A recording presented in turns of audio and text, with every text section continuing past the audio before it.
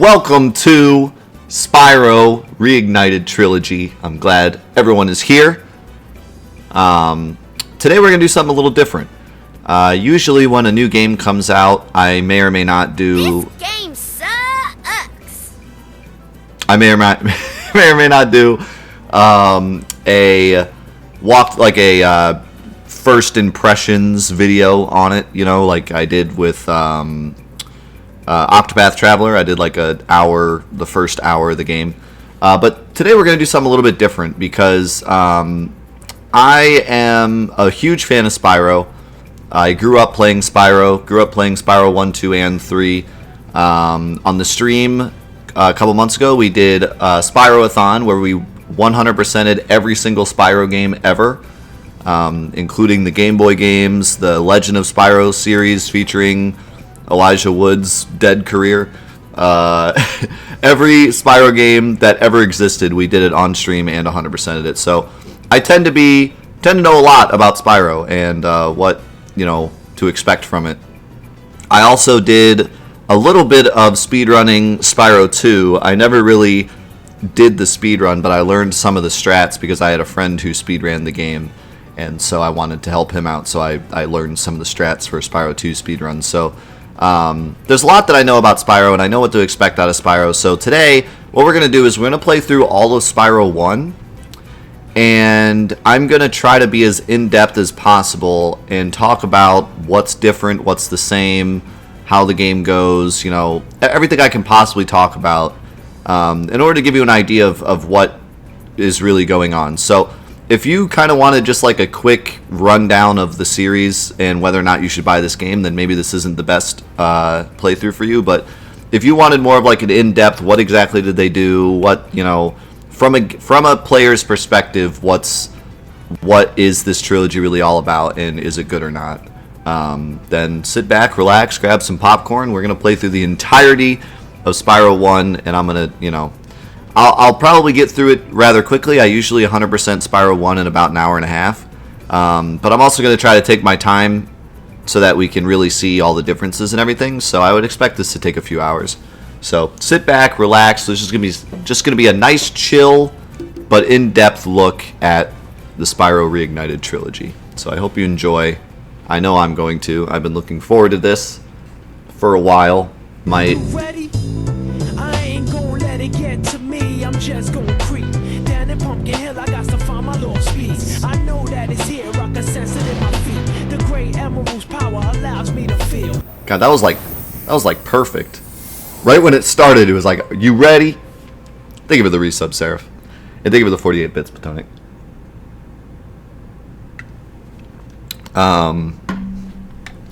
Yeah, so I got my version late. I was supposed to get it Tuesday, and the mail screwed up, so I didn't get it until Wednesday night, and then I decided to hold off until today to play it. Ooh, I love this intro.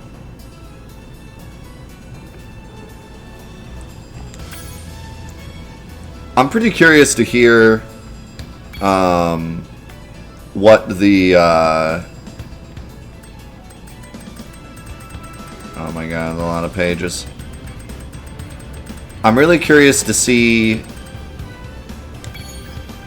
Oops. I declined it on accident. I'm really curious to hear the remastered soundtrack because there really is no beating Stuart Copeland's, but like there's a good way and a bad way to do a remastered soundtrack, I guess. So, we'll see.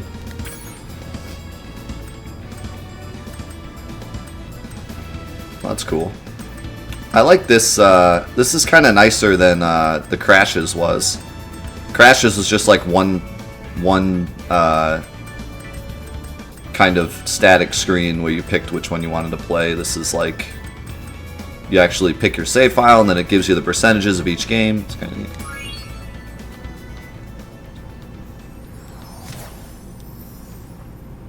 Ooh, so this is the opening cutscene. I like how Spyro flew around just like he does in the original. Like he flies and then the words show up. Okay, rolling. turn up the volume for you guys. It's been peaceful here in the 5 worlds, or is it 6? For a dragon's age, we now have 12,000 treasure, or is it 14,000? What about this Gnasty Gnorc character? Gnasty Now, I Gnorc. understand he's found a magic spell to turn gems into warriors for his cause. I'll take that question. Gnasty Gnorc is a simple creature. Simple? He has been contained in a remote world and is no threat to the Dragon Kingdom. No threat? Besides, he is ugly. Ugly? That does it!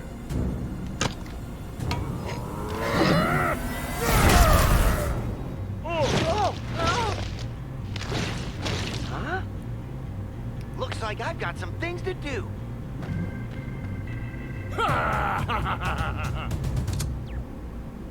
I like Spyro's voice.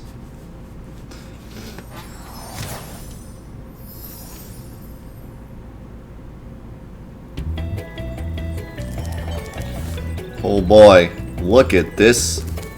Look at him. Look at this. Look at Sparks! He actually looks like a dragonfly.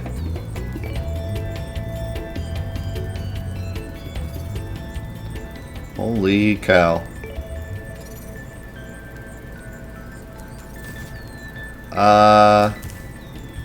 Didn't that used to be one waterfall? It's kind of weird. Maybe I'm an idiot.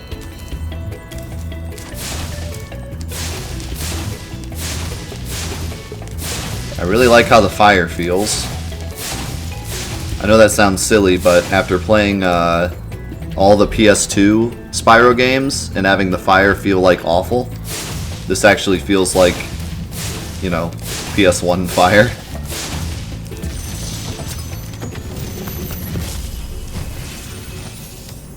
Ooh, that was cool. Thank you for releasing me, Spyro. Free 10 dragons in the Artisan world, then find the balloonist. He'll transport you to the next world.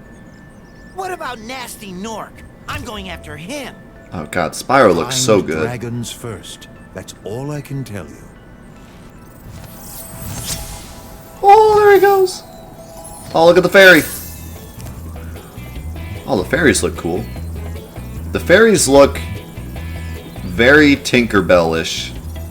Like the Tinkerbell TV series. Hi, Spyro. They look just like that. Look at Sparks' feet. They got like little toenails. What? I can't really tell. They got like little dragon... I guess they're supposed to be like dragon hooves? Like dragon feet?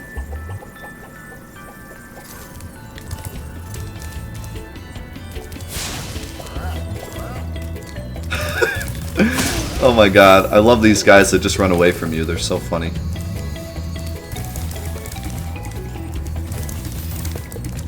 So the running feels pretty good. The motion blur is really distracting. The motion blur is set to like a 5,000 in this game. I can already tell that a lot of people probably got a little woozy playing this game.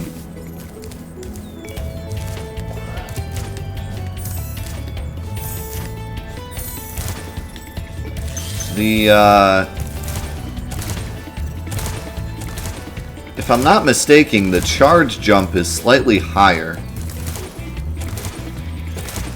I remember in Spyro 1, the charge jump tended to be a little lower and harder to control. And then in the sequels, it was a little better. And I'm kind of wondering if they made the movement just match in all 3 games. Instead of making like the jump worse in the first game and then making it better in the other 2, they just copied it so that it works the same in all 3 games.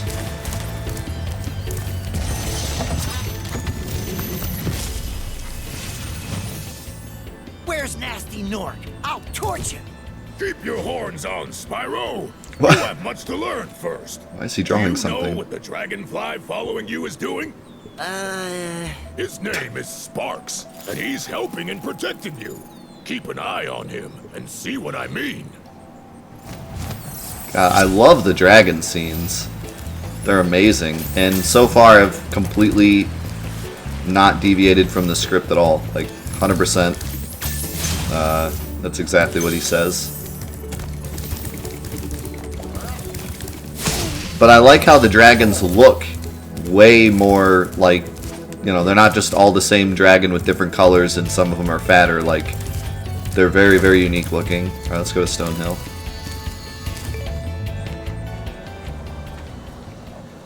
What's up, Cherry? No, we're at the we just got the Disc 3.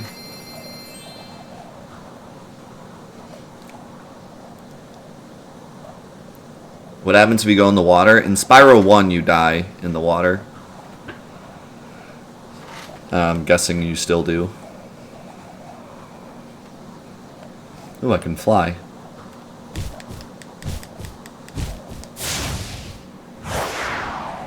That load time was a bit long for PS4 Pro, but sometimes loads can be longer the first time they load.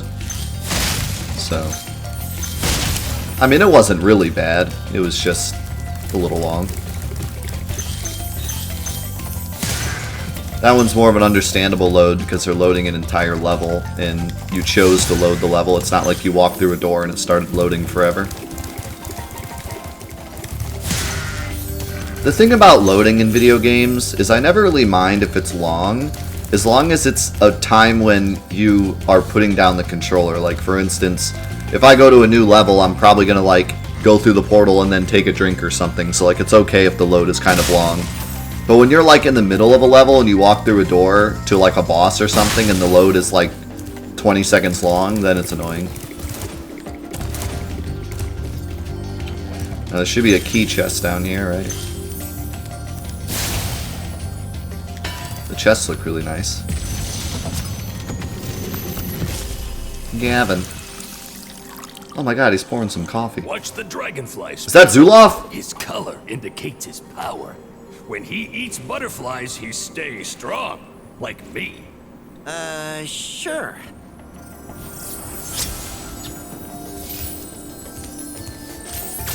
I think that was Zulov. I gotta say, I really like Spyro. Everything about Spyro. They nailed down his look like perfectly. He doesn't look like freaking Legend of Spyro or some of the other games that kind of got him looking really fishy. This game, he looks exactly how he should look, and he sounds just like he should sound. He has that awesome, like, bratty voice, and it sounds just like the original. I hear that thief. Yeah, yeah, yeah, yeah. That is the sound of my childhood.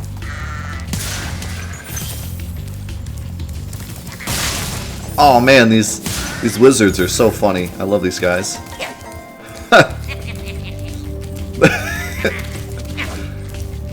God, I love how expressive the enemies are. They really nail down the expressions of the enemies, like, to a T. One of the best things about Spyro is just how much time and effort they put into the enemies. Every enemy has its own unique, like, animations and laughing animations and funny death animation, and they're just super expressive.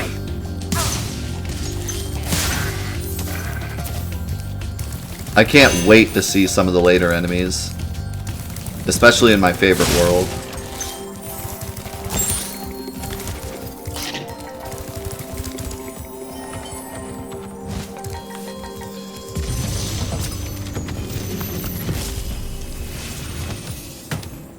Spyro, my friend. My guy's got paint all over him. Gliding. You bet. For the longest glide, press the jump button at the top of your jump, and try pressing the action button to drop down mid-flight. God, I love the dragons. They're so cool. I love their like hand gestures. So this is an invisible wall. Works just like it did in the original game. I like how the crystals light up though when you hit the wall. That's kind of cool. So far, I'm already really liking their attention to detail. They didn't just copy stuff, they like added to it. Like for example, these crystals lighting up, like just little things that they added that don't necessarily change anything, but just make the experience a little cooler.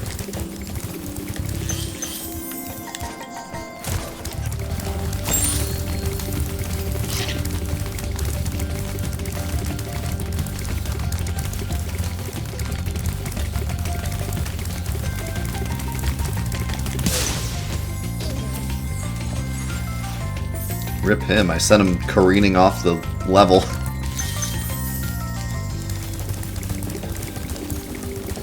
I plan on getting the skill points. I heard that Spyro 1 has skill points now.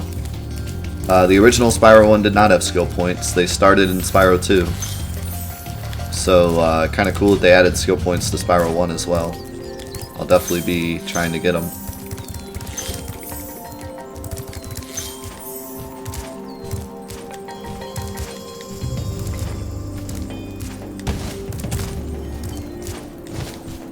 Don't think you can go up there.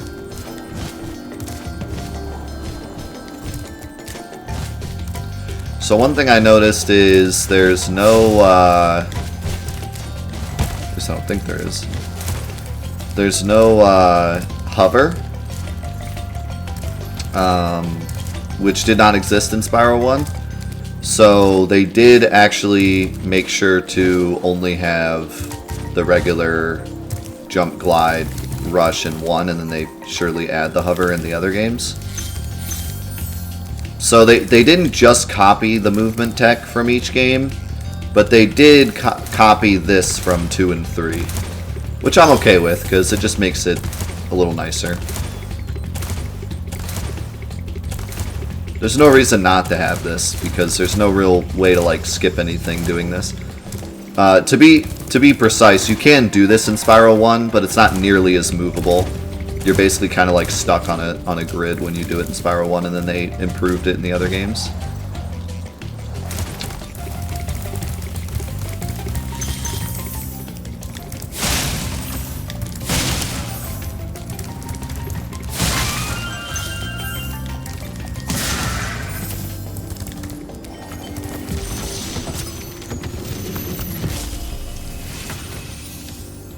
After you've freed all the dragons, pass through this fancy vortex thingamajigger.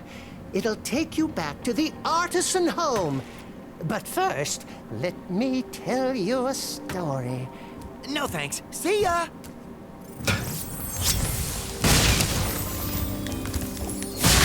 Yeah, I had to download 2 and 3. I did it last night.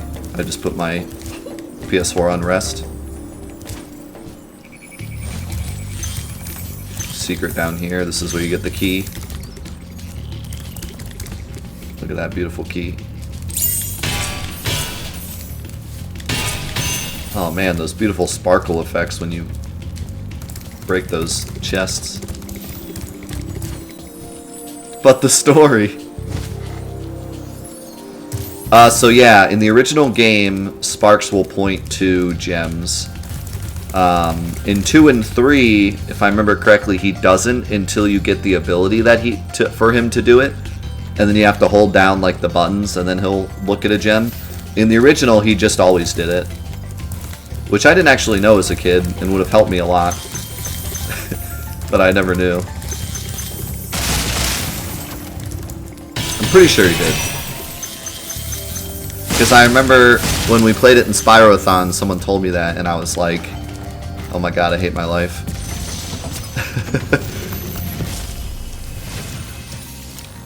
When you free a dragon or step on one of their platforms, you're saving your progress. That could be useful if you run into trouble. Not that you ever run into trouble, Spyro. God, so cool. He was like an aviator dragon. That was dope. Yeah, I think he did in 1. Don't quote me on that, but I'm pretty sure he did. Because like I said, there was one gem in particular that I could never find as a kid. And then I'm pretty sure when we played Spyroathon, someone said that he points at gems, and I was like, oh my god, if I had known that when I was a kid. So I'm pretty sure it's a thing. But yeah, it looks like in this one he just always points at gems. Although right now he's not. Do you have to wait, maybe? Is he doing it right now?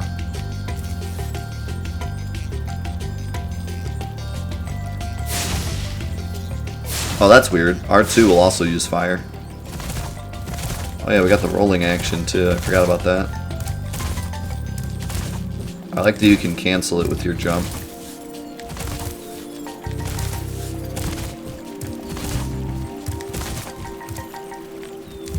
Press L3. Oh, there you go. Oh, I like how he actually has like a little animation. That's cool. Didn't do that before. That was the one thing about the old one that it was hard to tell that he was looking at gems because he just kind of like casually did it. He didn't like, oh wow, he even flies over there. He even like shows me. It's in here, dude.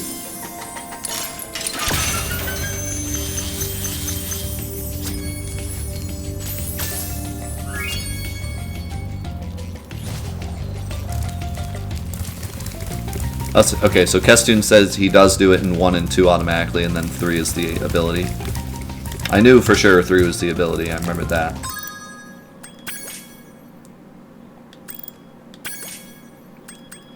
So one thing that I don't like, it's just a preference thing. But for whatever reason, I really liked the guidebook in the original games. Like the actual physical guidebook that like opens up and then he like puts the eggs in the guidebook and you can like see them sitting in there. Like I always thought that was cool. But this guidebook's actually really nice. It looks really cool. It's well organized. I just always really liked the guidebook. I thought that was always cool.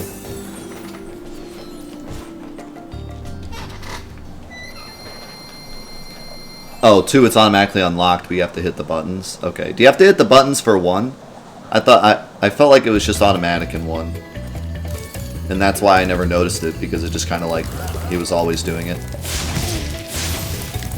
I didn't think to like, look at which way he was looking.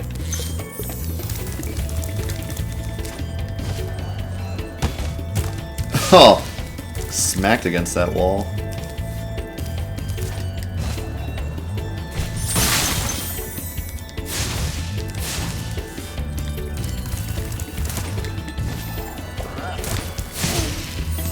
So they still give the little gems when they don't have a...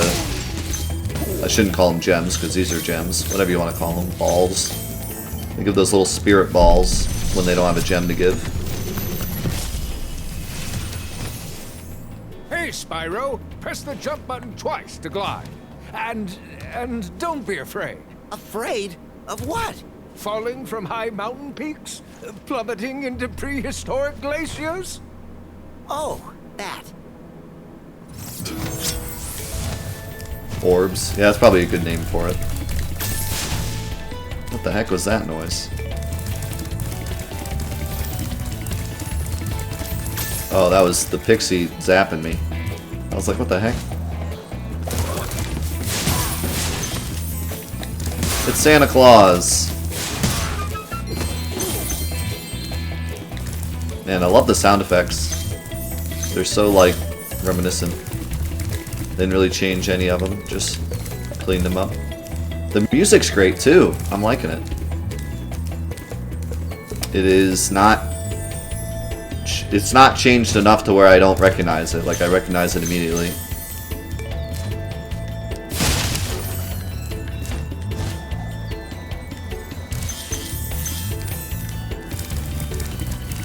Press X to glide. Yeah, I heard you can put it on original soundtrack too.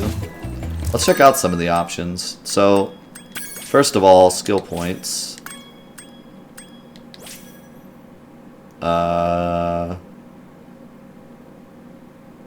So it looks like they tell you exactly what to do for the skill points, which is okay.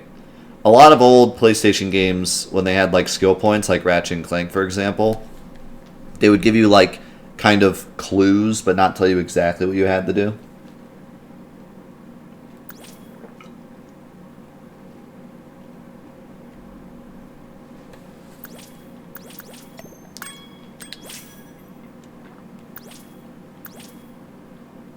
So, is this all the skill points in the game? That's weird. There's not that many. I figured there'd be more. I figured there'd be like... Well, maybe there is one per level, actually, now that I'm looking at it.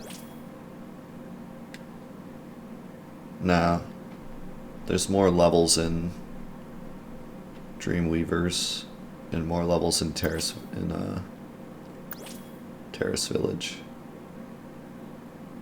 I think. Let's look at the options. We got... Oh, they got a move list. That's kind of cool. They even tell you how to point to treasure. Abort glide. Abort!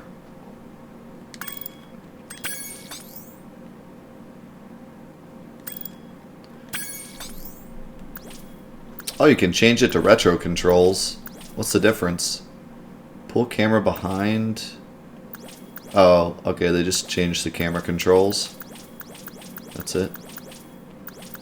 A little unfortunate you can't rebind, but most of these games you can't. I just always like it when they let you bind buttons.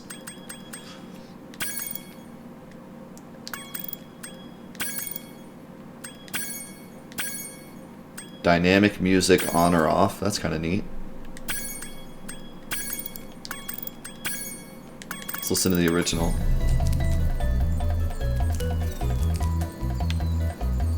God, it sounds so good. Isn't that crazy that, like, the original Spyro music feels like it fits this game? Like, it does not feel retro at all. It feels like it fits right in. It's crazy. It's just a testament to how amazing the soundtrack is. It truly feels like no different.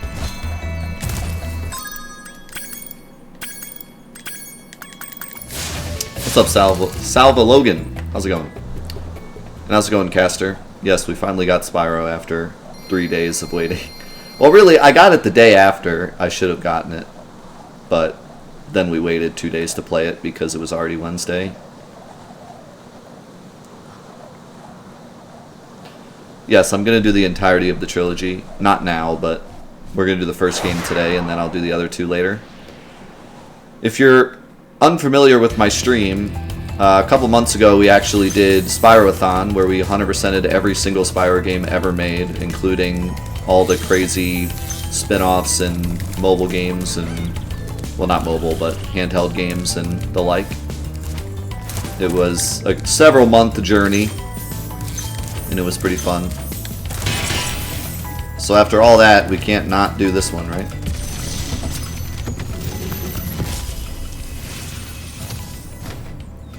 Welcome to Town Square, Spyro. Begin exploring by gliding to that area with the bulls. Oh my god, look at this guy. To get a good look. I like how his little sculpture fell down and he freaked out. Oh, this music is so good.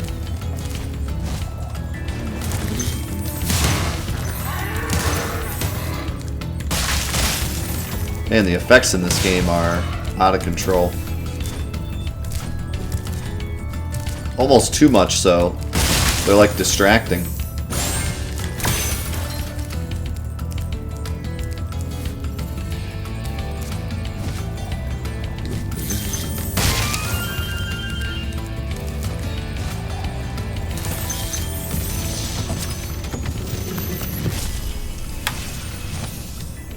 Oh my god. Spyro. I had the Does that say hairs honks? on the tip of my wing. Did you know that you get your longest glides by pressing the jump button at the very top of your jump? What did that say? What did that cake say? Did that say honk? I couldn't tell what it said. I love this guy running around.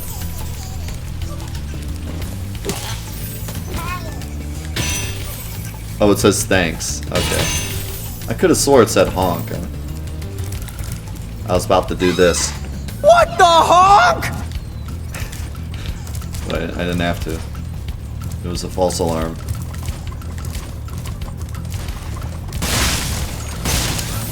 Look at these chickens, dude. This chicken's out of control.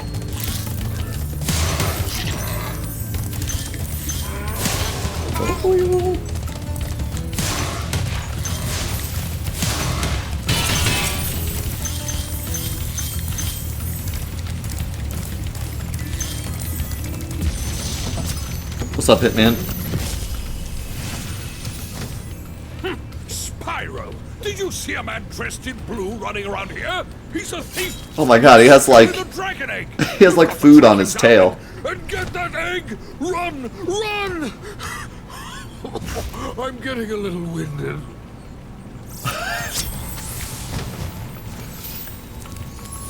He had like a tomato and a sausage on his tail. That was great.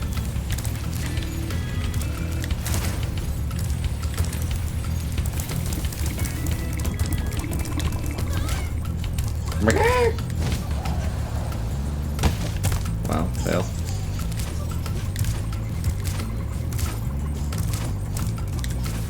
So one thing I just noticed. Oh, okay, you can do it. This is the smallest jump you can do, which feels kind of high. It's almost like they made the shortest jump you can do still high enough to like reach most steps. This one you can't though. Like these ones, that one you can. Maybe not.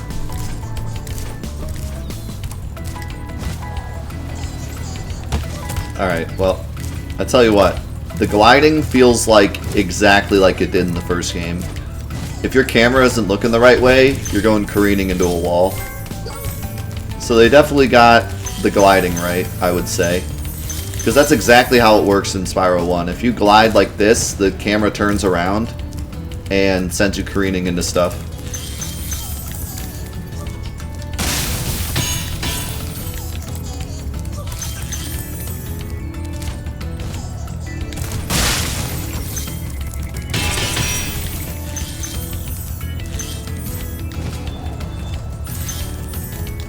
I think these remaster games, Rent a Movie, finally getting the idea that that was cool.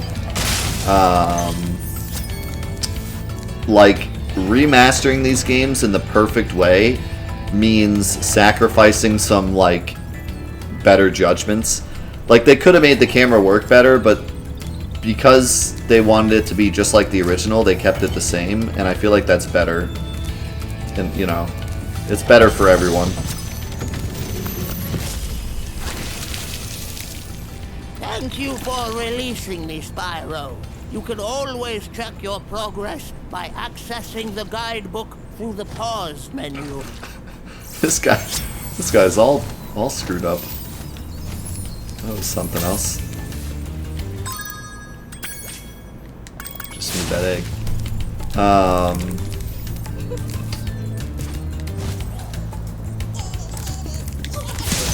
Get wrecked. Never stood a chance.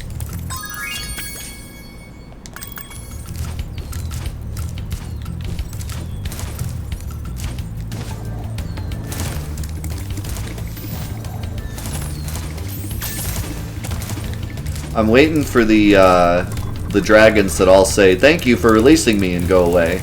I wonder if they gave them more lines, or if they just have them say that. Because there were a ton of them in this game that just said, "Thanks for releasing me."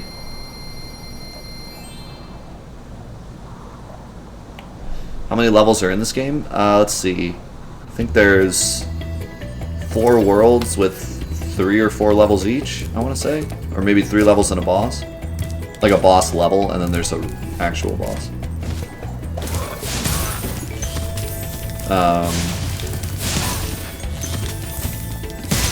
I usually run through it so quick that I don't really count how many levels there are. I just kind of run through it, so I'm not 100% sure on that. The first game is quite short. Not really casually. Like, casually it'll feel like a pretty decent game. But if you play through it again, you can fly through it pretty quickly. Like I said, I usually 100% the first game in about an hour and a half. But I'm sure this will take longer because I'm not really rushing.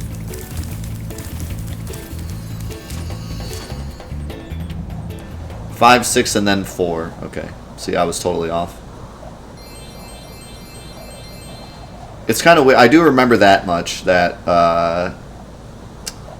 the last world had a lot less levels for whatever reason.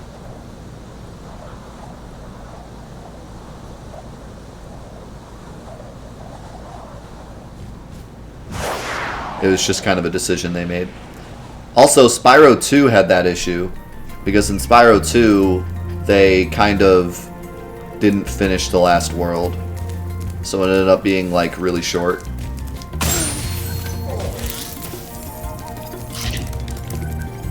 Also, this song is incredible.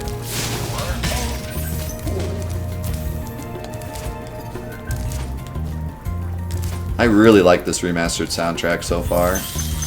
It really feels like the old soundtrack, just like boosted a little bit.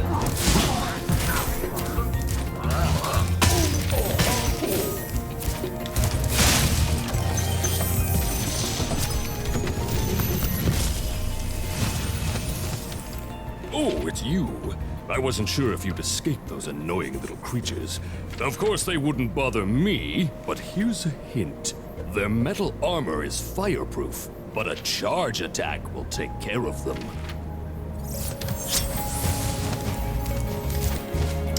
You know, I always liked how in Spyro 1 the tutorial comes from collecting stuff. It's not like you walk into a level and the dragon's like, okay, listen, Spyro, there's these guys with these shields and you're gonna have to...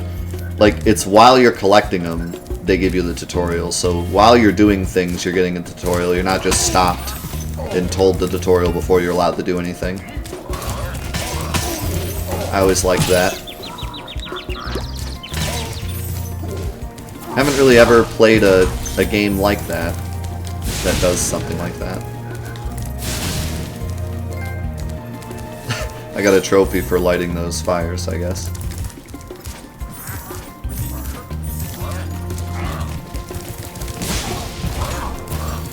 I mean, the best way to do tutorials is to not even have anyone tell you anything and just have the game kind of show you through example. But the next best thing is fitting the tutorial in a way that doesn't feel like it's stopping the gameplay progress. And so I really liked what they did here. I mean, I'm just talking about original Spyro. The remaster obviously does the same, but... Why is Sparks blue? Because I took a hit. Now he's yellow again. Did I go this way? Oh my god. Ha! Forgot about this guy. God, he looks like a Dark Souls enemy, doesn't he? Look at him.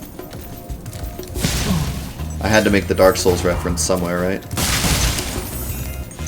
It's not a game review unless you say something about Dark Souls.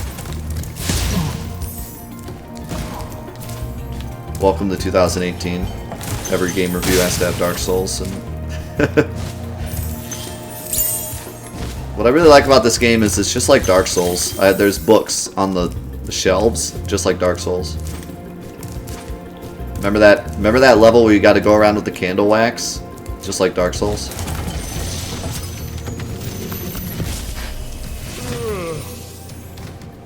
Spyro, want to know a secret? Use the action button when you want to zoom in and look around. Oh, your secret's safe with me. Dude, that was so cute. That was like the cutest thing ever. The way he said that was so goddamn cute. He was just like, oh, your secret's safe with me. Okay, let's test the water. This should damage me, but let me jump out. Yeah. So that's how Spyro 1 always worked. What's up, Maggie? You just missed like the cutest thing ever. You're not sure the last time you used Dark Souls in a review? Well, that's because you're a good reviewer. So of course you don't remember the last time you used Dark Souls.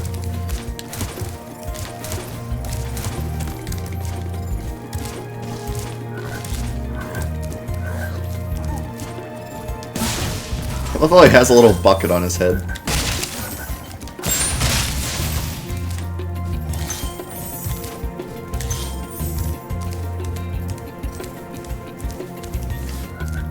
I know, I love the way Spyro walks around. How he hops around. Big enemies like this Gnorc with the club cannot be charged, but a quick flame, that should defeat them.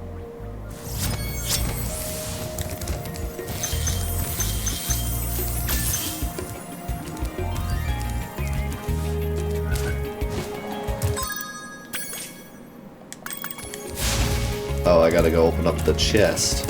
I was like, what am I missing?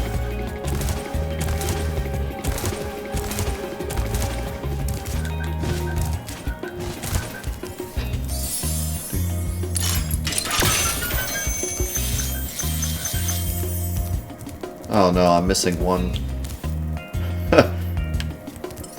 Where's it at, Sparks?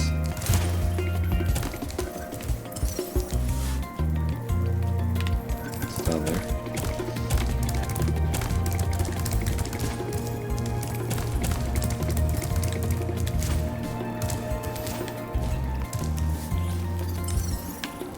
There it is.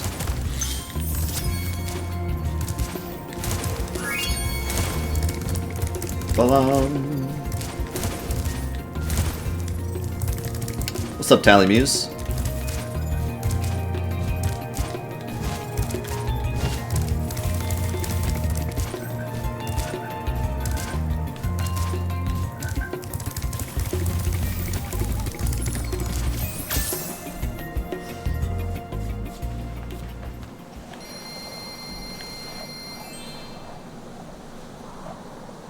Alright, you want to do a flying level? Let's do it. And then my favorite level in the whole game after that.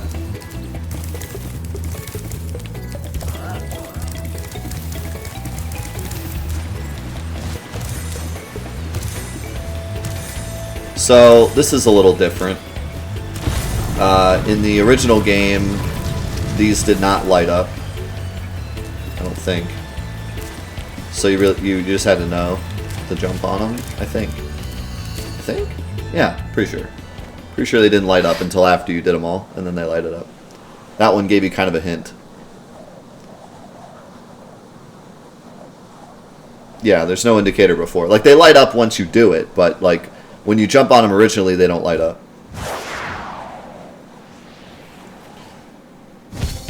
Woohoo! Oh my god. I just got, like, a giant nostalgia wave.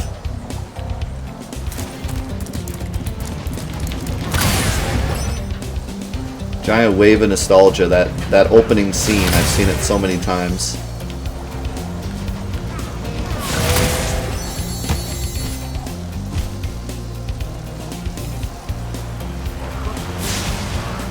I missed.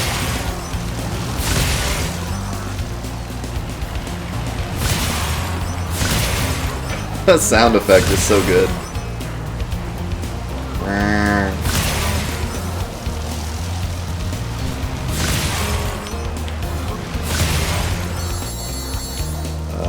Let's see.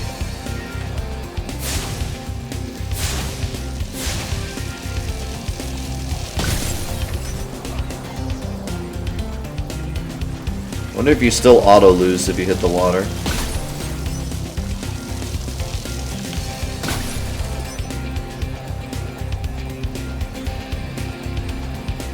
Don't think I'm gonna win this one. I did the trains incorrectly. Threw everything else off. So now I'm gonna finish these, but I'm gonna be like way on the other side of the level. I probably should have done the chests and then tried to like make my way back out. Oh, well, that answers that. If you hit the water, you insta lose. What's up, Mac Man? Alright. So the best way to do this, if I remember correctly, is you start with this train. So that at the end of the trains, you're right in front of the gates, I think.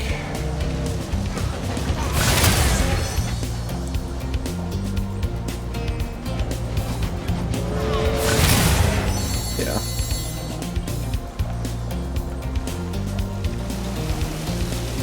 I love this little effect. Even in the original one they did this. When you're by the water, you get this little water effect. It's kind of neat.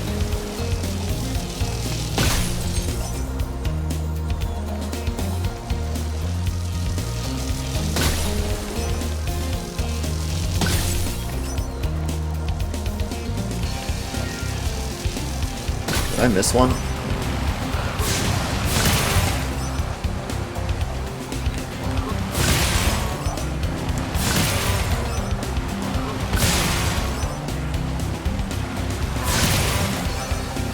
So I'm turning around because these guys fly the other way.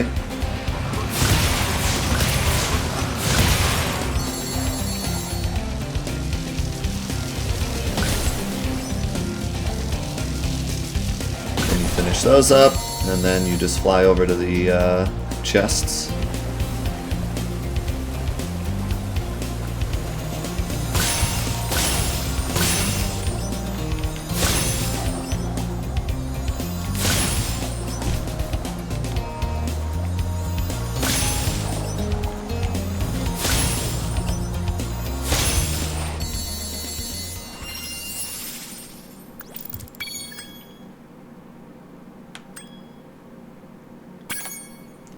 I'm surprised they don't have some, like, stupid online leaderboard. I mean, I wouldn't really be against them having an online leaderboard, but seems like every game, every mini game ever has to have an online leaderboard now.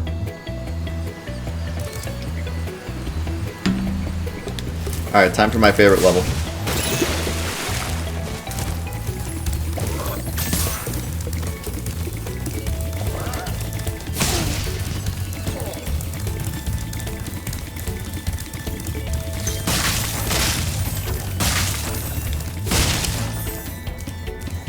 Ooh, look at that. Look at that beautiful face.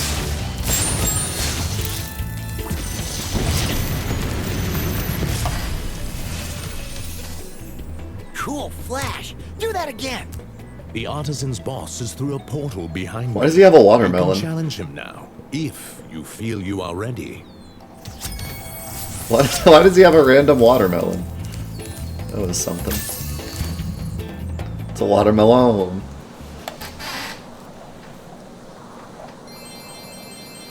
So this is my favorite level in Spyro history, and it's also my favorite song.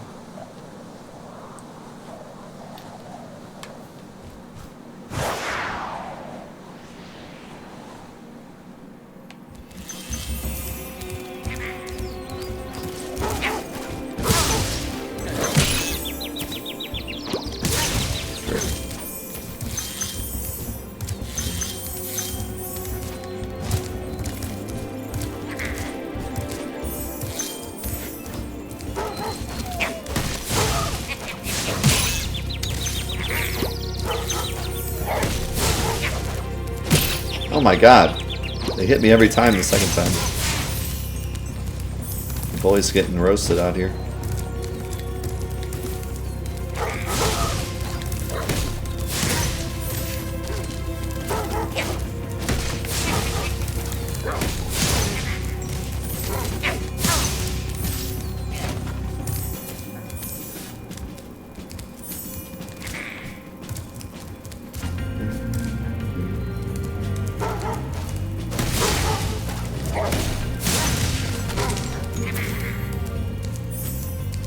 Not having sparks is a problem. Oh, really? Get wrecked.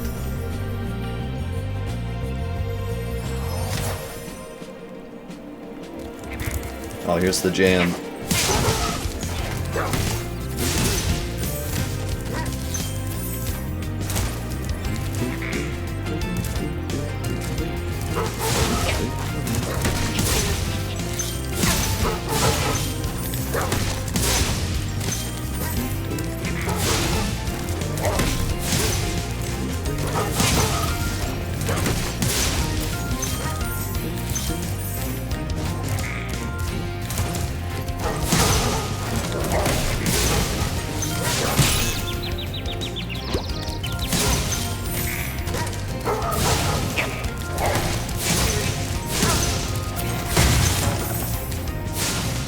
Look at that painting.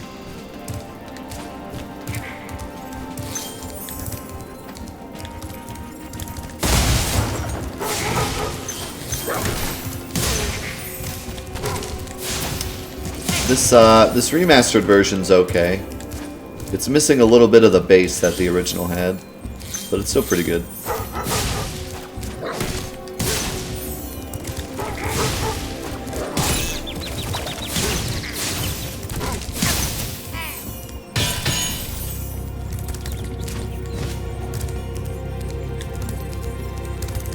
They're evil dogs, Maggie.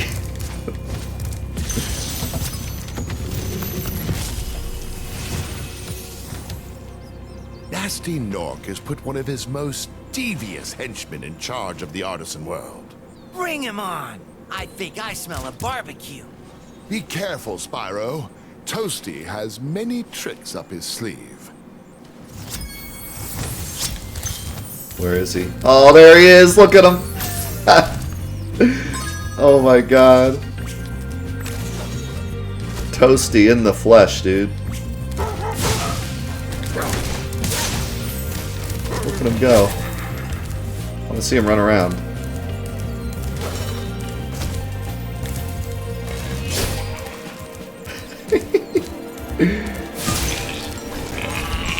Oh man, that little goat head. Oh, look at him run! Oh my god. He is the best.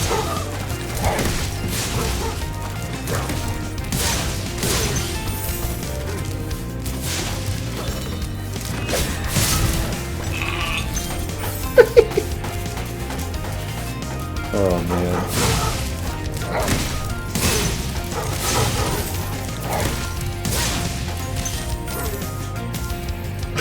Look at him. Oh my god, he's got like sights on the end of those sticks too. He ain't screwing around. Burnt toast.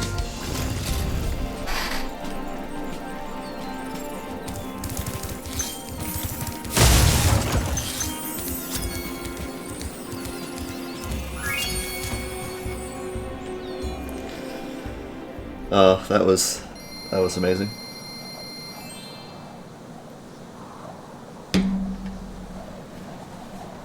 That was worth my price of admission right there.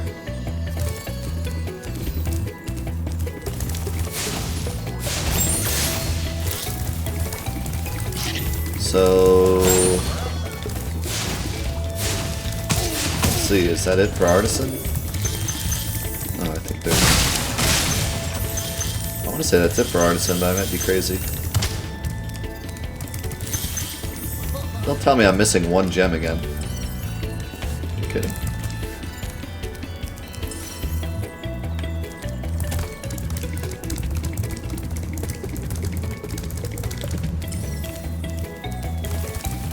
Oh, it's over by Toasty? Huh. How did I miss that?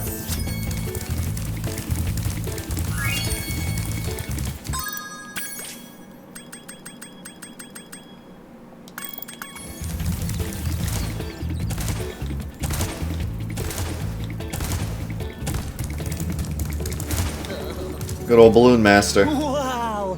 I see you've been busy rescuing dragons, Spyro. You may travel to the Peacekeeper's world if you like. Are you ready to go?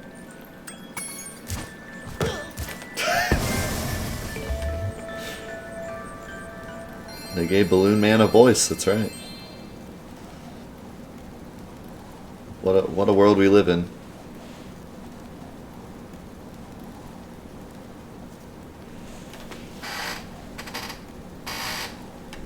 What's up, Arrow? Good to see you, dude.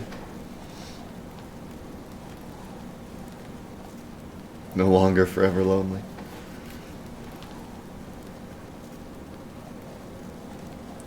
Now this is where the true humor begins.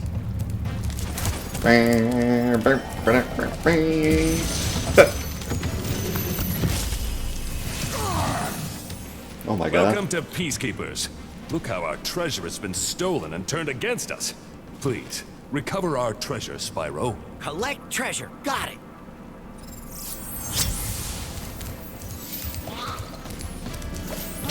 Oh my god, look at them. These are like the best enemies in any video game ever.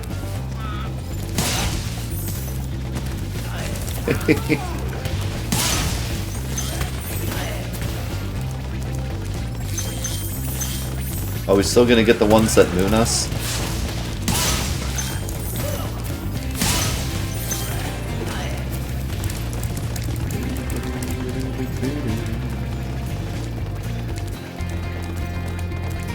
God, these bunnies are loud. Calm down, bunnies. They got giant bunny beards.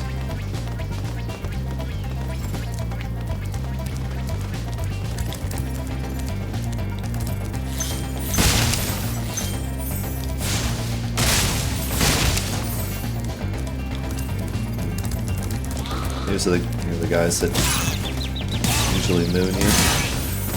They didn't run into their tents.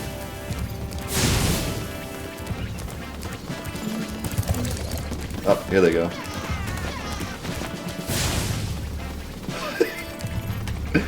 Oh my god, look at that face.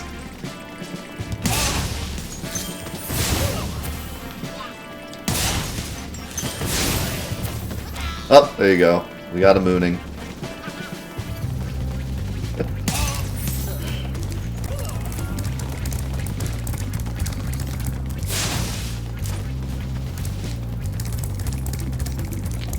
Ruining my PG experience, dude.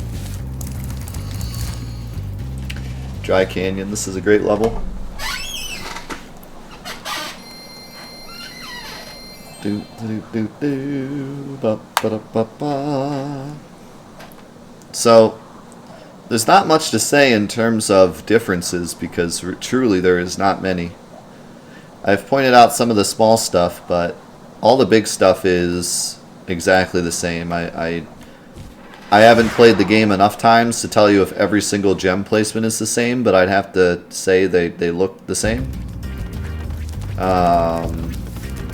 You know, the level design is exactly the same. Everything is where it usually was.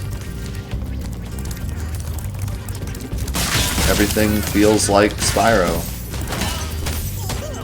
The biggest thing that I feel is different is the movement does feel just ever so slightly different, but it's not enough to care. I mean, I would be willing to say, unless you're a speedrunner of this game, you're practically not even going to notice the difference. That's how well they made it, like, similar. I mean, I'm thoroughly impressed. I would almost even say that the movement in this game is more similar to Spyro than Crash's was to Crash.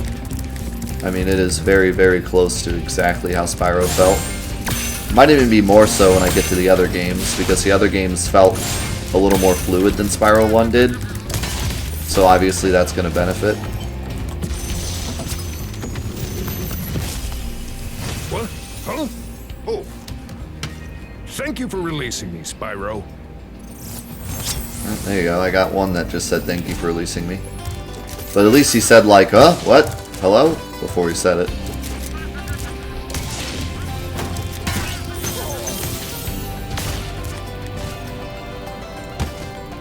Nice one. Oh, the song is so good.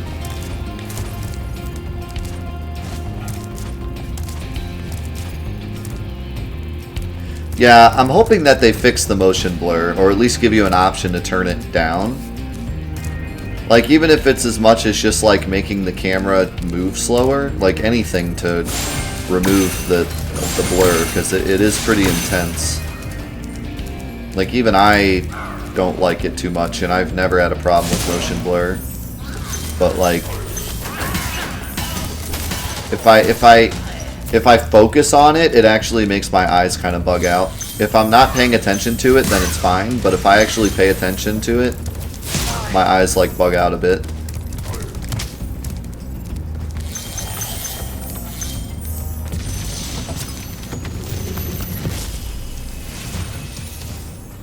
Is that you, Spyro? Are you the young dragon I've been hearing so much about? Ever since you were a wee puff of smoke, we've known, You've known... I forget.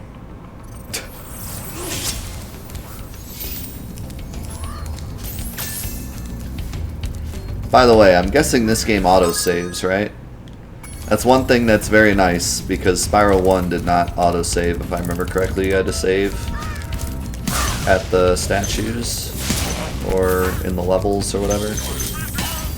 when you start each level or whatever, maybe, I don't know.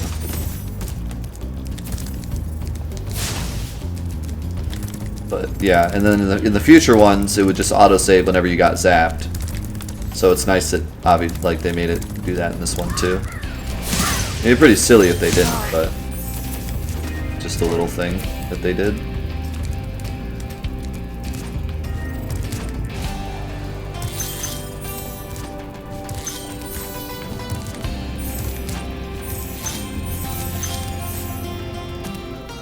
You're crying at your desk? Why?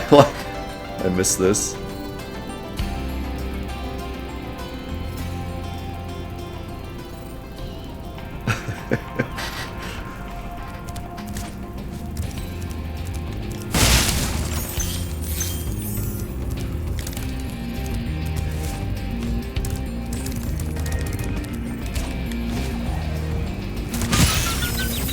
Ow. So, in Spyro 2, there's a ton of glitches you can do because of how the movement works in that game.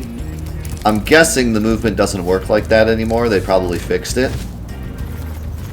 But I want to say that Spyro 1 also has a glitch or two, and I don't know them enough to try them, but I would guess that they probably don't work. I'm just kind of curious. It's always funny when like a remaster is made and like a glitch still works. What in the world is happening to me? I guess I was like bonking into that wall.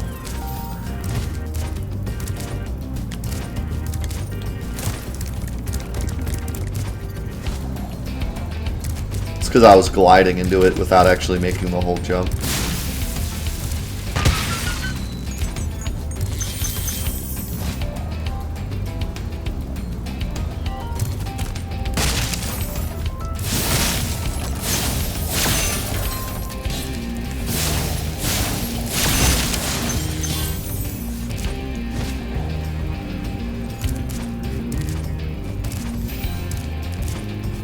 Yeah, some remasters will actually keep the glitches in just for fun,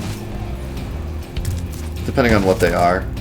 Spyro 2 was totally broken. You could just skip like all the levels because the movement tech was broken and you could just go clip through walls and stuff. Basically, yeah, that. See Arctic. Basically in Spyro 2 there was a jump you could do that was slightly higher than the jump that they thought you could do. So there was a bunch of stuff you could skip because you could jump higher than the creators intended. Dry Canyon rewards. Does he have a snake tail? You are a good glider, eh, Spyro? I was born to glide. He had like a snake tail. That was weird. Some rattlesnake dragon.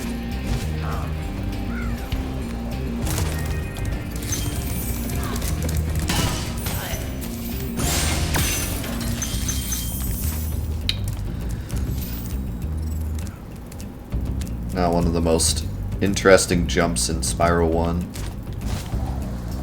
As a kid, I like never figured that out. It took me forever to figure it out. I eventually did.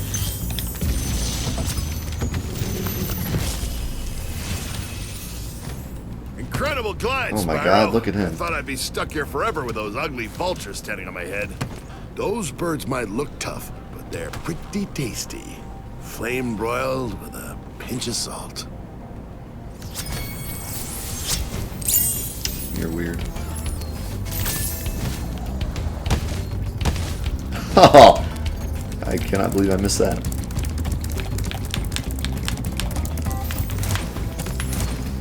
Just a pinch of salt.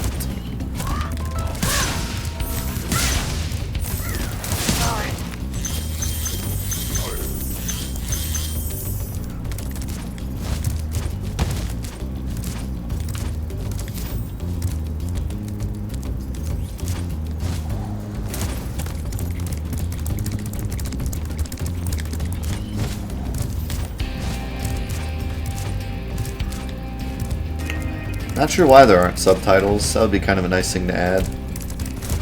I always like subtitles. I always use them. I don't think there's enough talking in this game to really like need subtitles. But I mean, it would be nice. It's always better to have them than to not have them.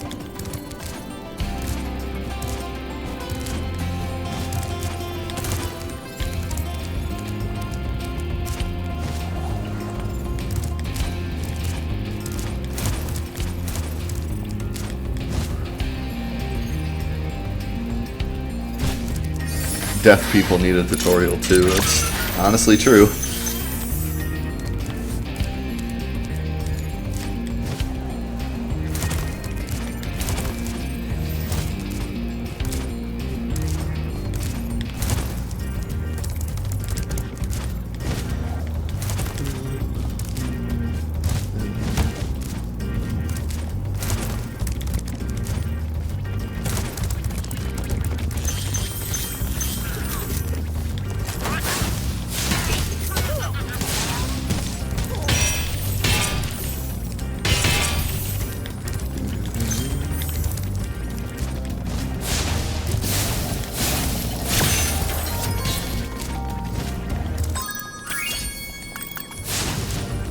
I like how quick the menus are. Like how responsive they are.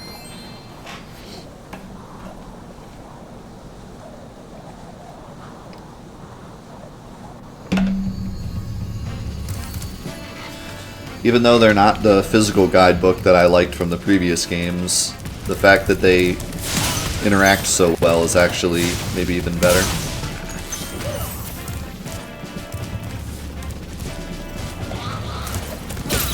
Ow. Oh boy, time for Cliff Town. You know what that means. It's time to cook up some dragon. Cook up some dragon stew.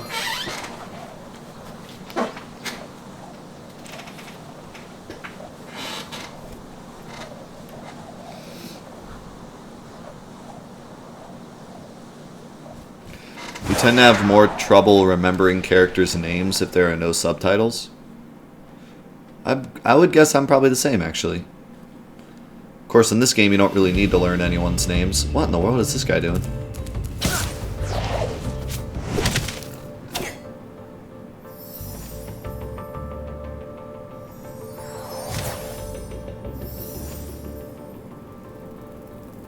Well, that happened. God, it's so violent. Jeez. Don't screw around with that guy.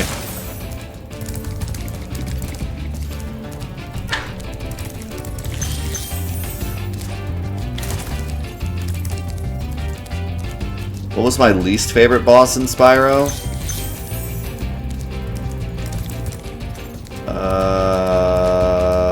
Well, I'm guessing you mean the original 3 games.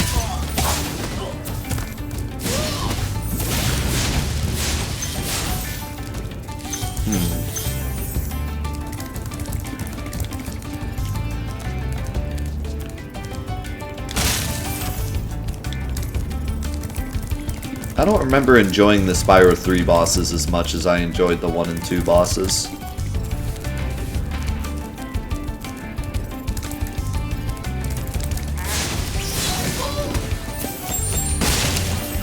But I don't know if I have like a particular one that I dislike the most. I remember the Sorceress being an okay boss, but...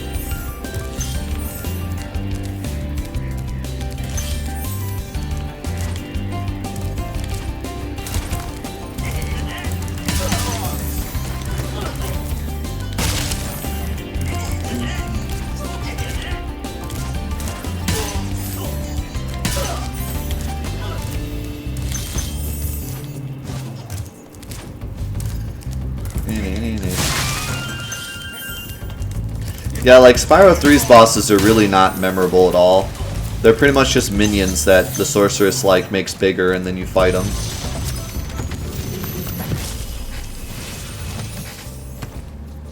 How's a dragon supposed to flame metal armor anyway? Remember, Spyro, flame won't work on metal, but charging with your horns, that should do the trick.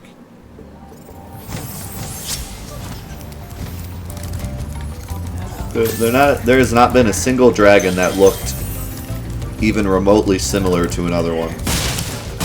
They're all like so crazily unique. I don't even know how you come up with that many ideas for dragons that don't even like have a purpose. They really just tell you stuff.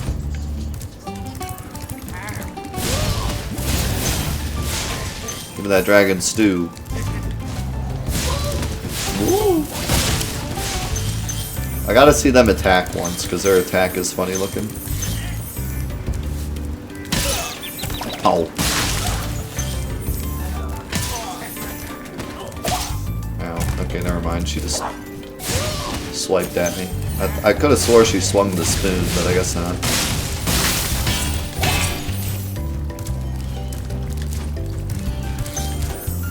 Welcome back, Super Orange.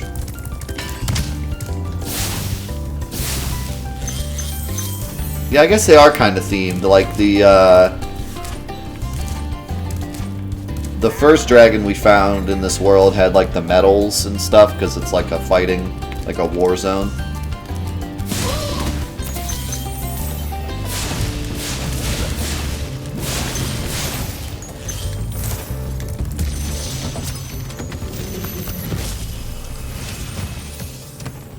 Hey, what's on the other side of that river? Why don't you glide there and find out? But then there was like the guy holding the watermelon, and I don't know what that was about.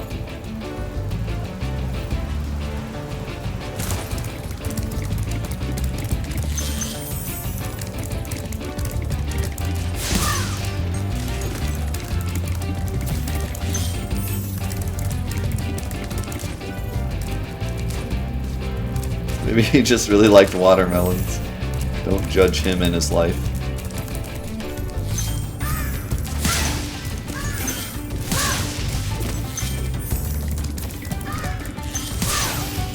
So I'm guessing these do the same, where the crystals light up if you... Yep.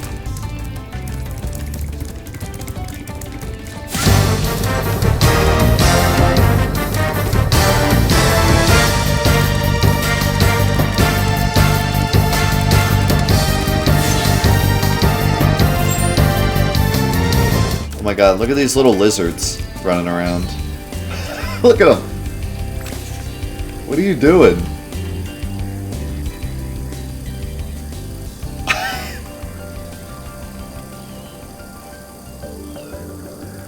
Do I even have to thank you for subbing, or is this enough?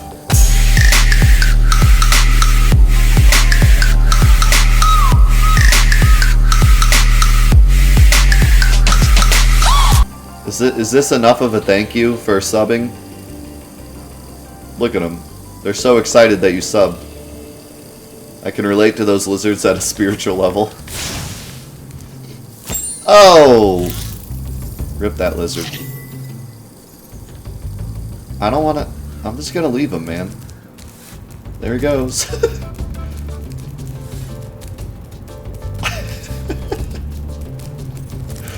God, that lizard's amazing. I'm going to come back to this level just to look at that lizard some more. I want a plushie of that lizard. These trophies are like really random. I kind of like it though. You've reached the highest point in Clifftown. You can get to almost anywhere from here. If I were you, I'd use that whirlwind over there. I like how it actually zoomed in on the whirlwind. Because in the original game, he just says that whirlwind over there, and you're like, what? What whirlwind? What are you talking about?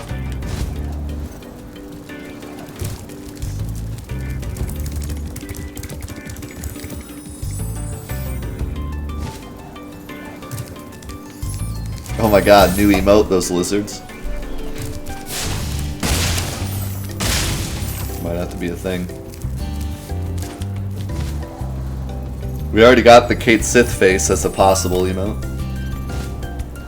What's my opinion on the motion blur? I was talking about it before. They definitely need to patch it in some way. It's definitely, I can definitely see it giving people problems. It would be nice if they just simply add an option to lower it, or lower the camera speed, or just anything to help negate it.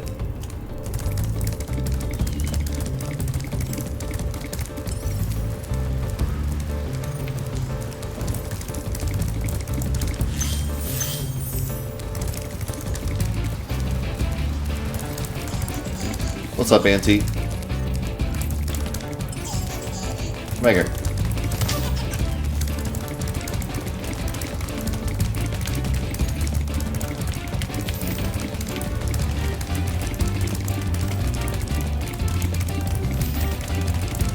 Give and go.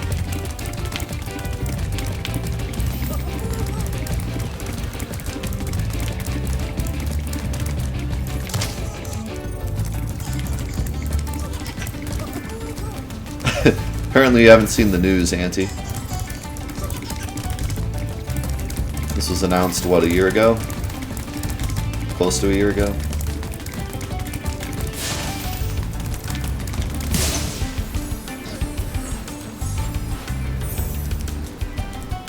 I do too say hi to you all the time, Cold. But for now on, never again. For now on, when you get here, I'll just say... Ew! Cold's here. Gross.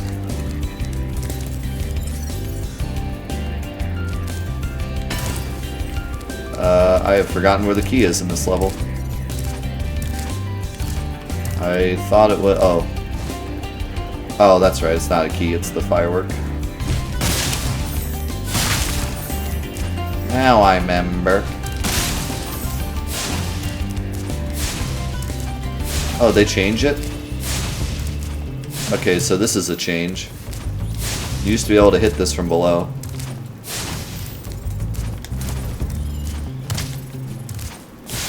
Oh, there you go. I cheated it. In the original, that's like 1,000 times easier to do. If you just jump and fire, it works.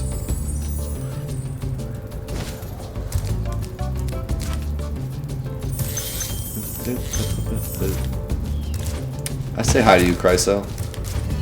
I'm busy playing my childhood love, okay? Give a man a little bit of leeway here.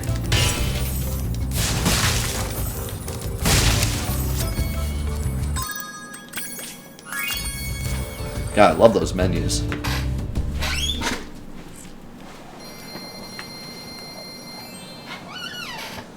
I'll take the hit.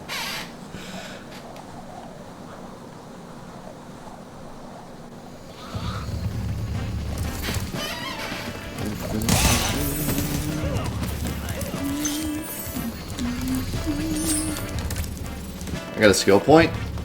For doing what? I was just walking around. Scare 6 Gnorcs into tents. Oh. I was just walking around.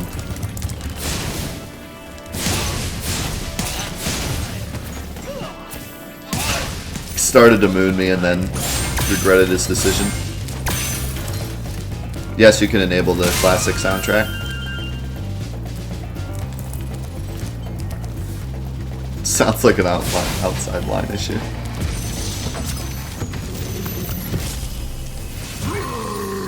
Oh my god. Hey, Spyro. Sparks the Dragonfly has been doing a good job protecting you. Make sure to keep him strong by feeding him lots of butterflies. Yeah, how much can I pay to never see that again?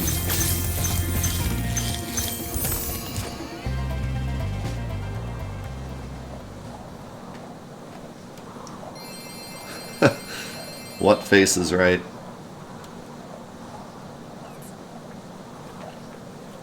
Alright, second flying level.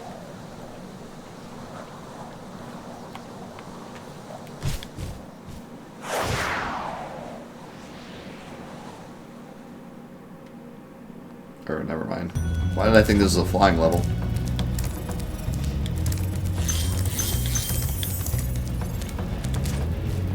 Now that I realize what the name is, of course it's not a flying level, but I was thinking the flying level is located there. I actually forget where the flying level is located in Peacekeepers. Look at that hat! It's got a dope hat.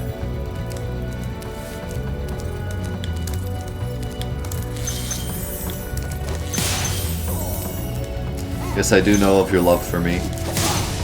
It is a hot love. Thank you for the 45 bits, Miami. Word of caution, little one. Wait until you grow big, like me, before charging those large enemies. Not gonna lie to you, that never happens, so rip. Spyro never grows big.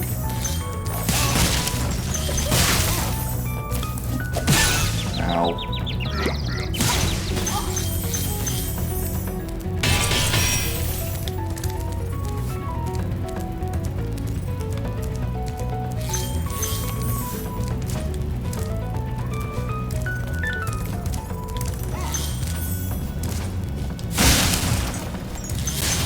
Spyro 4 all grown up.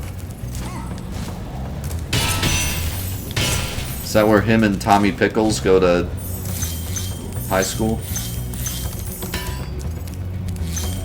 That still wouldn't be really all grown up though.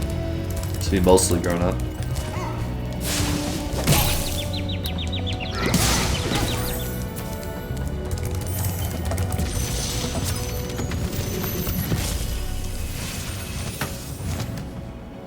Spyro, some big Gnorcs up ahead are wearing armor.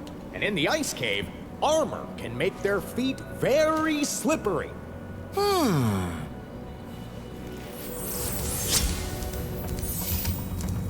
like that guy's bow. Also, these are like incredibly annoying to get in the original game. It's so easy to fly past them and fall. Intense nodding intensifies.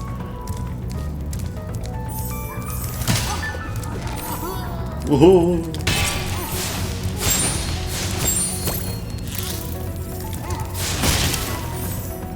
Those bats were honestly kind of cute.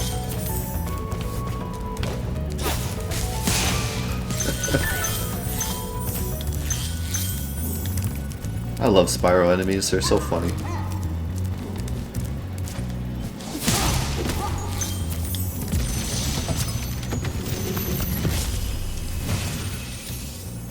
Thank you for releasing me. Oh, there's a thank you for releasing me.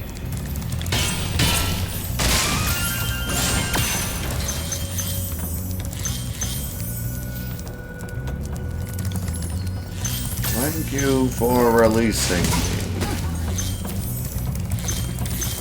Yeah, like I said, there's a ton of those in the original game. Where they all just say, thanks for releasing me. And I wondered if they would keep them in this one or if they'd give them like extra stuff to say. But it sounds like they kept them because we've already heard 2 of them. Although one of them, he like looked around confused for a minute and then said it. Ow.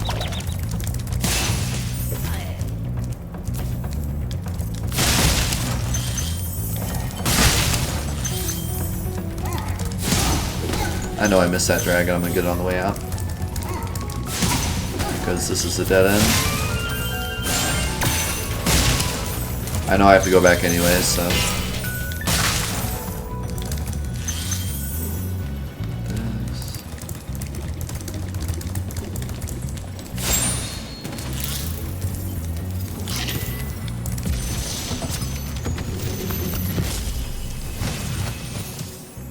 Thanks for freeing me, Spyro. And now, where was I?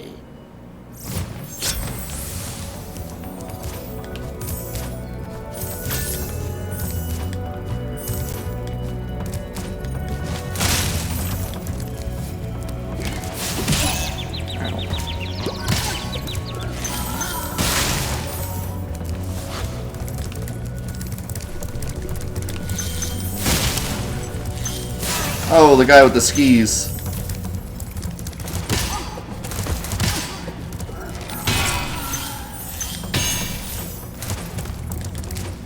Ski man.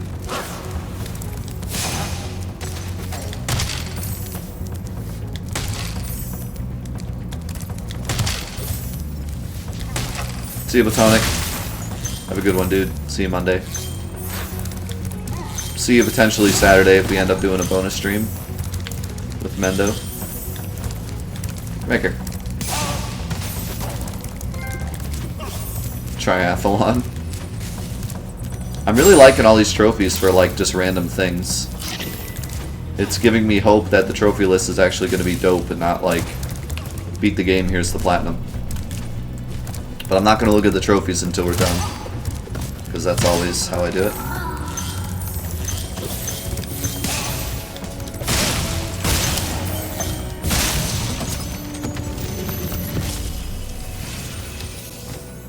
You've done well, Spyro. Some dragons thought you weren't ready, but I knew they were wrong. I'm ready, all right. Ready for what?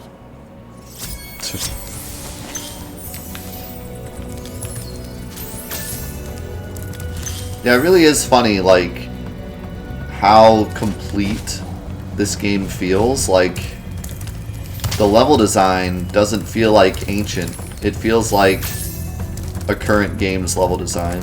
Spyro is just so ahead of its time. It's crazy.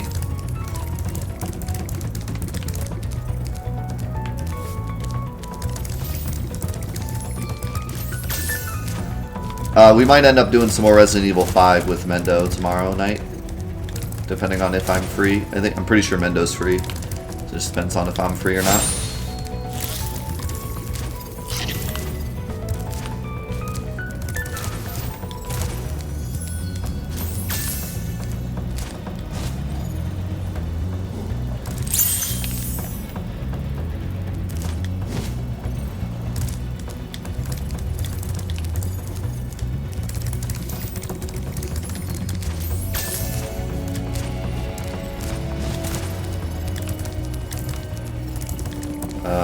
Actually, before I do that,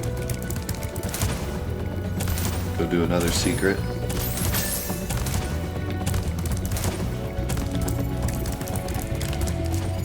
Oh, I went the wrong way.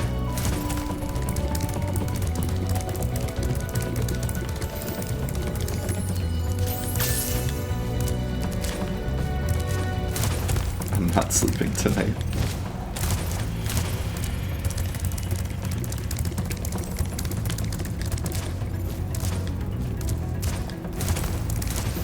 The more that I use this charge, the more I feel like it's actually super duper identical to the original. Like, I don't know. At first I thought like, it's a little different, but it feels fine. Now I'm starting to feel like it's actually completely perfect. I missed something here. How... Oh, yeah. Forgot this was a thing.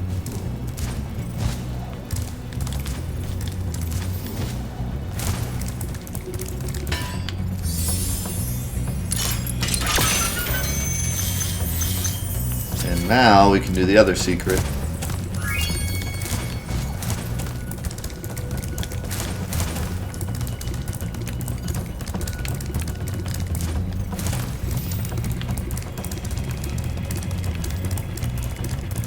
This is a really funny secret because if you do it at the beginning of the level, you can just skip like the whole level.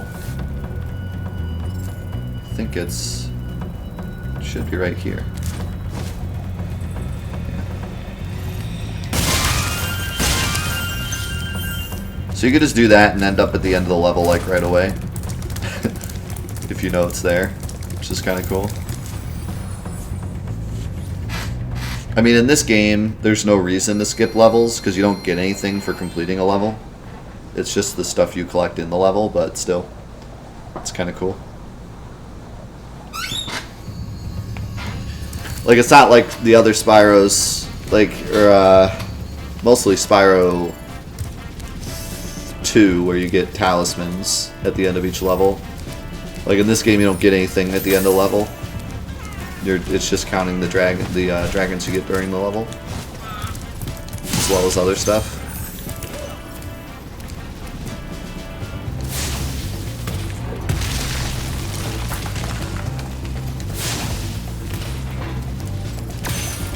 I forget if you can shoot this thing or not.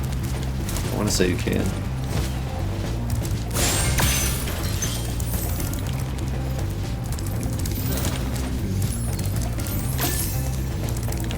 don't think it's with this stuff. Oh, there you go. It was homing in on the far one first. Oh, there's another one here.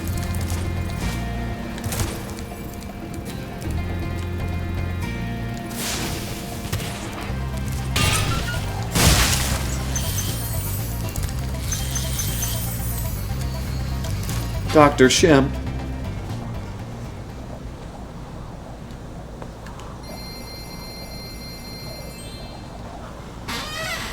Want to talk about awesome bosses?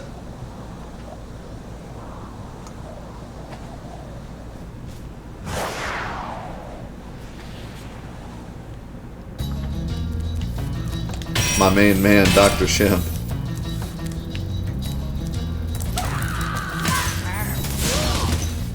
I love the noises these guys make when they get pushed.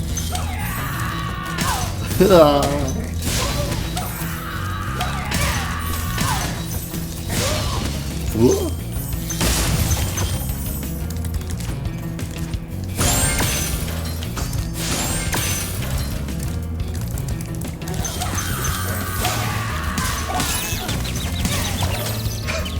I have no idea what just happened.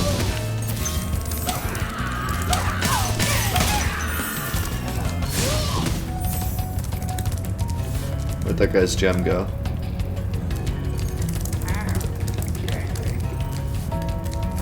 His gem disappeared? Or it gave it to me automatically, I'm not sure.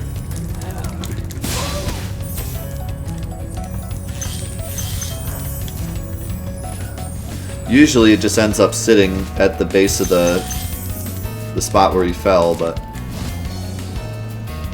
I didn't see it.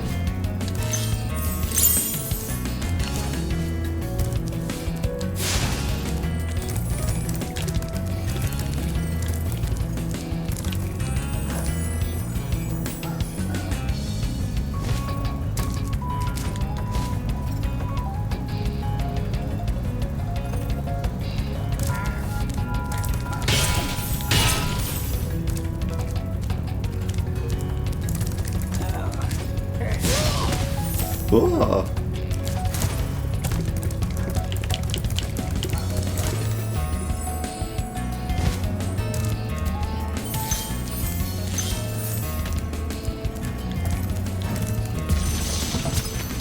Oh boy, it's Dr. Shemp. Dr. Shemp thinks he's so cool. You don't know what it's been like listening to him over and over. But I tell you one thing, he should watch his back. Dr. Shemp thinks he's so cool.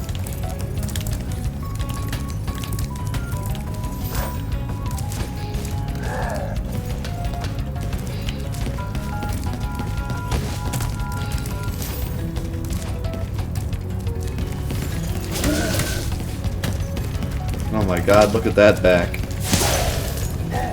Look at that booty. That booty pick.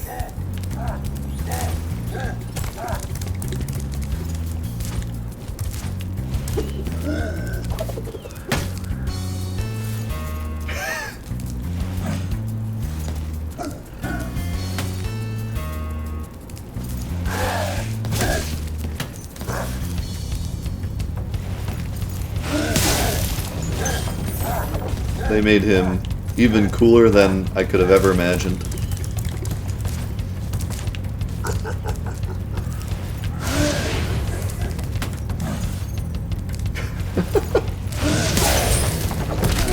Oh man, he was amazing. I got the skill point for doing him perfect.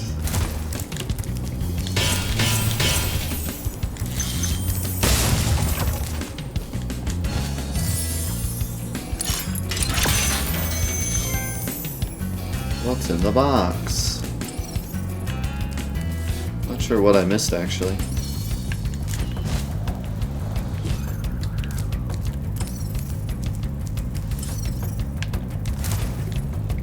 Oh yeah, I forgot about that.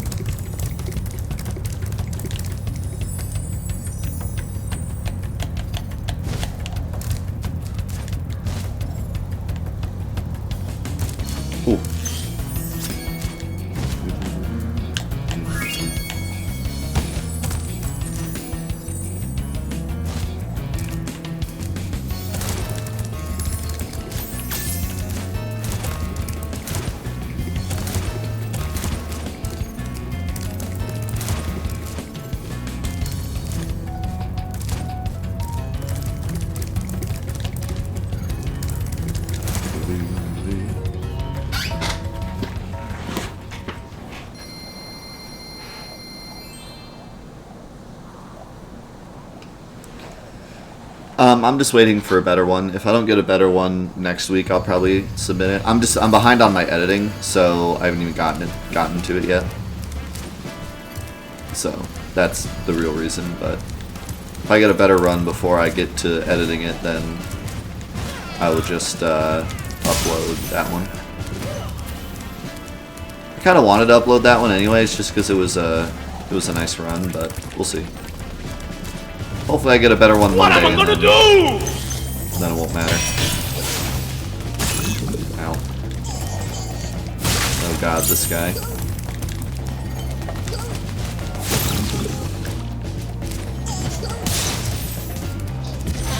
Take it with a 101, Taru.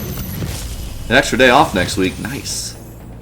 Well done, Spyro. Keep up the good work, and I know you'll fulfill your destiny. Destiny? I just want to kick some. Just toast those enemies and collect the treasure. Is that a dragon? Like a pirate dragon? You look like a pirate dragon.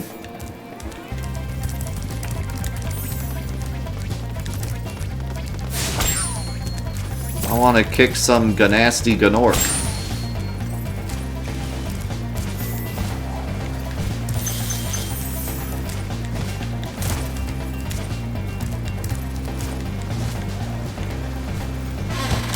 Ow, ow, ow, ow, ow. I thought I made the job.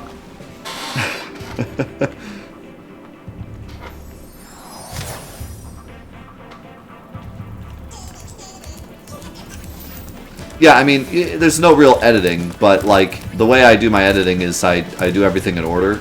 So like I'm behind, so I'm still editing. Wow, I didn't make that. I'm still editing the days prior to that. I haven't gotten to that day yet where I got my PB.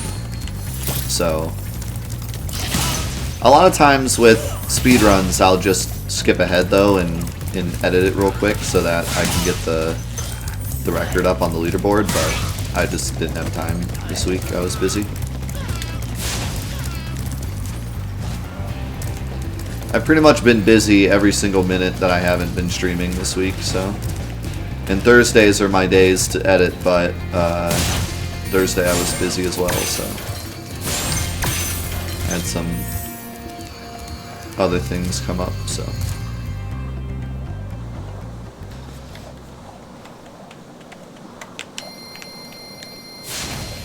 Ooh, I can fire this.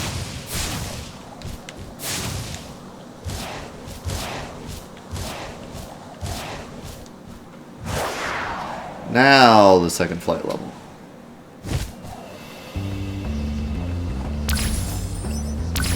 Ooh, that bass.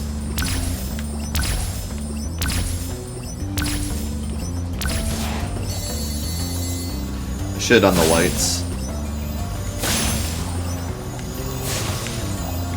Wow, flying up is the thing. It's hard to do. I can do a flip though. Isn't that flip really cool? Can you restart this? No, that's kind of lame. I wish they gave you an option to reset. Unless maybe... No, I think Quit will quit the game completely. I mean, granted, I could just do this, but...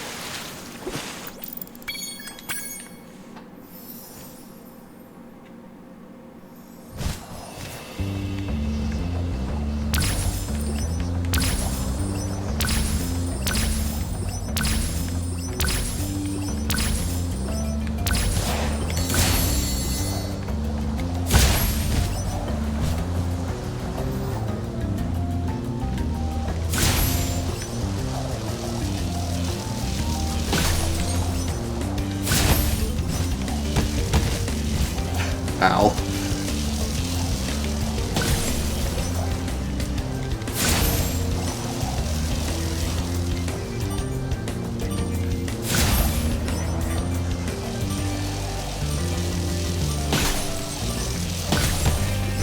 Oh god. Don't worry about that. Never happened.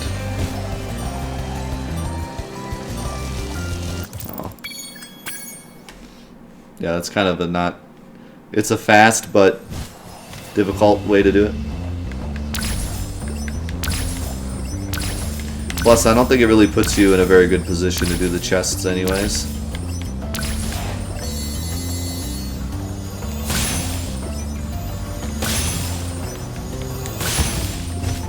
Yeah, that fly up is really hard. The camera doesn't follow you super well when you're going up.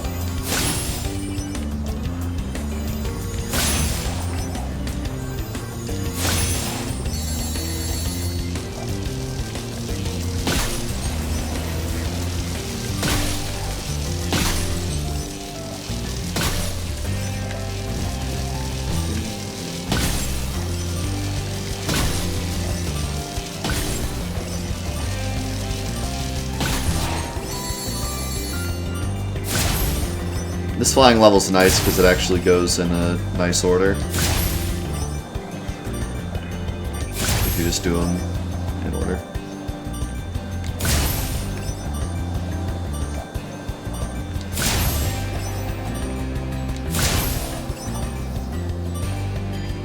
Oh! Oh, no way.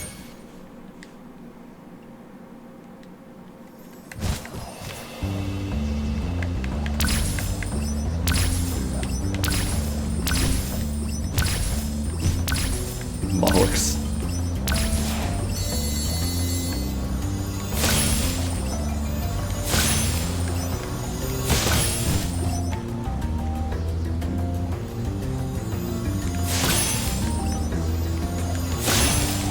I'm okay listening to this bass line for one more iteration.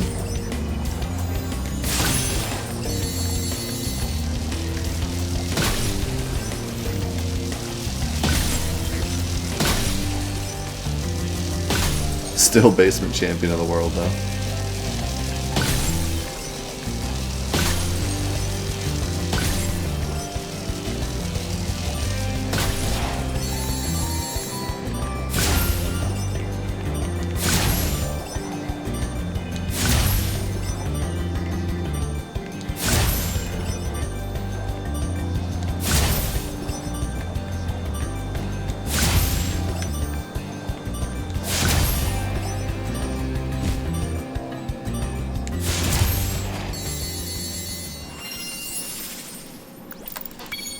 How little can we change the Chocobo theme and still legally use it?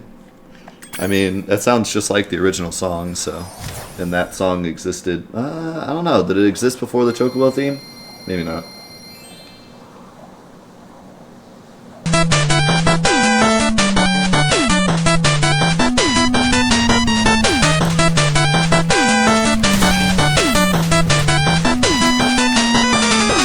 Yo, Steel Sky with the 4-month resub. My man, welcome back to the crew. Enjoy those 480 emotes. And that beautiful blue materia badge.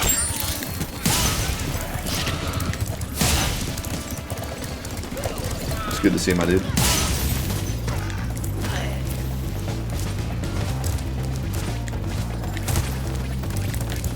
Let's see.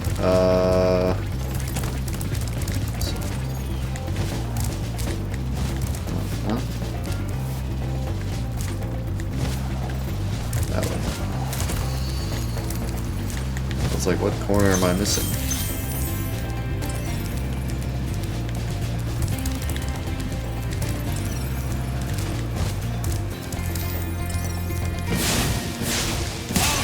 Apparently I didn't kill these guys.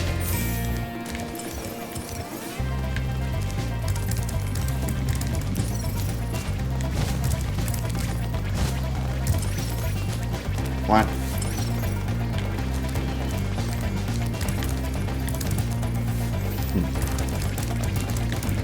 Oh, did I never make this jump? I tried it so many times that I thought I just made it. Dude, this jump, what in the world? I was like 5,000% sure I made it. That I literally like started charging and then realized I didn't make it. See you, lass.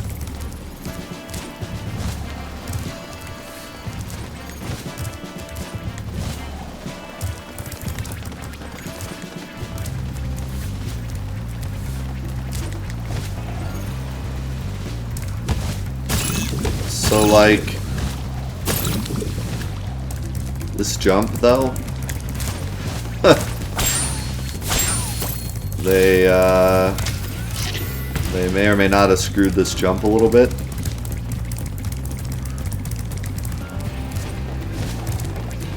Seems like you need to hit X after you make the jump to actually jump onto the platform. Or just jump to the left a lot more.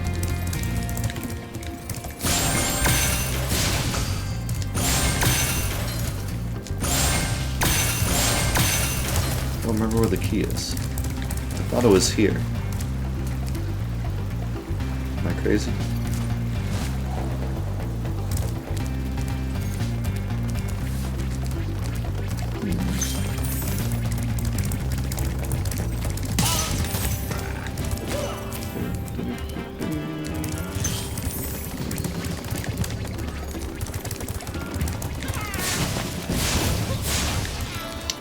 Is it by the thief?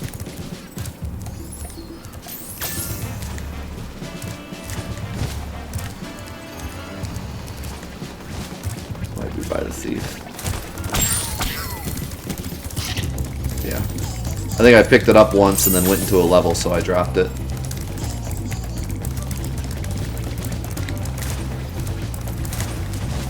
Oop, I didn't want to go that way.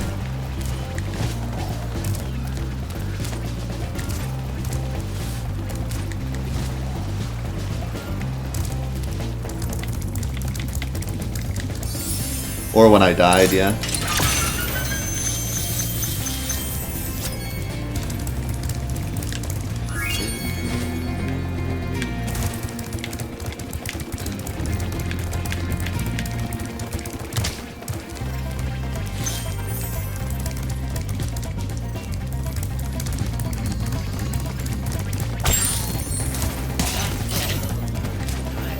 I can't believe how fast you found so much stolen treasure. Hop aboard for the Magic Crafter's world if you're ready. Oh boy, it's time for my favorite world. My favorite world in all of Spyro, Magic Crafters.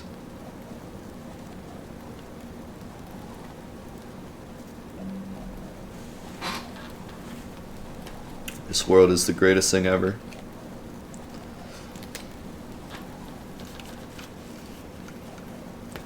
I can't wait to see what they did with all the absolutely goofy enemies.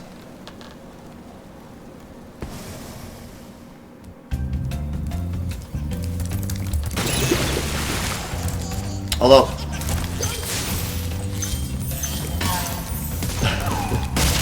Ow.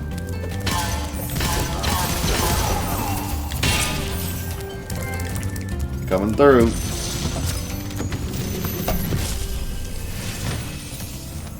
Welcome to Magic Crafters. I want you to release the dragons, reclaim our treasure, and recover the eggs from those pesky blue thieves.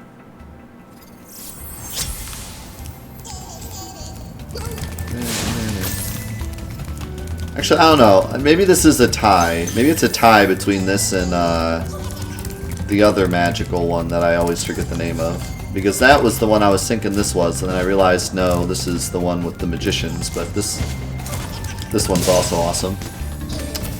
Well, of course you prefer Stewarts, but you can actually play Stewarts in this. But yeah, I mean, it's not fair to, like, you know, put one against the other. I actually really enjoy this soundtrack. It's sounding really good. Because, I mean, it's very, very similar. They didn't change much at all. There they are.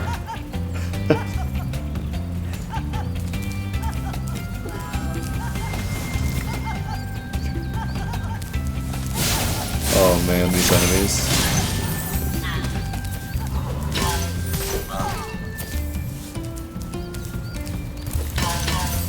Oh, ow.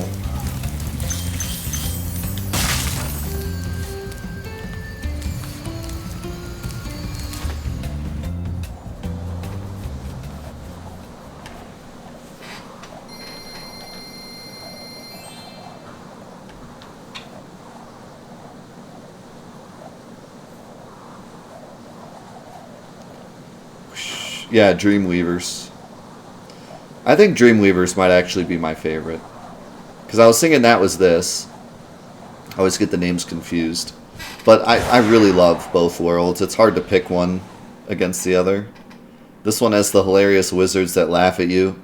But Dreamweavers is like the most unique thing I've ever seen. It's such a unique world. Like I don't even know how they came up with it, to be honest.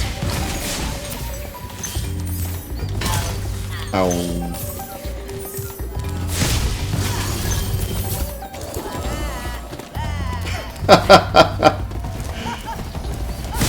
Oh my god, these guys are so funny.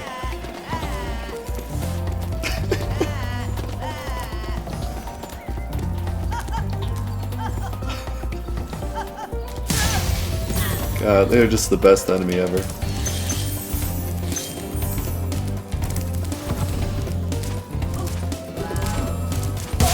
I love how they do that little like pose before they do the magic.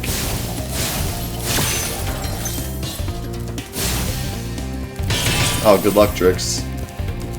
Hope it works out for you, dude. I had a feeling there was something down here.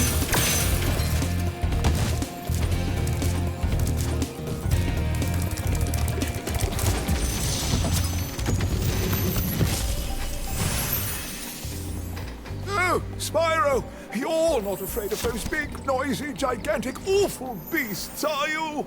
Of course not. Oh, good. I didn't think so.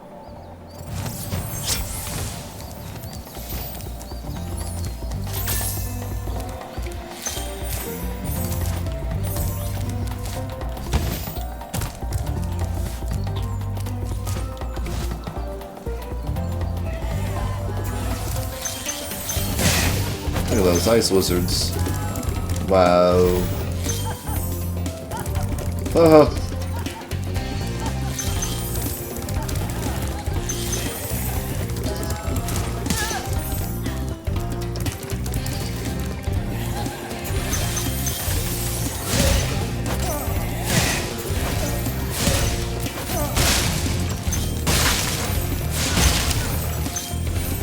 Man, I can't express how like amazing these enemies are.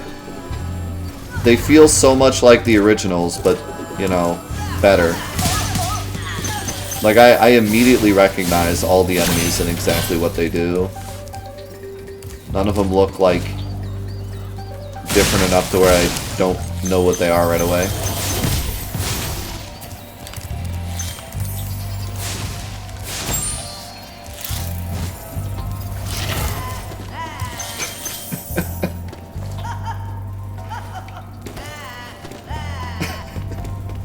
I could watch that for ages.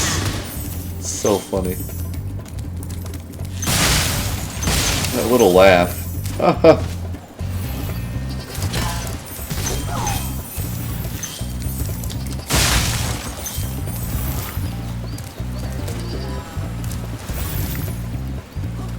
Oh, did you notice the chests? Look at the chests. They like bounce up and down. That's really cool.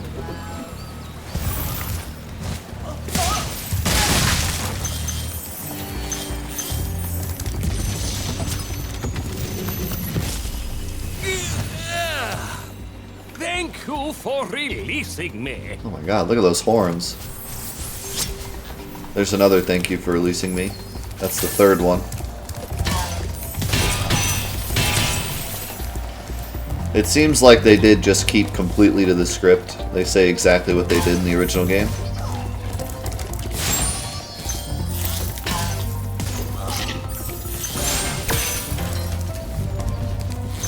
Yeah, but all the dragons are super creative looking. Like, holy cow, I haven't seen two that look even remotely similar.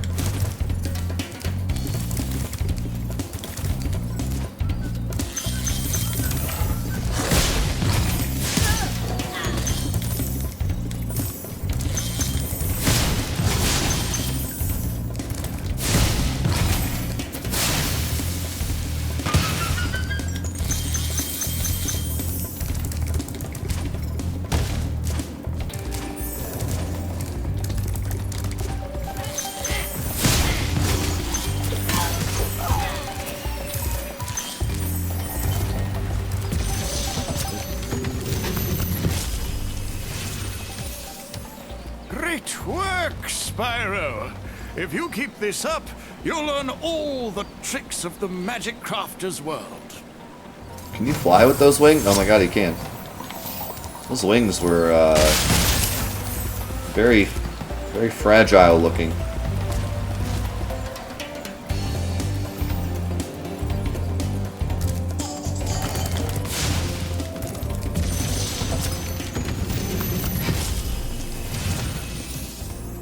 Remember that these blue thieves have stolen eggs outside the Magic Crafter's world as well. Don't worry, I'll take care of them.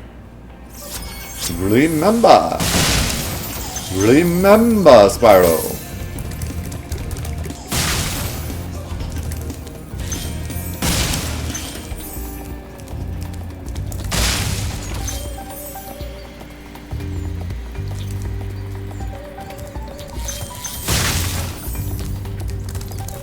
Oh yeah, what's happening with Final Fantasy XIV?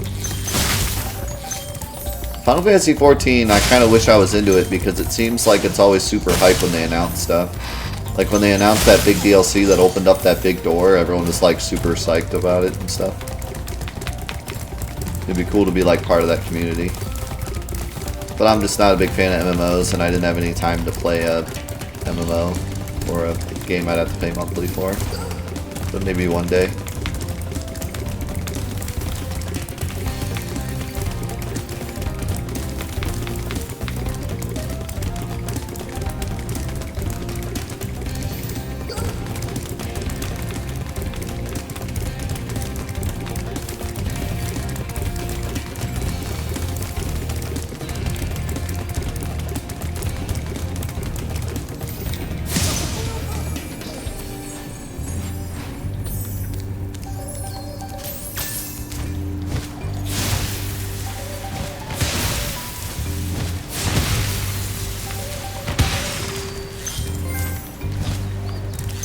Tops of the tops.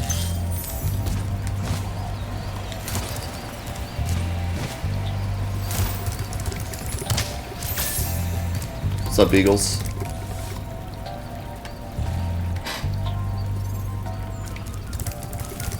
I don't know. I'm kind of I don't really know what my opinion is on subscription-based games because most subscription-based games are MMOs, and I just personally don't like MMOs. So it's not like I think they're bad, I just don't personally like them. I personally don't like subscription fees either because I don't play enough of any game to warrant a subscription fee. Like I would only play Final Fantasy XIV once or twice a week or whatever, because I have so many other things to do and play and stream and everything, so like it wouldn't be worth it for me. But to someone else it might be worth it, so I don't really want to knock it because someone else might think it's fine, but for me it's not worth it. Oh, I think I just took those guys out with the fan thing.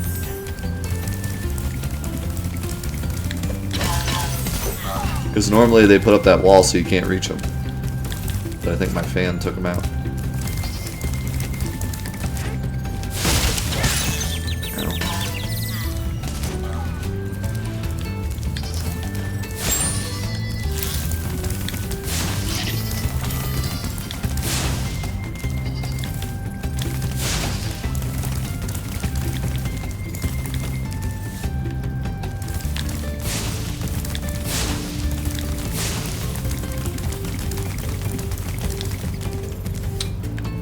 Rascal.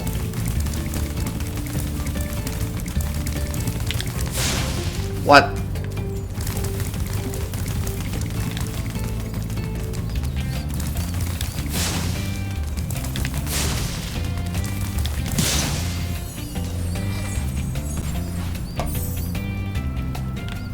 Yeah, not all MMOs are subscription based, obviously. But it just tends that most of the ones that are subscription based are MMOs that I've found.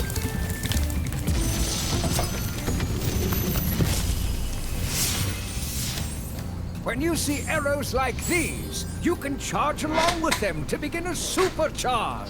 Supercharge? Supercharge. Go ahead, try it.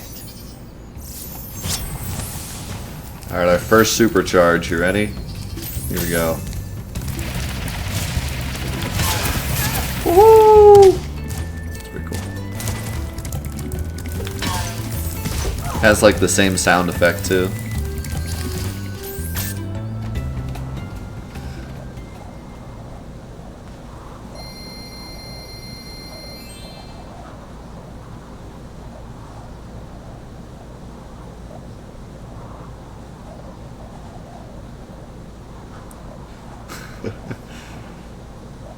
Yeah, I feel you, Snowgale. I feel like some people, the subscription fee thing works out perfectly. It's just definitely not for me. I tend to jump around a lot more with games and not really sink myself into one unless... You know, I don't know. I get serious about specific games. Like, I was serious about League for a long time. I was serious about Call of Duty for a long time. I was serious about CSGO for a little while. Serious about all the games that I speedrun. So it's not like completely against the... Oh god, these spiders. These spiders are terrifying in the original game, and they are terrifying now. They don't look as metal in this one. In the other one, they're like full metal, and you can tell that they're metal. They're creepy because the second you stand up here, they come at you with like super speed. So yeah, it's not like completely out of the realm of possibility for me to get invested in a subscription-based game, but I just never feel like I play them enough. I stream games 9 hours a day, 4 days a week, so I don't have that much time to play another game for too long. I'll usually play like an hour or two at night and that's it, so that's just not really worth the subscription fee for me.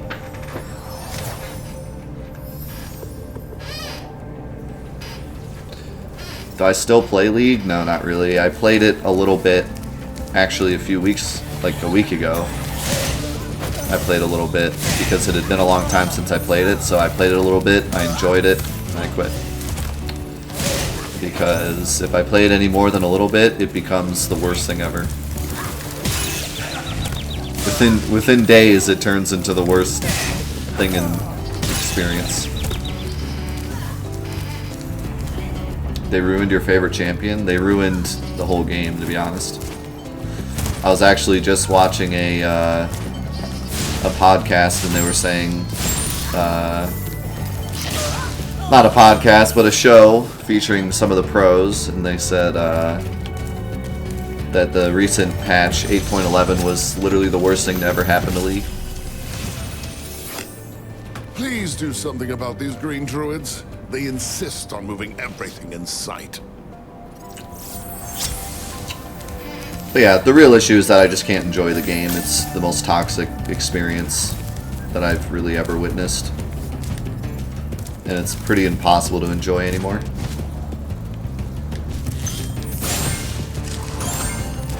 What's up, Mahu?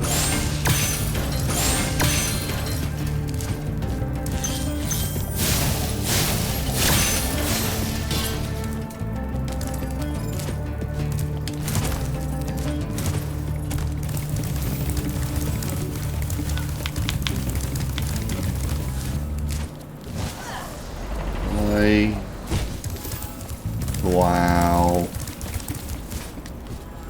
Wow. Look at them go. Look at that hand gesture they make. It's hilarious.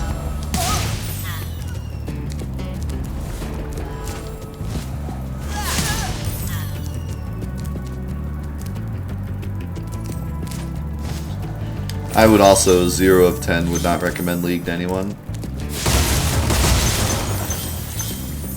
It's pretty sad. It's the game is so toxic. It's not even the people. It's the game itself. Actually, is like makes you toxic.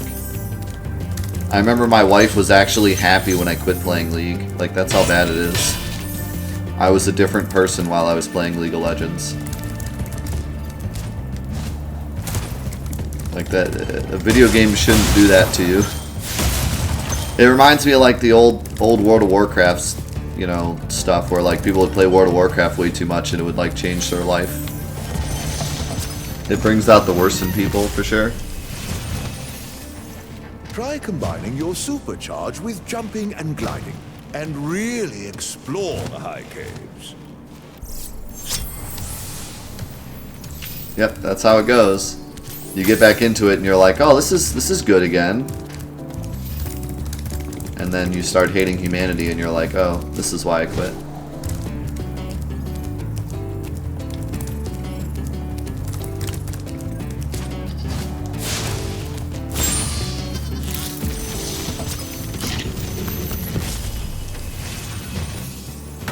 I hate those bugs. When I become big and strong like you, I'll squash them all. Until then, remember that supercharge makes you invincible. See, I used to think that, Seraph, but now I disagree with that. You know? I used to think like, oh, you could just play the game and mute everyone and you'll be totally fine. It's not like that. First of all, you need to interact with your team in order to play good League of Legends. 2, you do that knowing that your entire team is raging at you the entire time and probably quitting because you're not talking. I mean, I've had plenty of games where I muted all and people quit because they were trying to communicate with me and couldn't, and then just quit, and then the game was terrible for me. So, it doesn't, either way, it doesn't work out.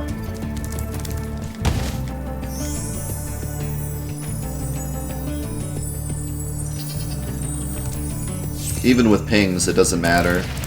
They try to yell at you for doing something wrong, you don't respond, and then you just say, alright, I'm quitting, and then the rest of the game is you sitting there for 40 minutes losing.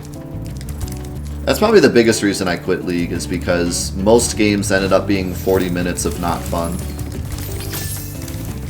Because when a teammate quits or, you know, whatever happens, it's 40 minutes where you're locked in a game that you have to play but you aren't having fun. So that's when I realized, like, oh, most of the time I'm playing this game, I'm not having fun. It's only the games that I win I'm actually having fun. The fairies pick you up just like in the original game. It's kind of nice. I figured they would.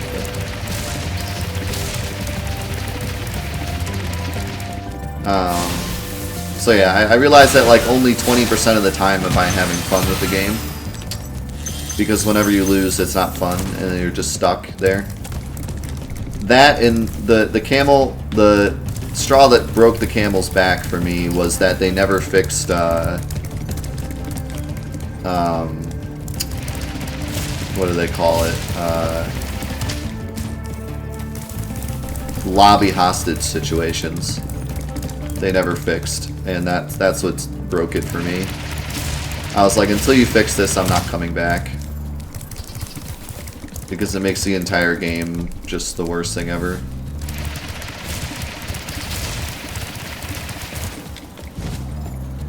Nice.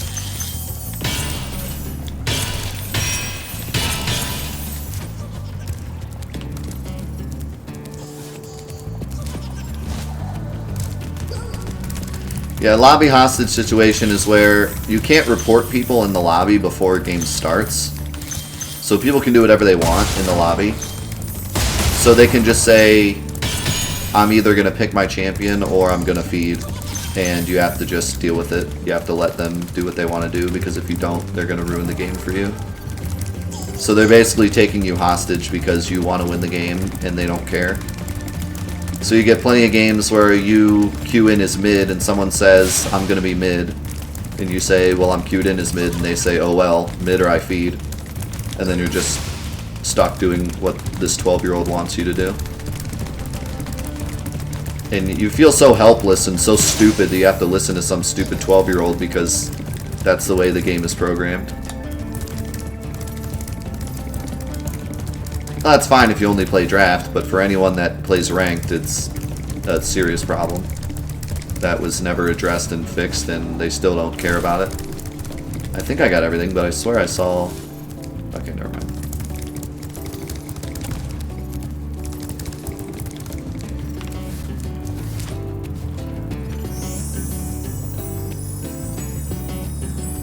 I always liked how they put in this ferry thing. Instead of trying to make like a way for you to get back, they just say like, okay, you know, you could just jump off at any point.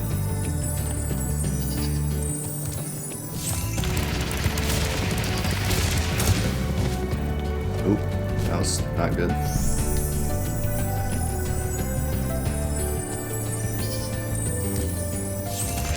I mean, even if you pick draft, that still happens. Like, I don't know what draft you're playing, but whenever I played draft, people just said, I'm playing this, deal with it. I don't know how that's never happened to you. It literally happened to me like every other game that I played draft.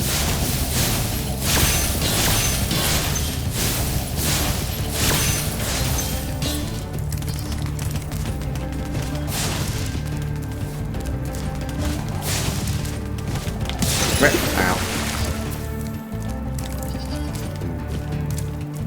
Okay, is that everything? We got the spider cave to go through, and then I think that's it.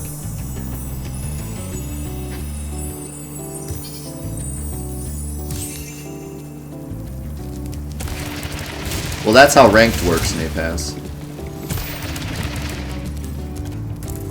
It's the same thing. The thing is, since you're not playing ranked, people don't care as much about the game, so they just play what they have, but in ranked, people care, so if they don't get what they want, they're gonna get what they want.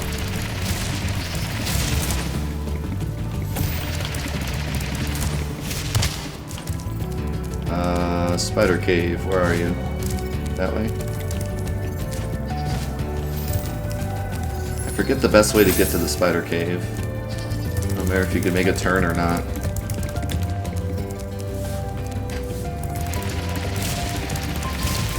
Well, you've had a better League experience than most then, I would say.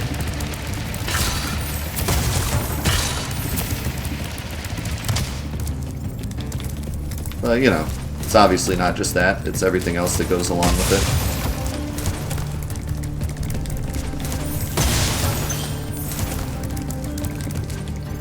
League used to be in a spot where if your team was doing bad, you could solo carry the game, but now it's not like that, so if you start a game and one of your teammates feeds on purpose or on accident, you're just stuck playing a 40-minute game you don't want to play.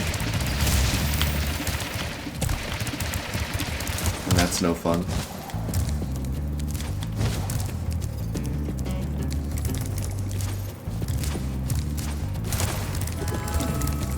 Wow.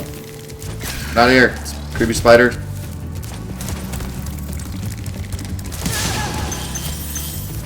This is probably one of the coolest parts of the original game. The special ferry up here. Gotta get that kiss. Oh my god, look at Spyro, dude. Look at his, oh my goodness, I look incredible.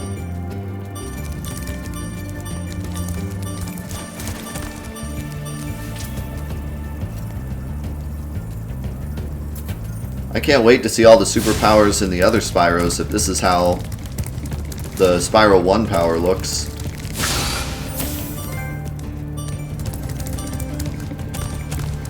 That's pretty epic.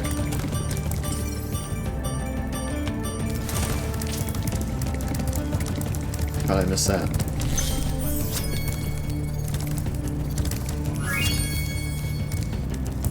Yeah, that was the power up going away. Yeah, arachnophobe is so accurate. That is definitely how I feel. I probably should have gone the other way, but...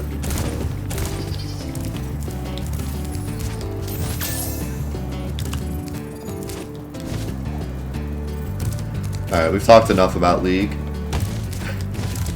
Drop the League talk. It's unfortunate, but... like, pretty much every conversation we ever have on stream, I pretty much just let it go in its entirety. Like, if we start talking about food or start talking about, you know, something else that's off topic, I usually just let it run its course, because why not? It's fun to talk about random things. League is literally the only thing that I actually have to tell my chat to stop talking about eventually. And myself. I have to tell everyone, okay, we're done talking about League. Because 1, people will just talk about it non-stop for 9 hours. 2, it literally pushes people out of my chat. Literally, I've had several people come up to me and say, I left your chat because everyone was talking about League.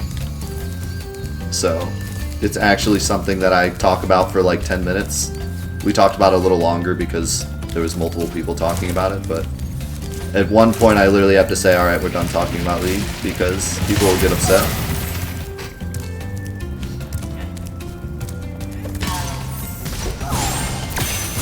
It's kind of silly, but at the same time I totally get it because League is so polarizing.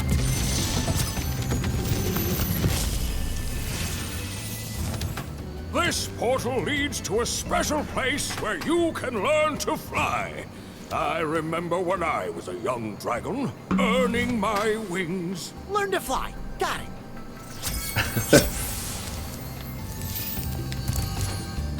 I also had an issue with somebody who continuously came in my chat and only talked about League and then left.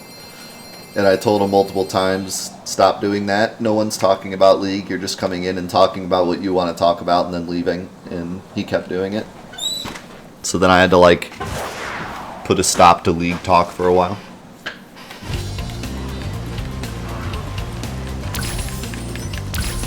Oh man, this music. Oh man, this level. It's looking so pretty.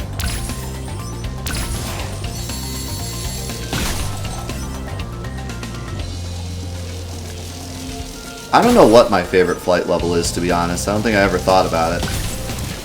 Oop, rip. I must say, I like the flying levels in the other games more, usually. The Spyro 1 ones, I didn't like as much. I love them, but just not as much as the 2 and 3 ones. That might be an odd thing. I think a lot of people really like these classic ones, but I found that the other ones took a little more strategy than these ones. I don't know. I guess I'd have to play them again, really. It's been too long since I played them, like, back to back. When we did Spyroathon, that was only a few months ago, but we played them on different days, so I couldn't really compare them as well. I need to play them all, like, back to back, and then I could say, like, oh, this one was harder, or this one was whatever.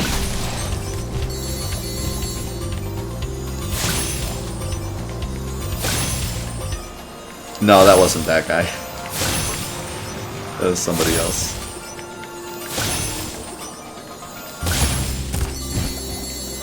I'm ripping on you? Who said I'm ripping on you?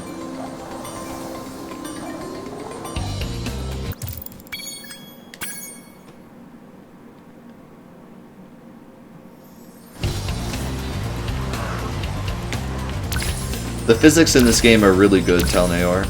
They feel extremely well copied, I guess would be the word. Yeah, I'm just curious what you were kidding about, though. Like, what did you like that I don't like? I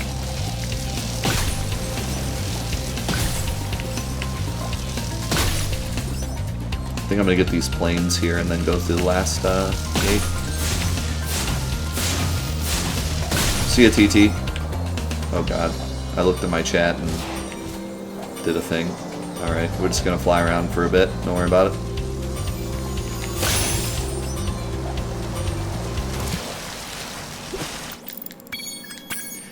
I am not getting the new Pokemon game. I haven't gotten a new Pokemon game since frickin' Silver.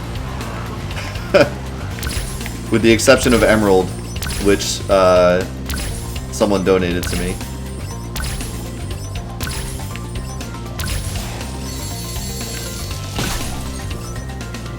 God dang it, I was reading my chat again.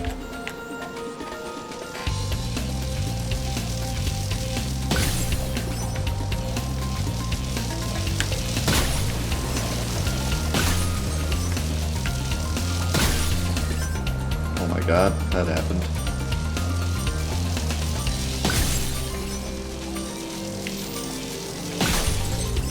Yeah, like the last Pokemon game I got when it was new was Silver, the original Silver. And then I never played another Spyro. I never played another Pokemon game until someone donated Emerald to me like literally a year ago. And I played it to like the 3rd city and then stopped. But I actually still want to go back and finish it. Because Emeralds are really fun. I did it again. Why do I keep going the wrong way?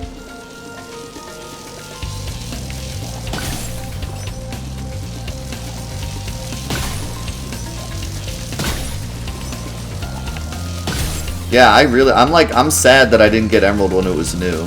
Because I feel like that was the last one that I really would have enjoyed. That Emerald was the last one that felt like the originals, but just slightly different. Like, they added some features, but it still had the feeling of the originals. If I had known that Emerald was so similar to Silver, I probably would have gotten it. Well, probably not, actually, because I was just out of Pokemon at that point. I was into Yu-Gi-Oh! I grew out of Pokemon and started liking Yu-Gi-Oh!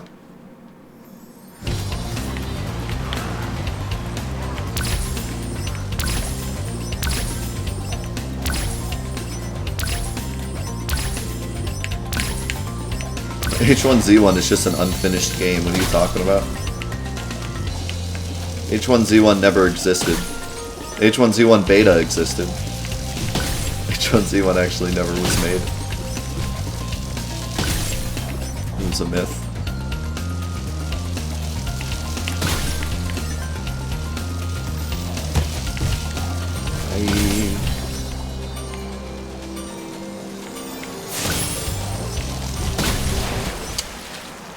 I'm trying to grab this chest and go through this thing at the same time, and it's not working out.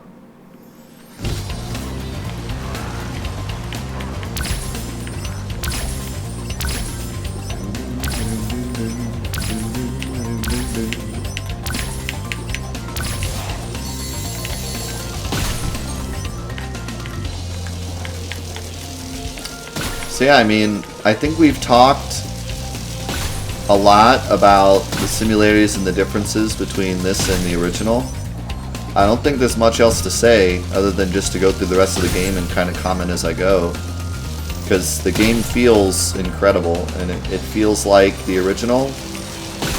I really don't have much to complain about or like, you know, specific things. There's specific things to point out, but nothing in general left to say. I don't want to like give a full synopsis until I'm done, but I really, really, really enjoyed this game. That's for sure. So I'm supposed to do the chest the other way, but I missed a plane, so now I gotta try to do these backwards. You can turn the camera, which actually kind of helps. I might be missing one. Guess we'll find out. Nope, we're good.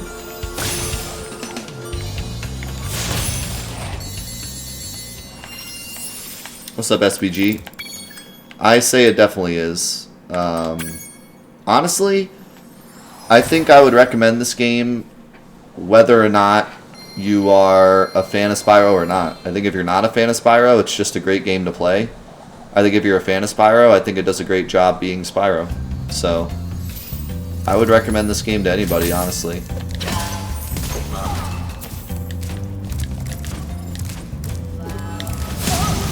wrong way. Okay, who the heck? Oh, yeah. Lightning Mage. Forgot about them.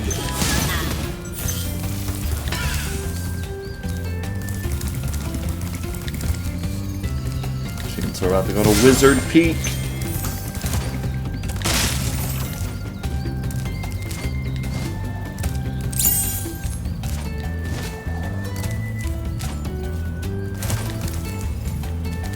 Oh, this isn't the key.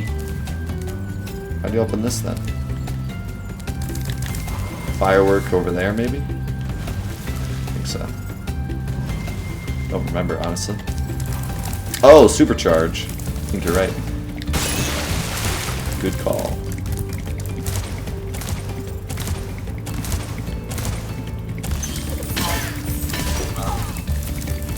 I felt like there was something else to do with this supercharge, but I couldn't remember what it was.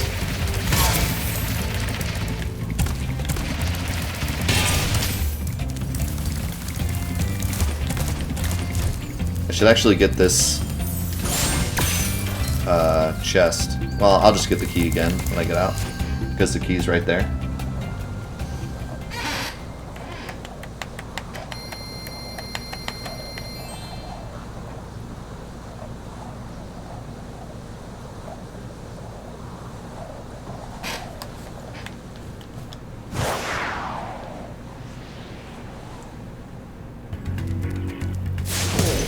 More.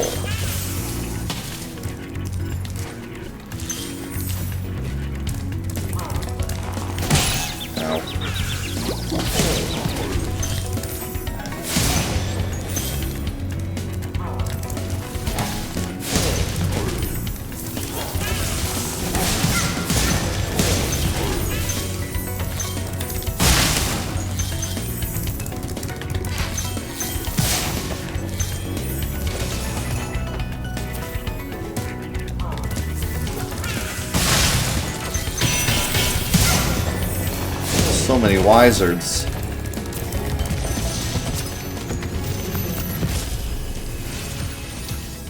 Welcome to Wizard Peak. Oh my god. This is my favorite supercharged spot. Use it to bash those wizards. Thanks, guy. Hey, that's Vivi.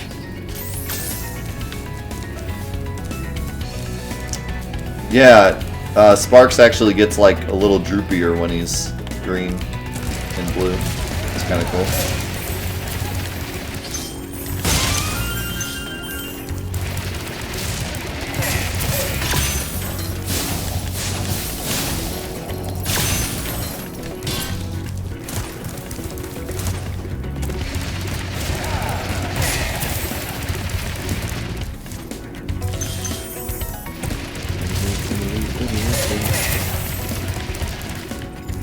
I always have trouble with this jump in the regular game. Got a first try here.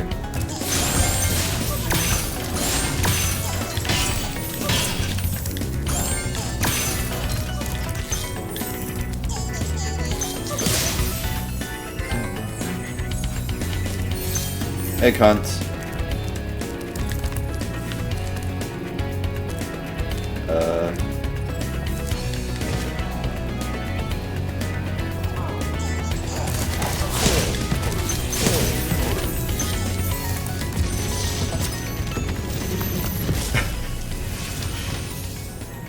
Well done, nice stat. Spyro. Thank you for releasing me. See, I feel like there, he probably just said thank you for releasing me, but then they changed it to well done, Spyro, thank you for releasing me, to kind of make it better. But I'm not sure.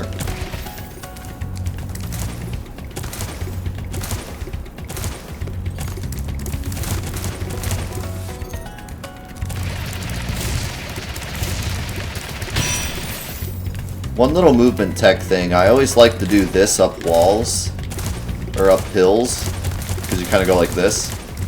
It's cool how that works even in this one too.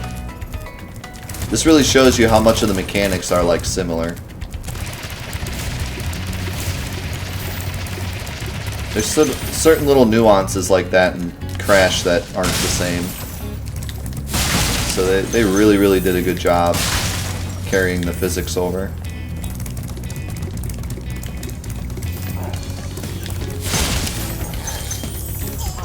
Gotta make that super jump, but I'm gonna go up here first.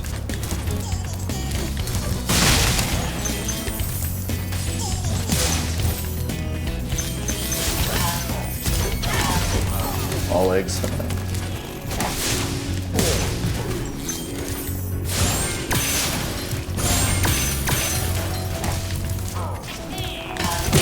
Ow. He was aiming for him and got me.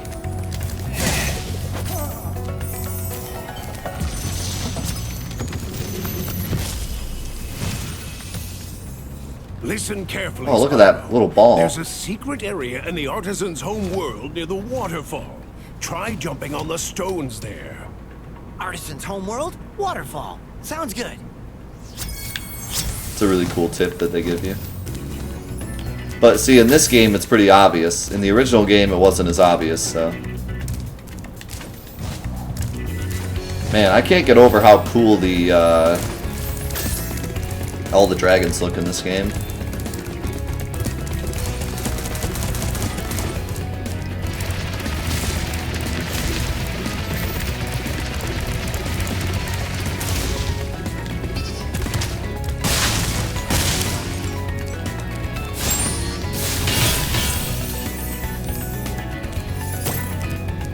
Ooh, I got a full heal. I don't actually know how those work. I don't know if it's like a set a set number of butterflies before you get a extra life full heal one, or if it's just like a luck chance.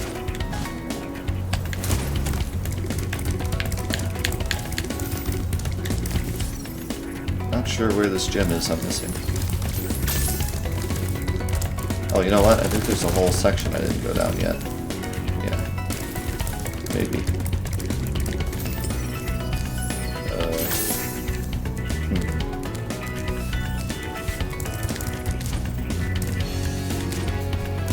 Over there.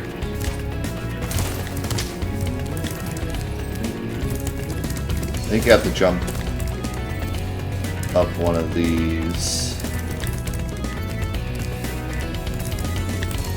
But I forget how it's done. Oh, maybe just like this. Did you miss that gem? Yo, Sparks, what are you doing, dude? I gotta say, that's probably like the third or fourth time I've noticed Sparks just not grab something. But seeing as though Sparks tells you where the gems are in this one, it's not as big of a deal. Well, I mean, he did in the original too, but it was harder to tell. Like in this one, he like, you can press the button and he tells you exactly where the gem is, and it says in the menu how to do that.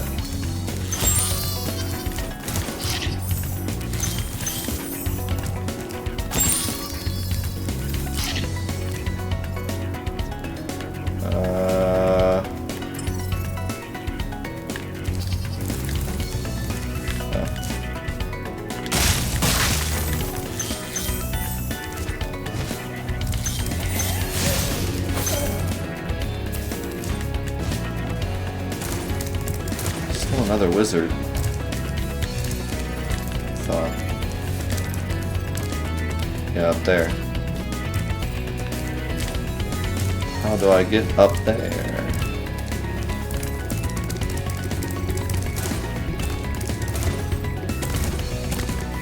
Is there a map option? Probably not in the original, but probably in the other two.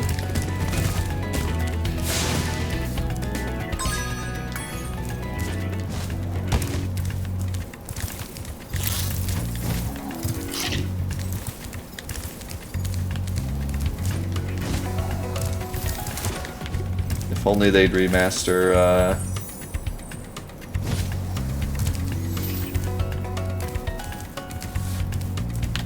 Yes, the Legend of Dragoon Let's Play is finished. It's been finished for a while.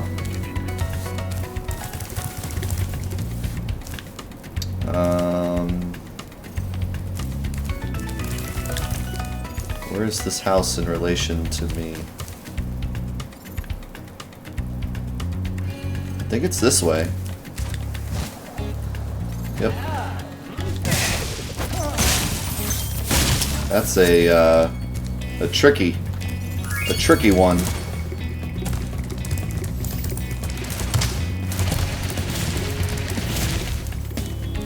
There's a map option where?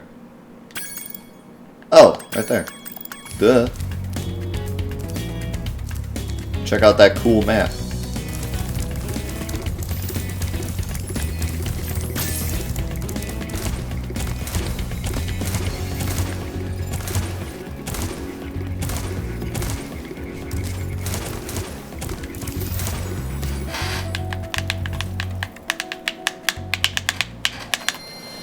Yeah, out of all the games that I've played in recent years, I think Legend of Dragoon would benefit like the most out of a remake, just because the game itself is a little buggy.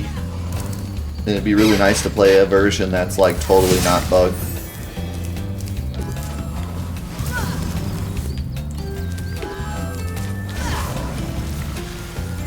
The game has a lot of problems that could like easily be fixed in a remake.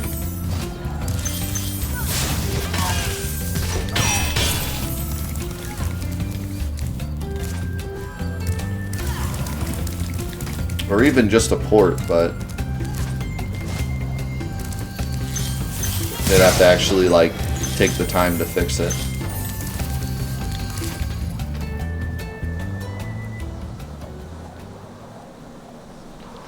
It's not that I think Legend of Dragoon is like the best game ever, but it's just it could be improved so much by a remake. The graphics used to be great, but now feel really muddy, kind of like Final Fantasy VIII. The game itself is bugged and it's hard to get a hold of,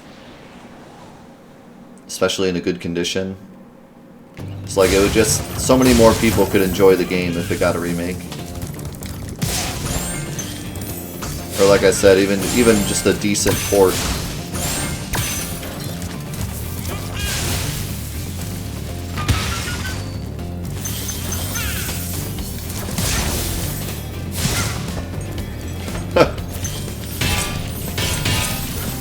Oh, that's a good question. Maybe one day Final Fantasy VII Remake will be in the works. Maybe.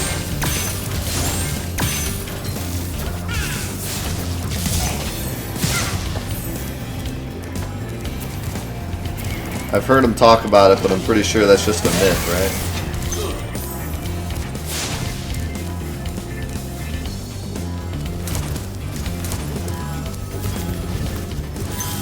This boss is kind of interesting. He feels more like a level than a boss. Like, the level design is the true boss, not really him. It's more like these mages getting in your way and stuff. Which, honestly, they do that a lot in this game. Gnasty Gnorc also is more of a level than a boss.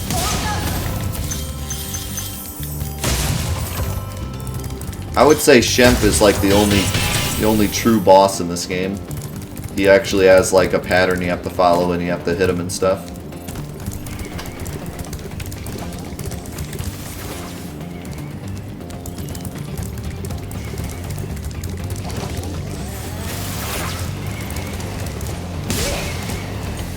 I have kind of an unpopular opinion about the final boss in this game. A lot of people don't like Gnasty Gnorc because you literally just run at him and that's the whole level. But for some reason, I just really like him. I think it's probably a nostalgia filter. Like, if I didn't have such nostalgia for this game, I'd probably hate it. But something about it, I just remember always beating him as a kid, and the way that you run really fast and have to catch him and he's running away, and I don't know, and you have to get the keys. There's just something about it I like. But I can't sit here and tell you like it's a good boss, because it's not. It's pretty terrible. You just chase some keys and it's over. But like, it's a bad boss, but it's a bad boss that I enjoy. I don't know where this gem is, but luckily, the level design in Spyro is amazing, and you can almost always jump to the beginning of the level from the end of the level, so I can go back and find it. That's one thing that's so amazing about Spyro. The level design is so incredibly good in all the games.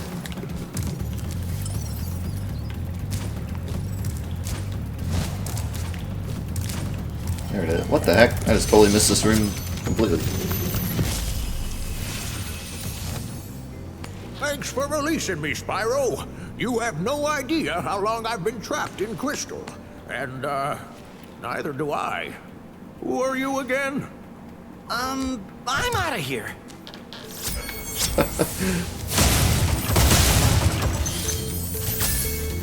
He's a little less bratty in this game and more cute. They got rid of a little bit of the bad guy, the bad dude personality, and made him more cute. But I'm not knocking that. I kind of like it.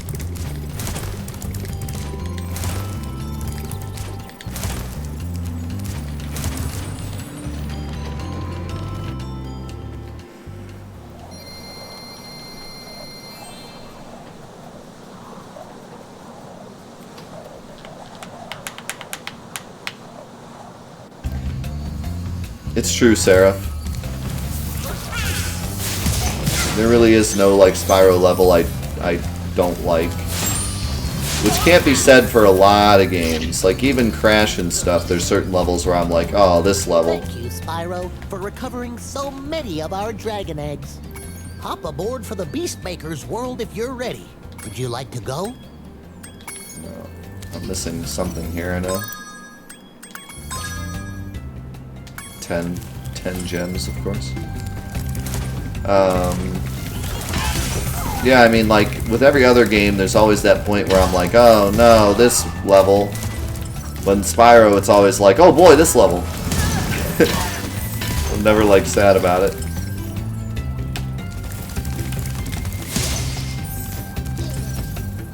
What the heck?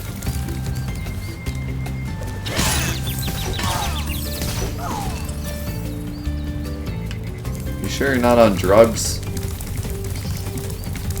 I don't know what the heck you're pointing at. Is there something behind this?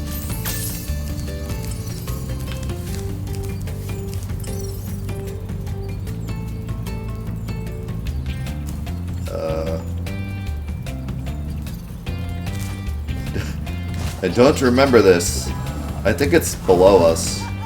Or above us. Or something. There it is.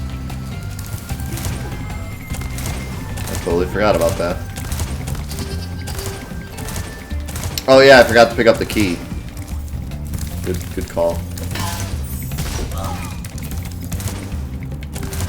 I meant to pick up the key when we finished that level and I forgot.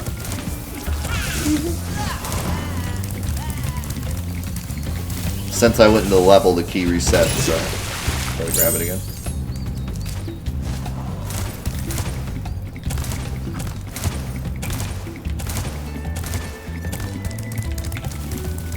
I think that they made it slightly easier to rush jump up stairs.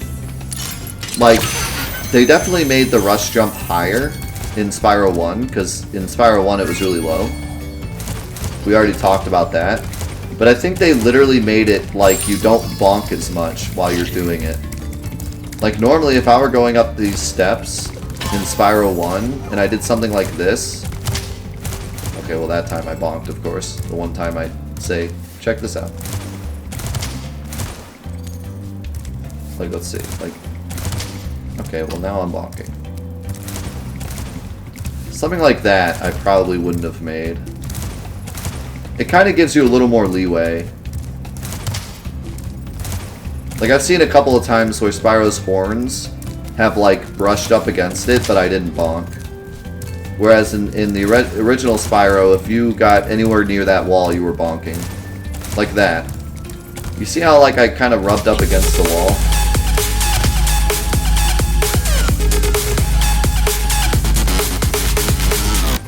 Like you see how I'm kind of rubbing up against this wall? I don't think I could do that in the original Spyro.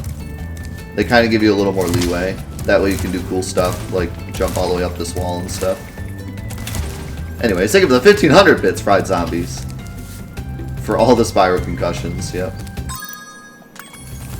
So many Spyro concussions, so little time. Need a lift?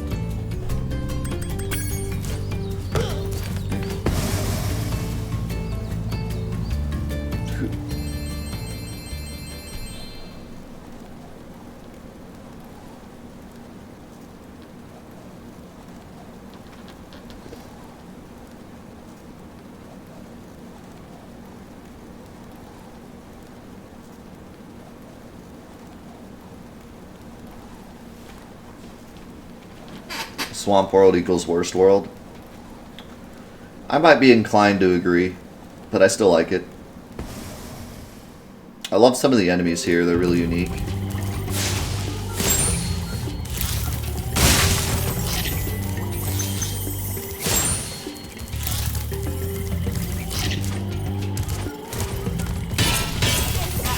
Especially these guys. These guys are really cool. They look exactly the same as they did in the original. They got the headphones and everything. They're awesome.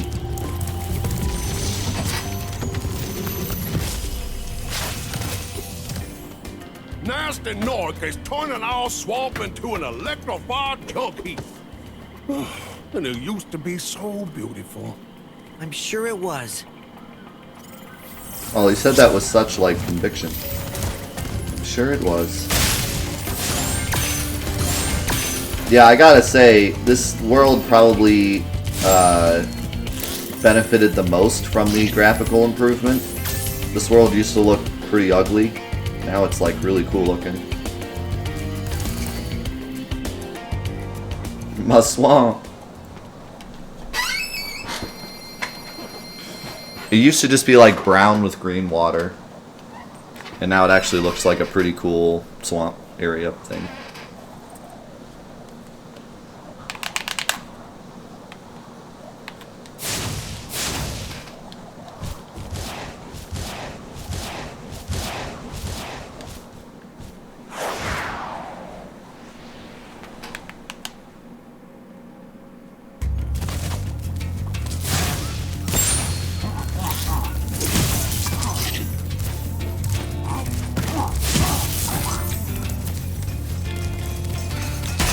God. This world always reminds me of the world in Spyro 2, where you have to get those, all those little plugs for those little dudes. I think that was 2. Gotta pick up all those gizmos.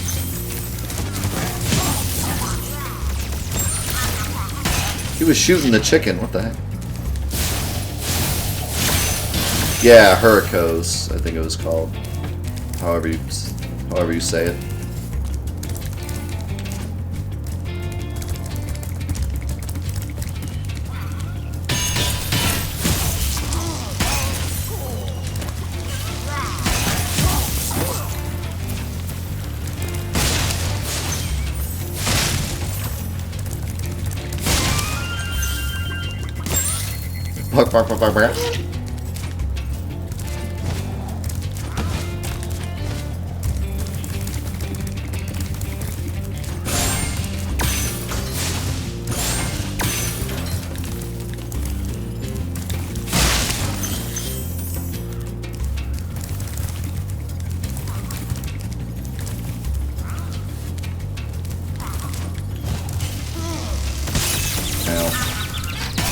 Favorite Spyro 2 level? I'll have to think about that. I get Spyro 2 and Spyro 3 mixed up a lot. To me, they're like the same game. So it's hard for me to like discern the two. Aquaria Towers, oh yeah. Zephyr was really great. I like Zephyr a lot. Watch out, Spyro. The Gnorcs in these parts have discovered the power of electricity, and it really stings. And it really stings.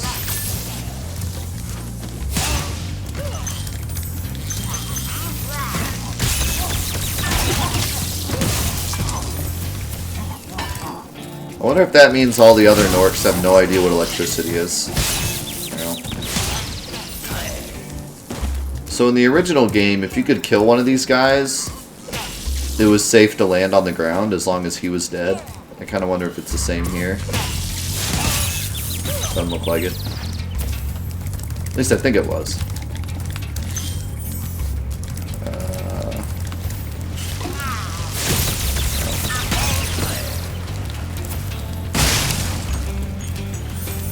No, I don't have sparks. This is a problem. What the?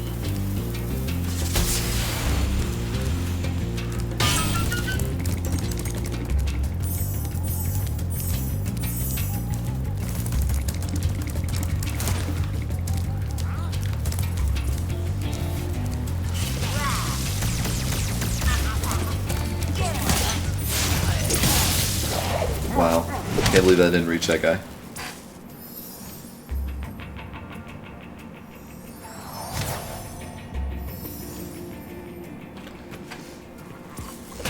Ooh, Breeze Harbor was fun. Breeze Harbor had that cart ride, right?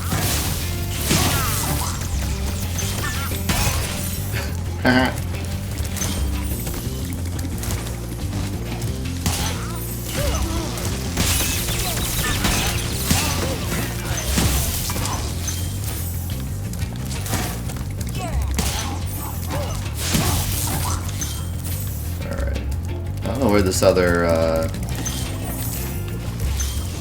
rocket is. I think it's up top. Good job, Spyro. One day you'll be able to tell all the dragons about your amazing adventures. Sure, but what I'd really like to do is get out of this swamp. I love Spyro, dude. They made him so cool in this one. He feels so genuine. I really just want to get out of this swamp.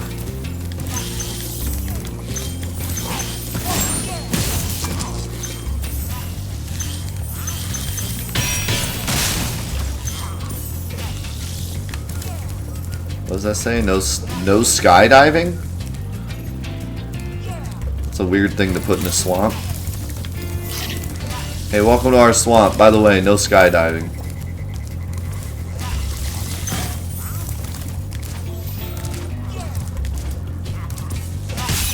Ow. It's actually a big shame that Spyro died, because it really shouldn't have. The reason it died is a stupid one. Like, it shouldn't have been sold, but it was, and the rest is history. Could have easily been given a better, more willing company, but both Spyro and Crash, for their big PS2 debuts, get moved to a terrible company to create their entry into the new, you know, new game space, and they both died with it.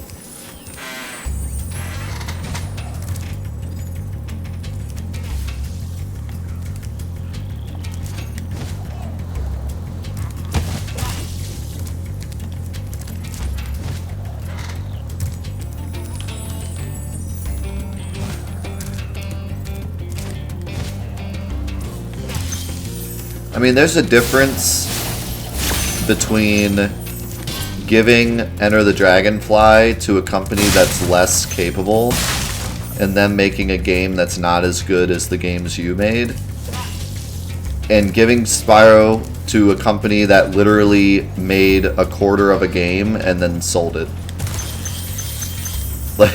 Like there's a big difference. I mean, they did not make a bad Spyro game, they killed Spyro.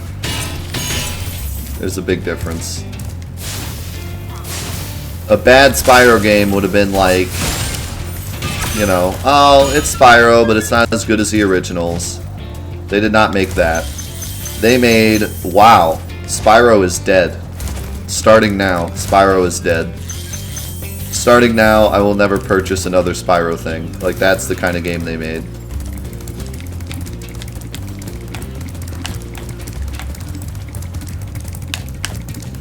And the same thing happened with Crash for the most part. Wrath of Cortex wasn't that bad. At least not when we were kids. Revisiting it now, I can't believe I ever liked that game, but as a kid it was okay. But then it just went downhill from there.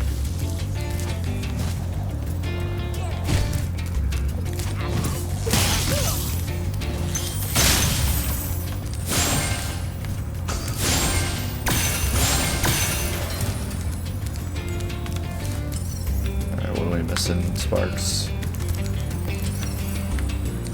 Really? What's over there?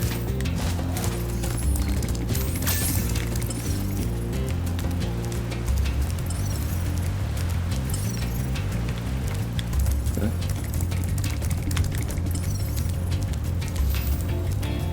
Oh, it's like way at the start.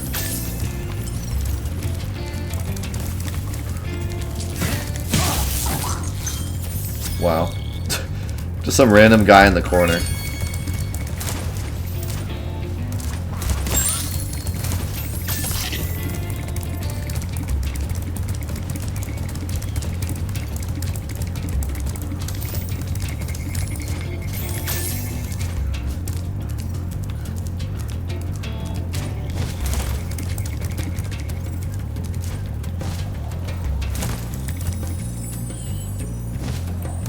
Good old Crash Team Racing, dude. Never forget.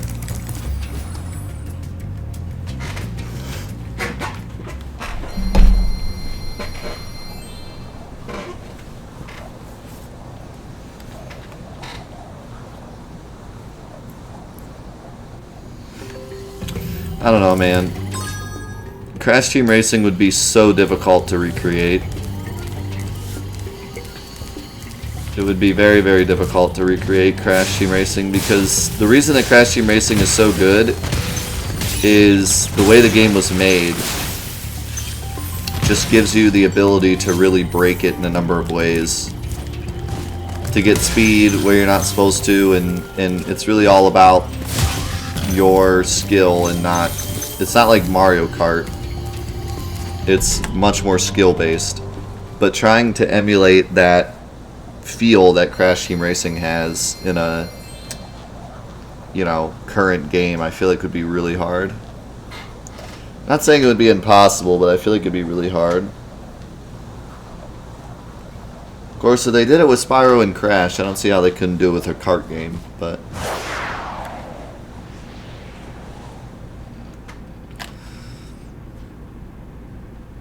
CTR has an insane skill ceiling. The only kart game I know of that has a higher skill ceiling. Oh my god, I love these guys. They catch a chicken and then like dance about it. It's so great. And then they hit you in the face. What the heck? I hit the chicken without hitting the... That was different. Cage free? Not really, I killed him. I got a trophy for releasing the chicken, but I killed the chicken. Also, these things are so weird. I still don't know what they're even supposed to be.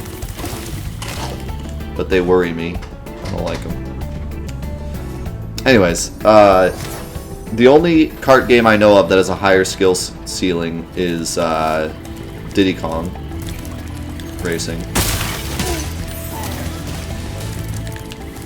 Other than that, Crash Team Racing is like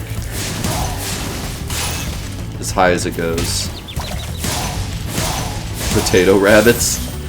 I'll go with potato rabbits. I think that's a fair assessment.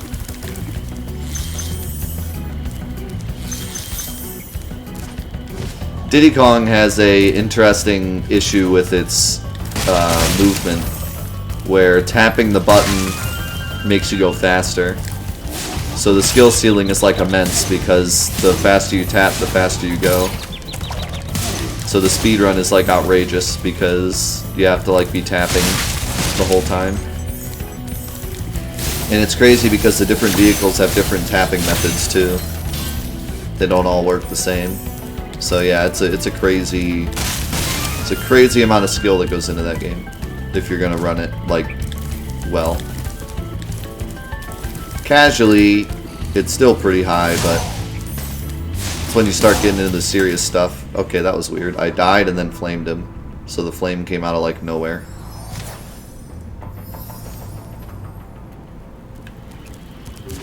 I like how the PS4 loads so fast that it can't even display the word loading.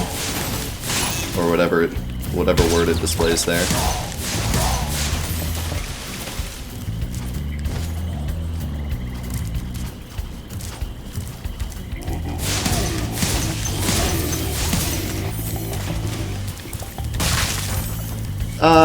Yes and no, Teleneor. Like, I get what you're saying. It's more of like a painful skill ceiling when you just have to tap, but it's a mixture of like the way you tap and then also keeping your, you know, you have to make all the turns and everything while you're going that ludicrous speed. So there's still a lot of skill in it. Be on the lookout for attack frogs. They are cold-blooded killers. Attack frogs? And this used to be such a nice swamp. Attack frogs? Oh my god, look at this guy. I like how they're chasing each other, and then as soon as I come in, they're like, get him! Oh yeah, that's right, we're supposed to be attacking the dragon.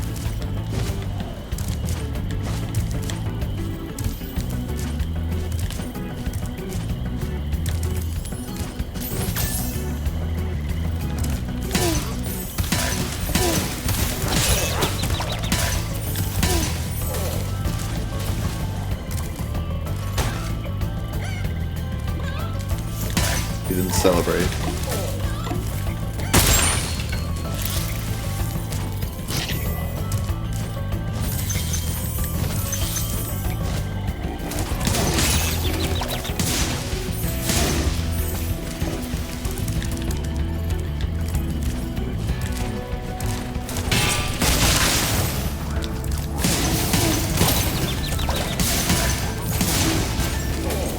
Man, they weren't kidding about these frogs. They really are stone cold killers. Can't get anywhere near them. Nice. Gave him the little 1-2-1. Fire, charge, fire. Or actually, charge, fire, charge.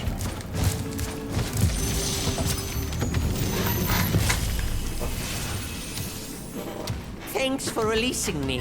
It seems like I've been trapped in here since I was your age. Oh, no. Why, I remember, gotta go. That might be the first dragon I've seen that looked similar to another dragon. There was another dragon holding a little potion and had like the wizard hat.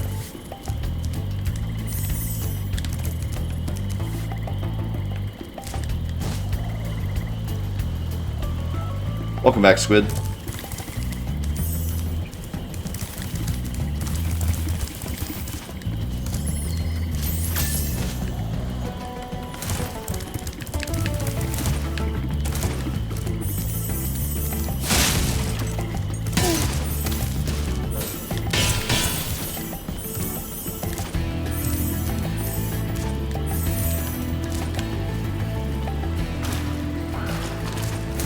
It's an ambush.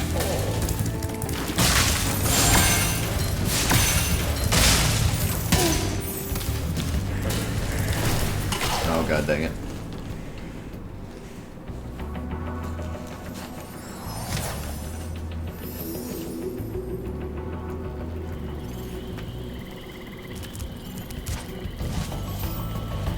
Yeah, even in the original game, there was a lot of spots where a glide would just barely get you over a gap.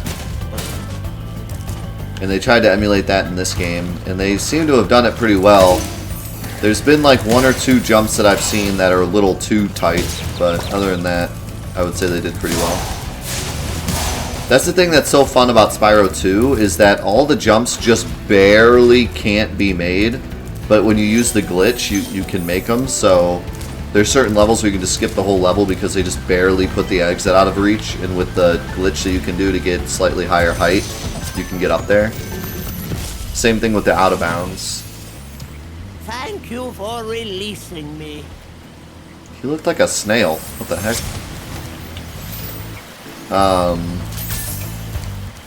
Like, a lot of times in video games, the developers will put giant invisible walls on all the borders of the level, so that even if you do find a way to like get a lot of height, you won't traject yourself out of bounds.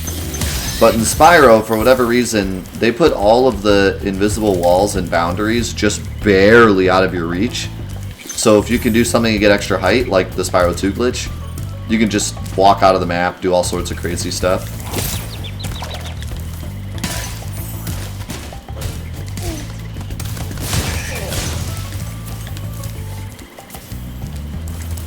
If you were here during our original Spyroathon, we did a bunch of cool glitches in Spyro 2. We got to see like a bunch of the NPCs off map before they're supposed to spawn. Went out of bounds like really far in a lot of the maps. Skipped a lot of levels. It was a fun time.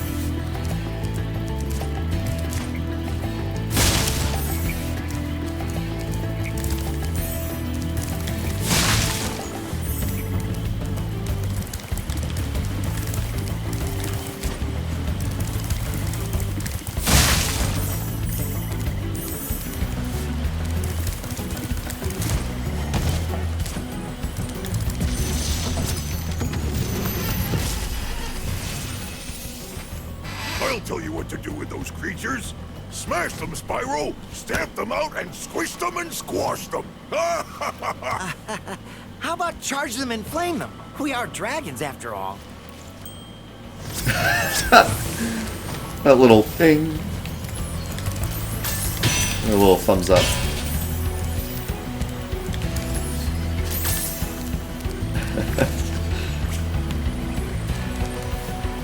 Oh shoot, I can't use Sparks because he's seen better days, let's just put it that way.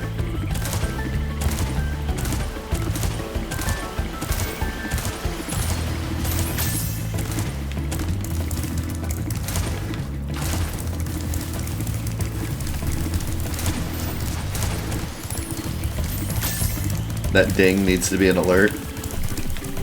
I want to get like a rendered version of him that he just like comes off from off screen and goes ding. Let's see. What would be the best way to do this? Hi, Spyro. Can I? Well, first of all, I need to get up here. Forgot about this. This is kind of a really cool secret because it doesn't really look like you can go up here, but you can.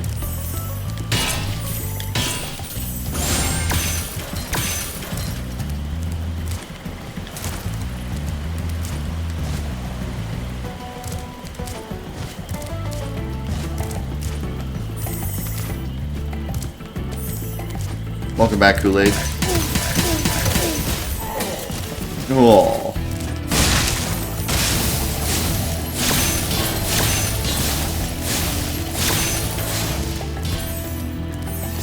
Nice.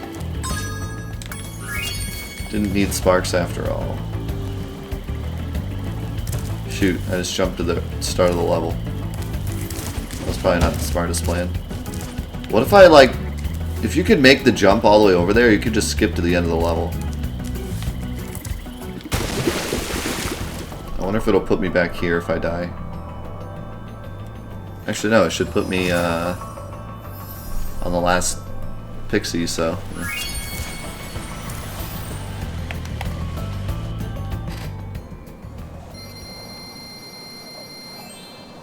You get to move in tonight? Nice.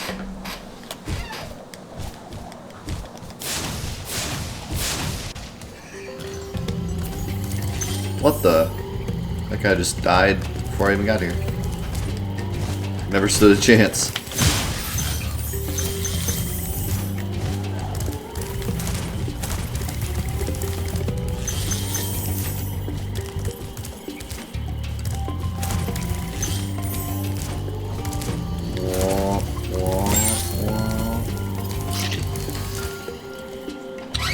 Alright, this is the level you've all been waiting for, right? Treetops. This is the level that everyone was talking about when I started the game. They said, oh no, treetops. This level has a lot of secrets and a lot of strange... The level design is built very open. It's not as linear as the other levels. It also has this cool thing where this guy goes around waking up all the enemies. And it also has probably the creepiest enemy ever, this goddamn monkey thing. This thing terrified me as a kid. I'm like, what even is that thing? Why does it have tiny legs?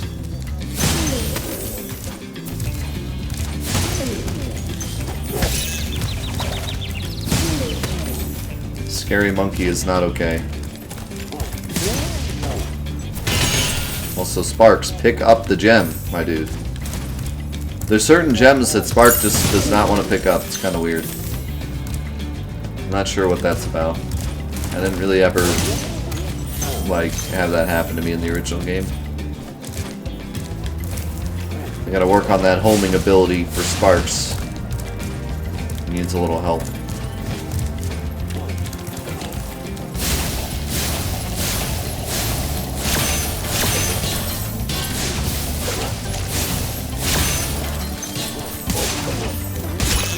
Oh, not the bananas.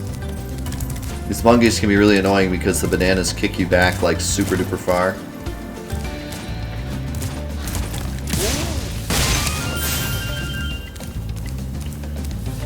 Alright.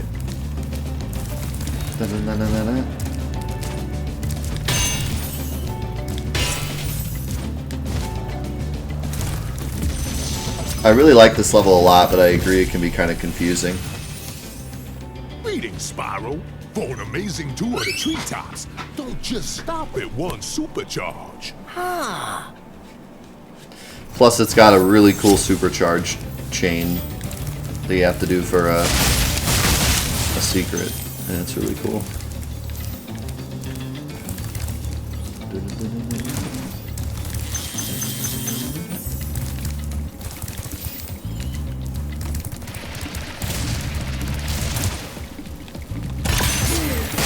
Oh god, I went too far. I tried to cancel it and it did not go well.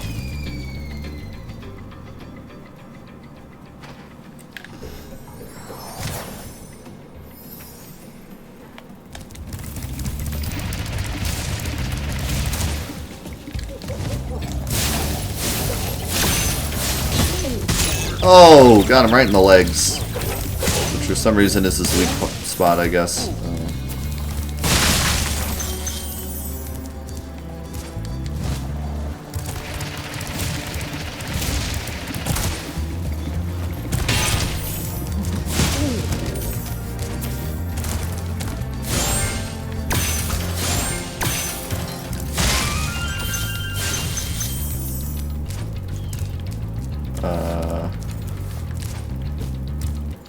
Can you make this jump? I guess so. Jump right onto the exit.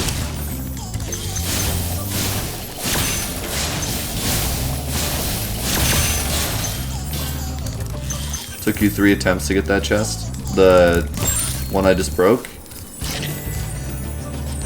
That one's not too bad because it just takes 1 supercharge, but yeah, it can be annoying if you don't have the right angle. Monkey time. It's monkey time.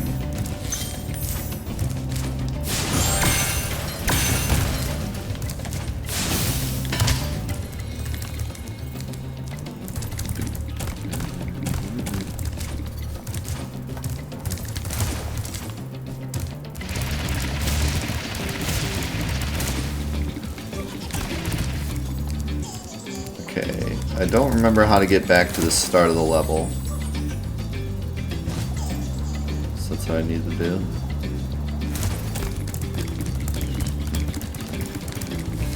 Thought I could do this.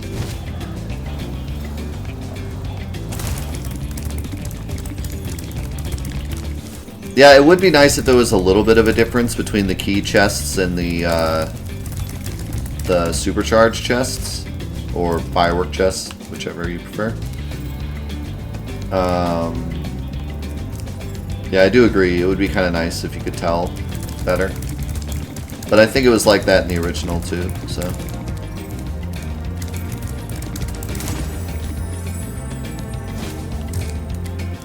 Okay, let's see.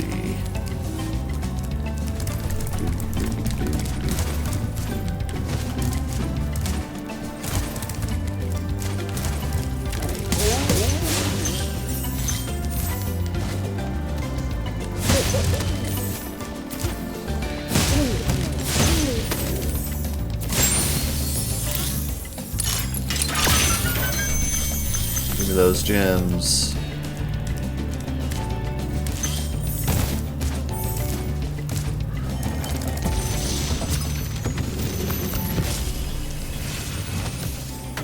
Spyro, if you jump at the end of a supercharge ramp, you can really go far. I'm all over it.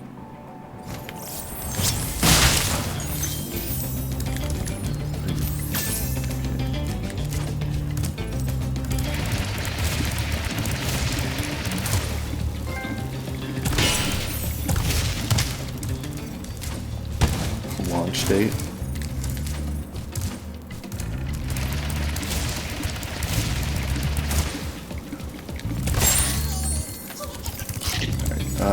Now we just gotta make our way to the final secret, I think. which is the one you have to hit the multiple pads for.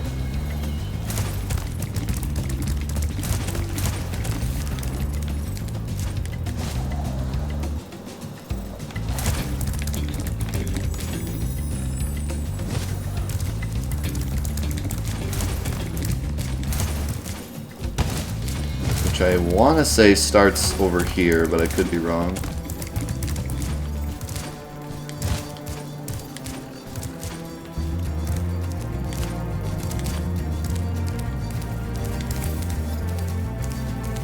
Let's see.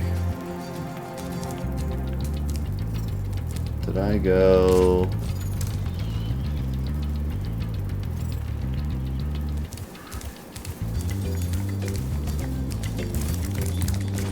This music's like great for while you're going around like trying to figure stuff out.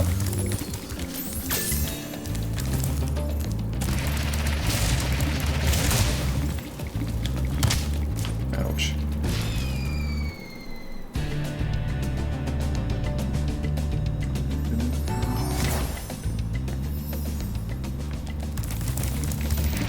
I don't think you can chain these together. Maybe. There we go.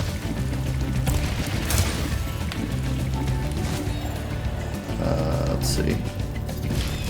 I think it's those two to get to the thief, and then there's two more to get to another area.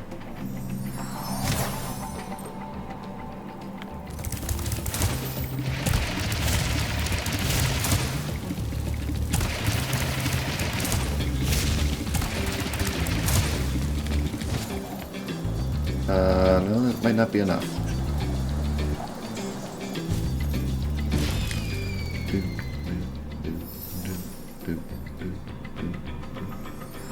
Don't worry, I got plenty of lives.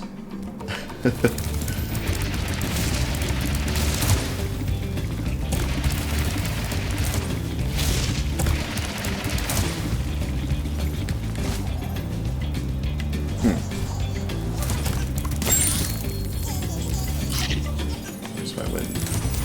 Oh god, I missed the wind.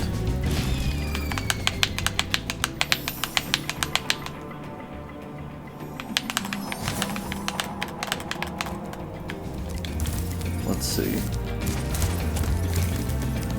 Am I supposed to be jumping to the right?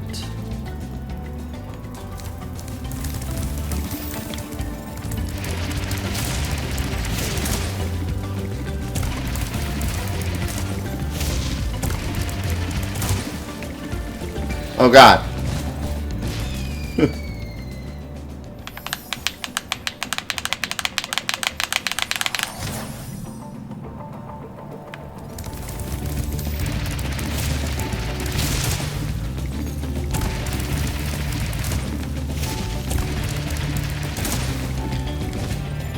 Huh, what am I missing?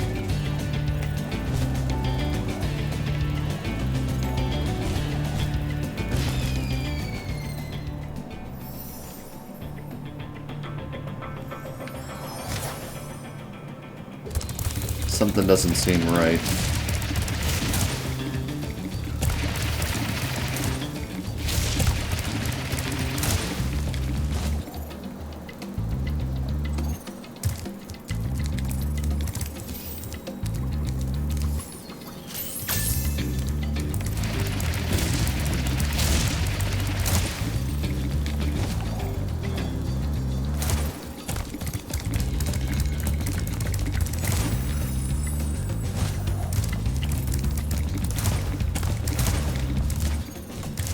I feel like this is right, but I can't figure out where I go from there.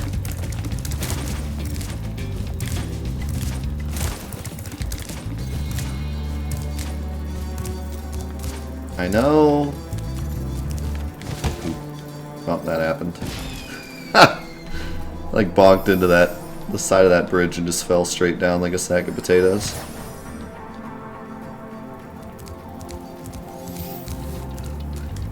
I mean, backseat gaming kind of is only for first playthroughs, in my opinion. But at the same time, I want to figure this out, so. It's more fun if I try to remember it rather than just be told.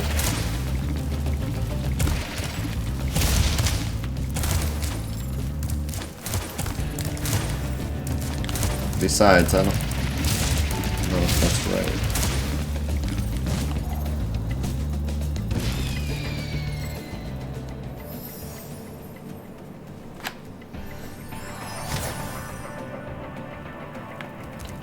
Alright. Because I know there's...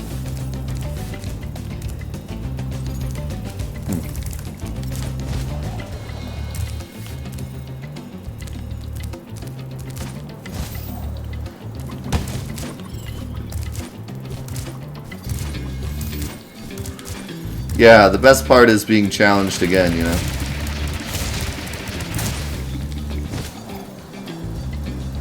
Where? I swear you can get to another boost from there, but like, where the heck is it?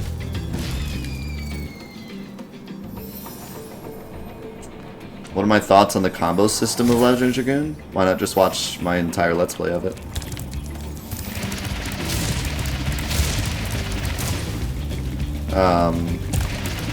I like it a lot. Whee! There it is. Or not.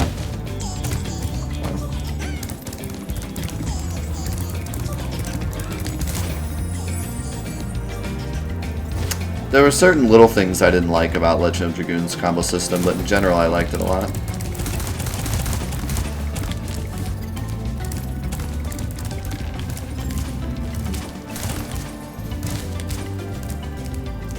So...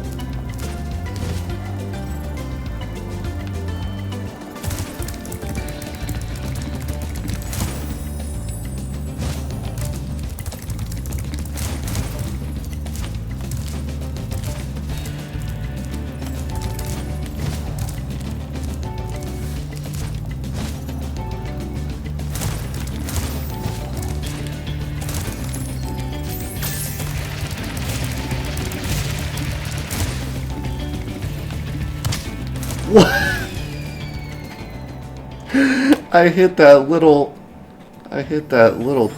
torch.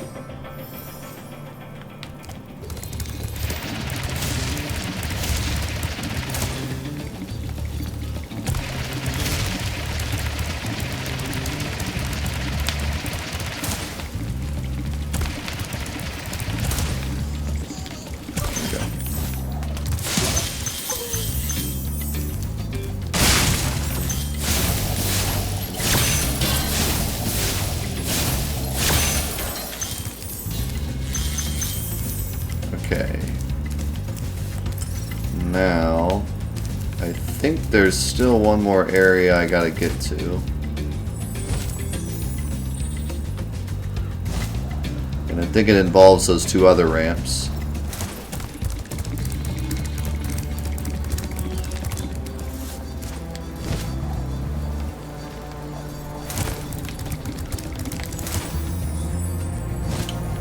Good old treetops.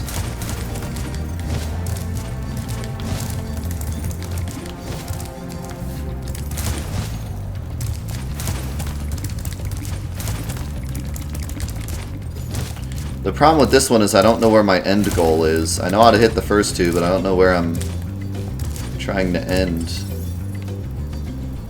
Maybe... I think on that platform all the way over there. Yep. Okay.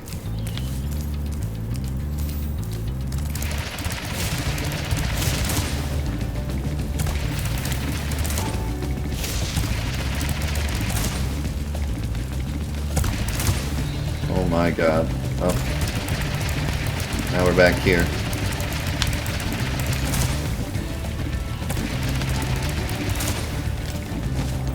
Not exactly what I wanted.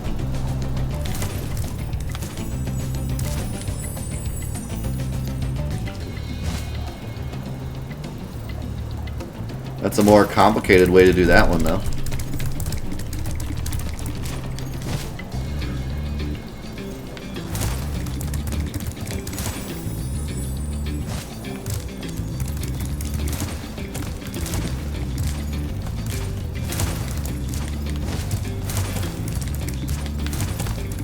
capes.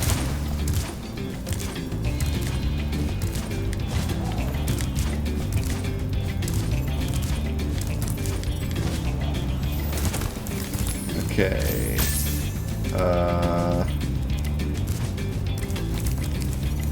Man, where do I jump?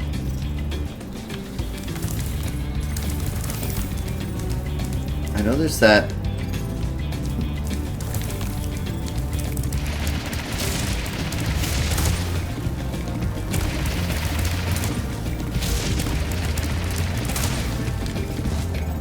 I'm so lost.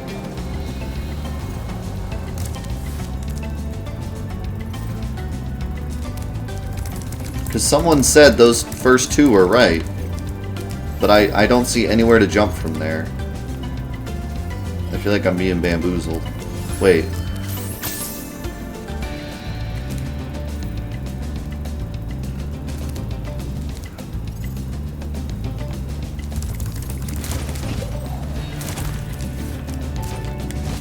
I feel like someone bamboozled me.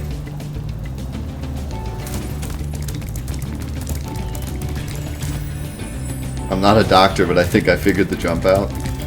Well, then you are a doctor. A doctor in jumpology.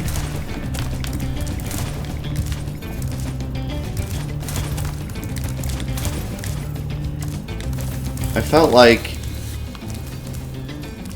that's the ramp you need to get to.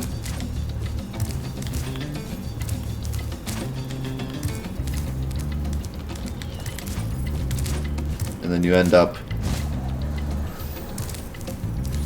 right there. And that propels you over to there. But how in the holy heck do you get over there?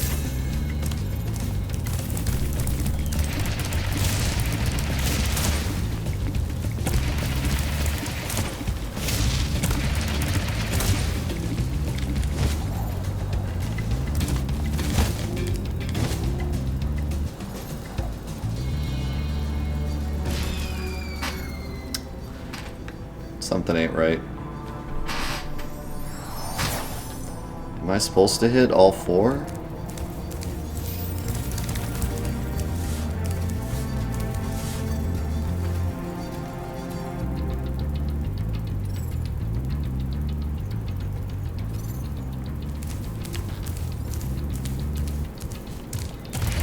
See you, squid.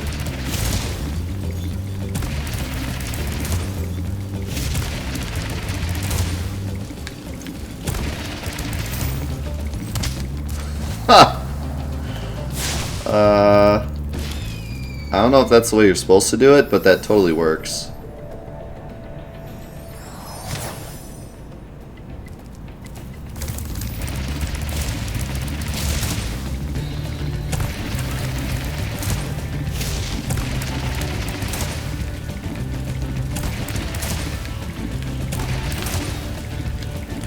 Yeah, I don't know how if that's how you're supposed to do it, but it works.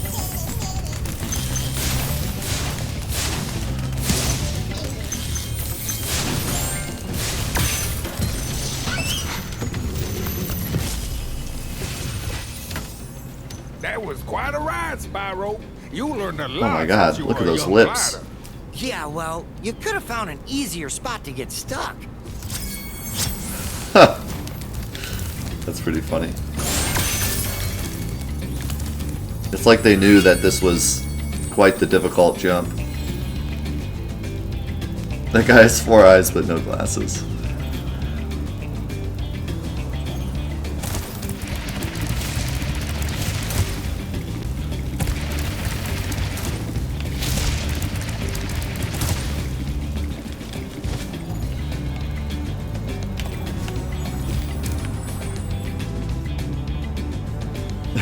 I love that they acknowledge, like, yep, that was difficult as heck.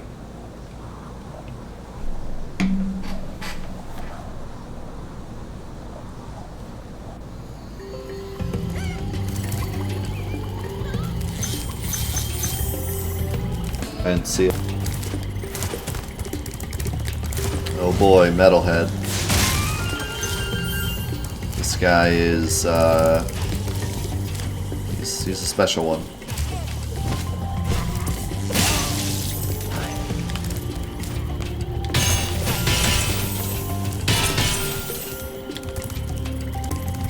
You could call Metalhead a boss too, I think. He's less of a level, he's more of a boss. Wouldn't you think?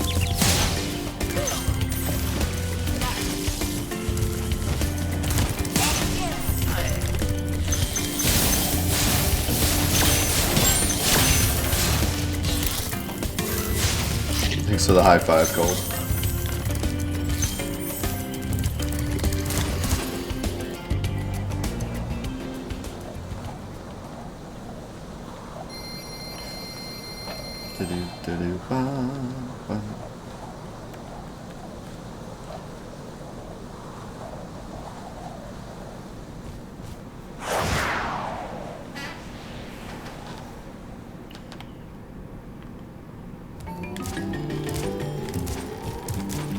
I like this level. Looks like a cool kind of castle. And it's got monkeys with bucket heads. What's not to love about that, right?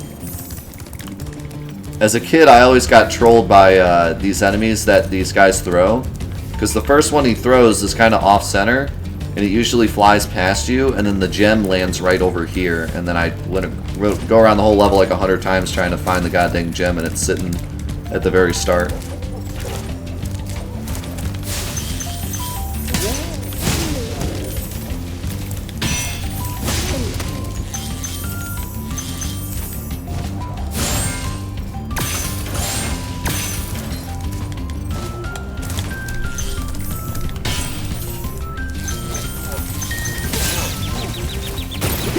That was unfortunate.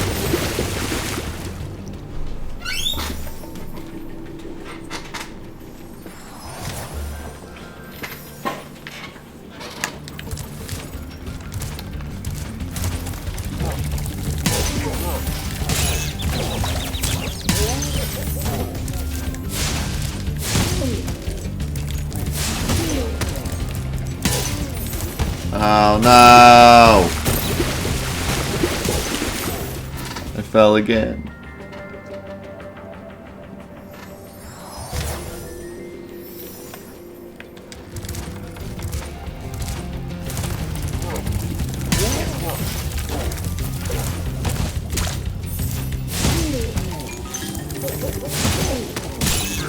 Ow.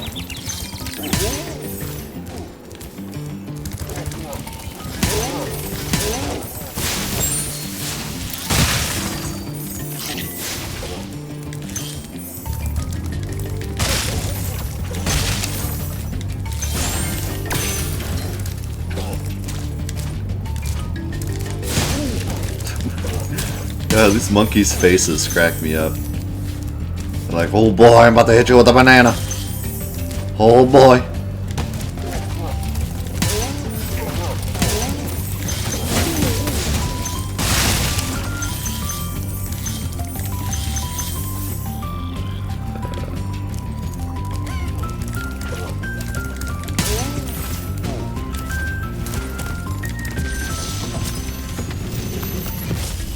Siddiqui. Metalhead is all charged up to meet you. Attacking the power pole should disrupt his power supply. Such a weird thing for a dragon in like what seems like a medieval area would say. Oh, Metalhead looks freaking cool. He didn't look nearly this cool in the original.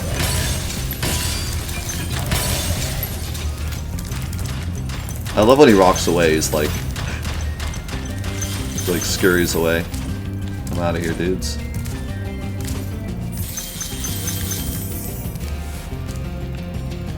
I want to say there's more to find at the beginning of the level, but let's go ahead and fight him first.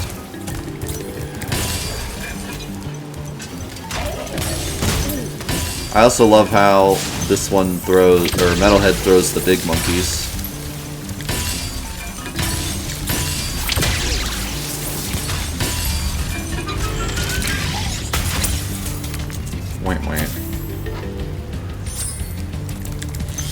Skill point acquired.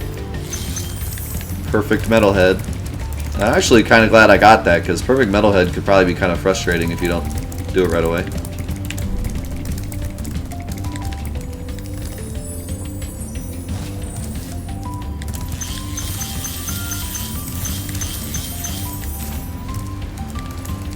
Also, if you kill Metalhead before he throws all the monkeys, then the gems are sitting there for you.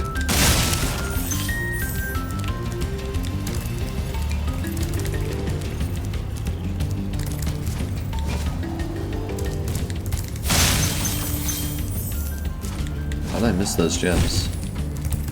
Come on, Sparks.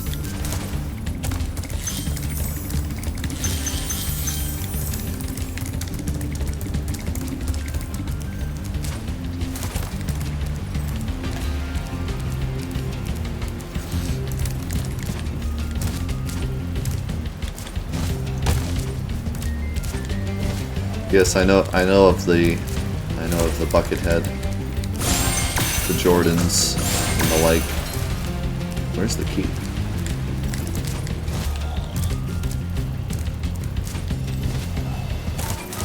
I think the key actually, I think I know where it is. I think it's down below. The oh yeah, you're right. I missed some gems in here too. It's hiding down below one of these areas.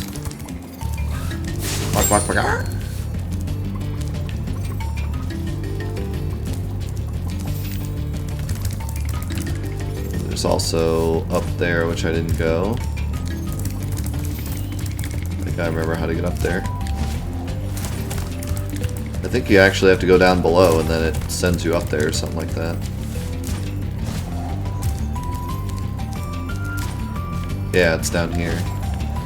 The secret's really hard to find. Like, as a kid, I never found this crap. Well, I did, but it took me forever. Mostly because I knew there had to be something. Like, you gotta jump all the way down there and then jump through that little gap in the fence. And the fence doesn't look like part of the area. It looks like part of the background, so I didn't think you could actually, like, interact with it. It's tricky stuff, man. And I like how they kept that. You know, they didn't, like, put a big arrow saying like, oh, over here, or like make the fence look more obviously broken. Like, it's just barely, like, you can barely tell you can go around it. They really kept everything in this game feeling like the original, even down to the little details. I'm honestly really impressed.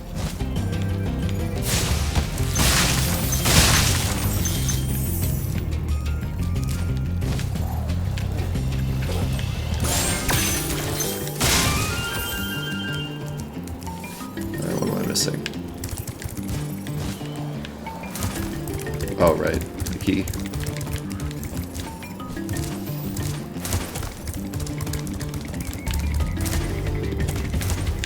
What's up, Cliptic?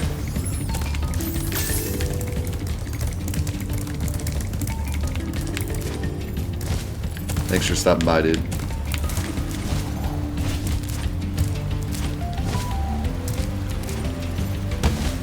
What the... How the heck did that happen? I got like stuck in the wall and then it kicked me out.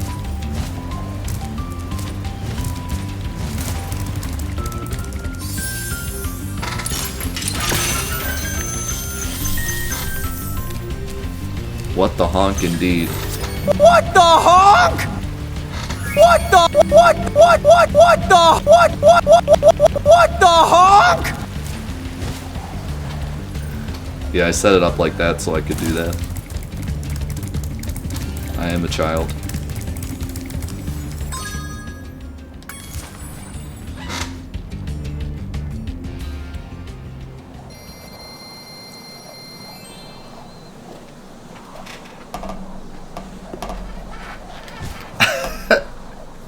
I love doing stuff like that because then Ataru is like, wait, what? Because she's always lurking. So she expects everything to be normal, and then all of a sudden she's just like, what? What did you just do? What?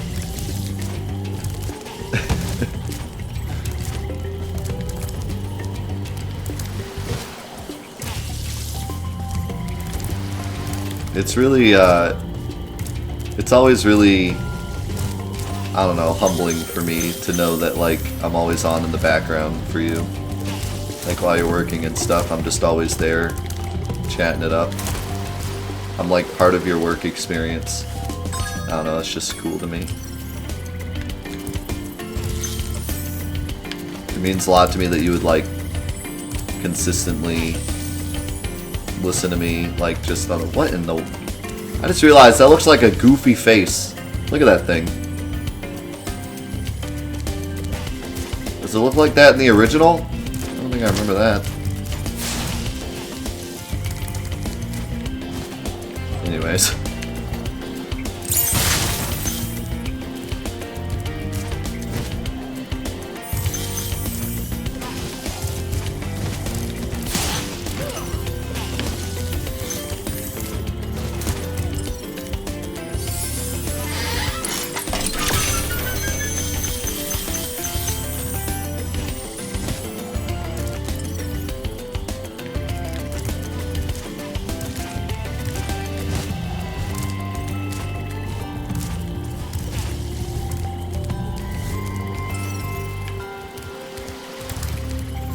Oh yeah, wasn't there some reviewer that, like, said this game was crap because it was too hard?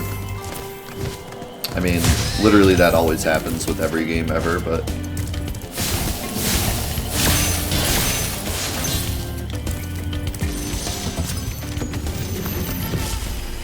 Well, they don't understand that, bro.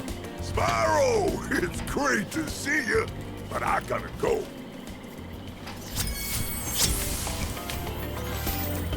It's great to see you, but I gotta go. Alright. Thanks, guy.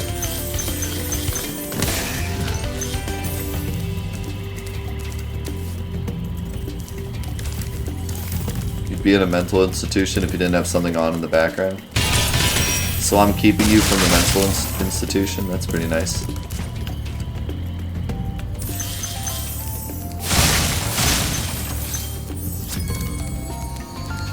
Time to fly.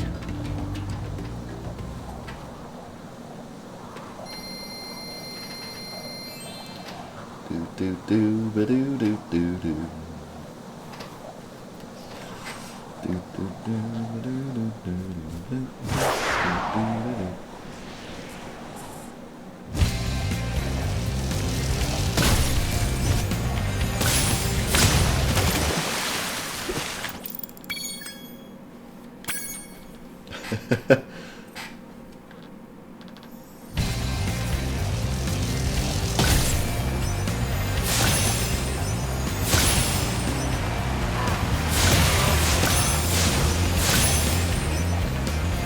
This one's kind of a free-for-all.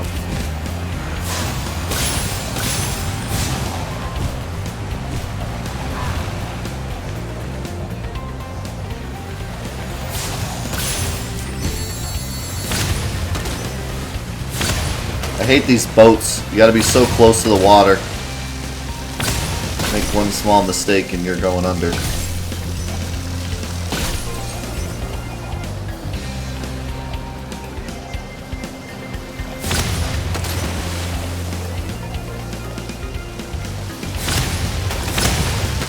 Oh yeah, the skills.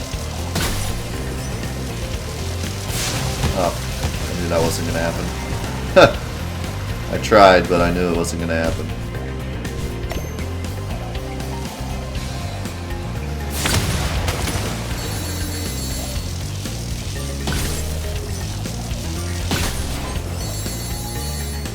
I don't even know double points.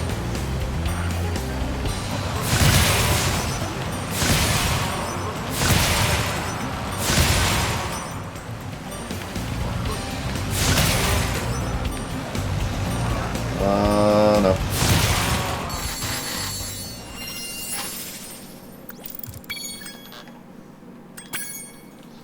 Yeah, there's been a lot of problems with reviewers lately.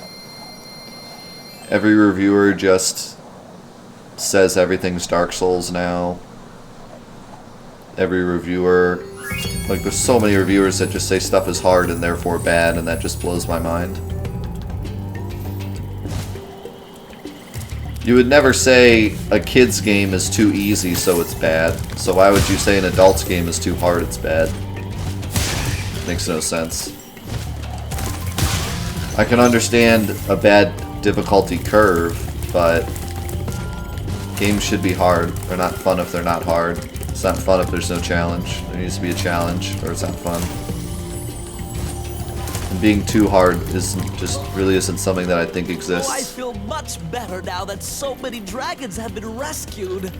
Jump in the balloon, and I'll show you the Dreamweaver's world.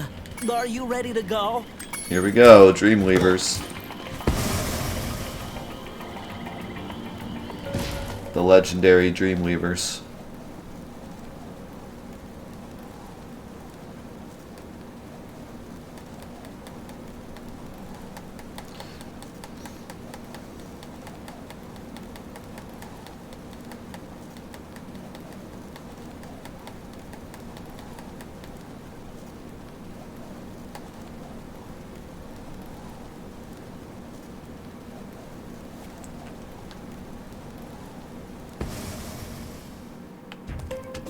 Oh my god.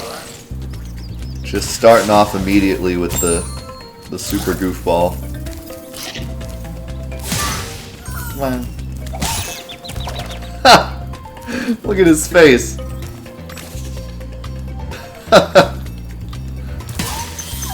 Oh my god.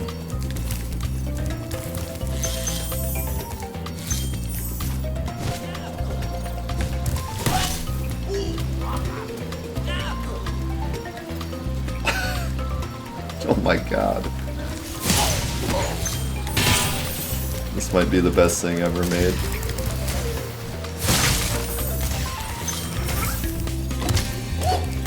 Woo!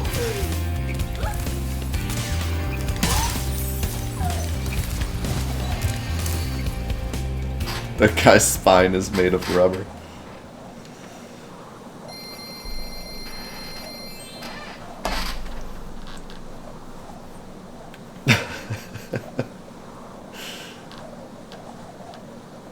Hi, I'm Al Harrington from Wacky Waving Inflatable Arm Flailing Tube Man Emporium.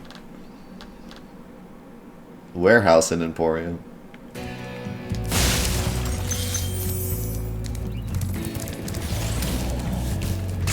Oh my god.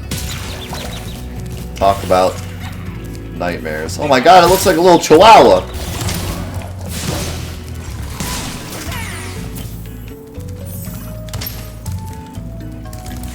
Look at the little turtle! Oh my god. Turtle came to play. I was trying to look at the turtle. He blew me up.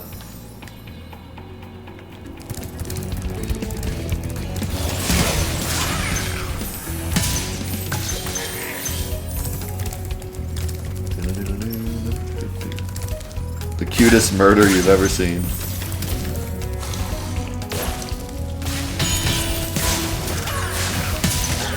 Yeah, this has to be my favorite world, dude. There's so many amazing levels and so many awesome gimmicks.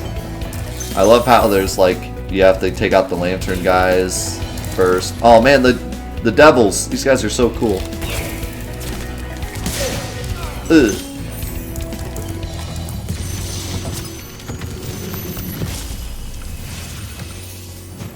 The enemies here can Oh be my quite God. frightening, but you should watch the fools. I'd rather flame the fools. Now you're thinking. That was terrifying.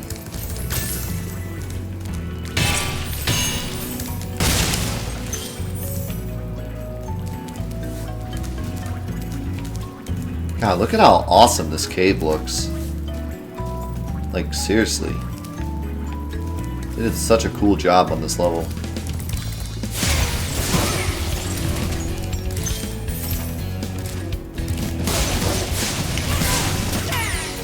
Bad doggies.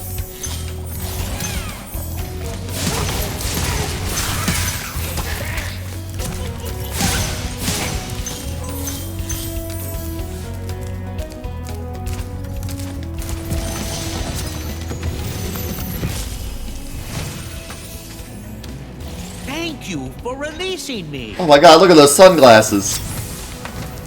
There's another thank you for releasing me. How many is that now? 4? 5?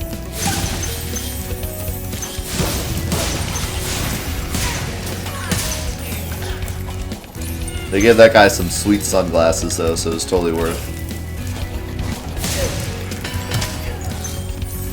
I want to say there's something underneath this. There is. I knew there was something.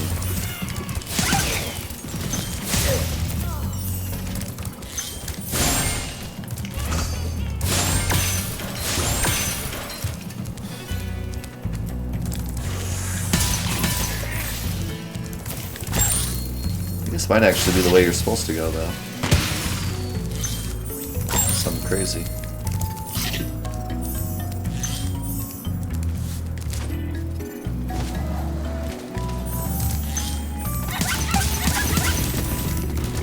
Get out of here, chihuahuas.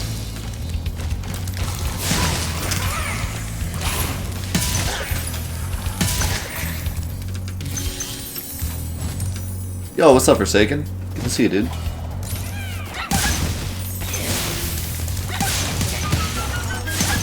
Thanks again for the sub on Wednesday.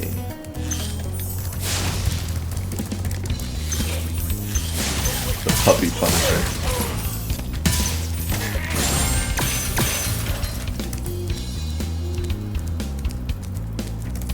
This game is quite beautiful.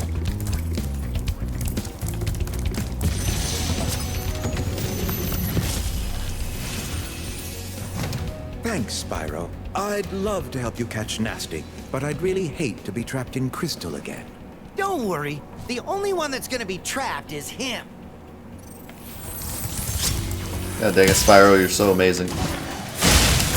Take all my money. Okay, see you, Napaz. Thanks so much for being here, dude. I don't blame you for peacing out, because we're already past schedule. But I'm trying to finish this game if I can. This game has taken longer than I thought. The original game usually takes about an hour and a half or 2 hours to 100%. And we're currently in hour 4. Now granted, a lot of that has been us talking and me taking my time and looking at everything and whatever, but... Thank you for releasing me.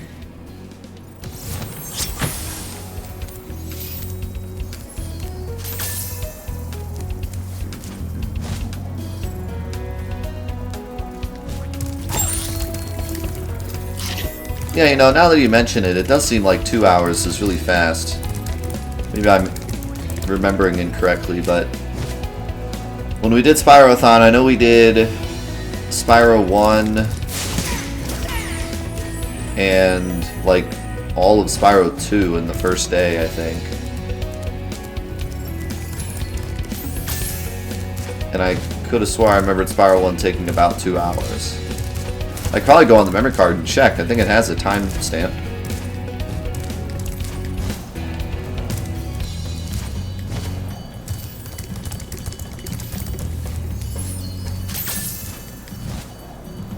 Jump, Spyro, jump.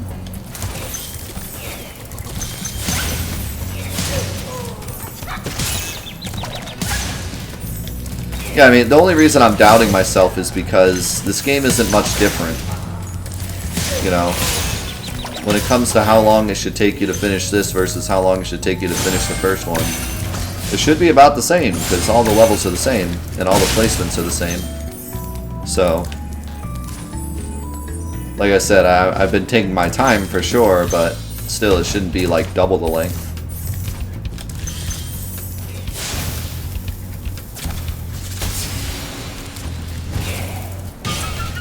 So, this level is really strange because we just took that ginormous detour just to get that one rocket. Like, the rest of this, I could have just gone through this cave and been like done from the beginning.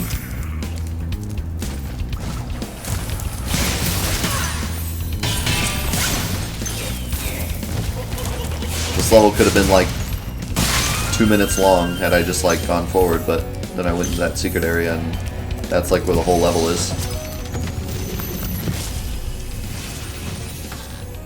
You know, I think you just might be the dragon to defeat Gnasty Gnorc. You have the greatest That's me, hat. all right. That hat was impeccable. Let's see. So where was that? Where was that explosion?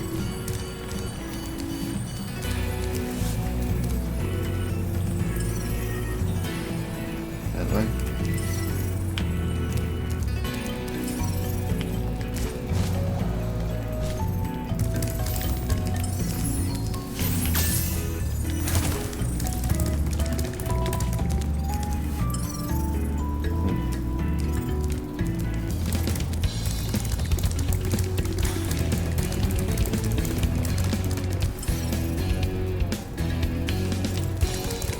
Sparks is like, no, that way, dude.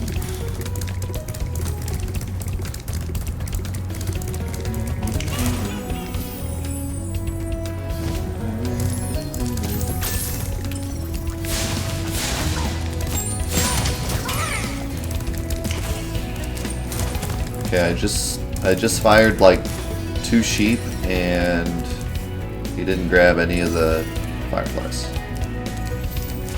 What are you doing, Sparks?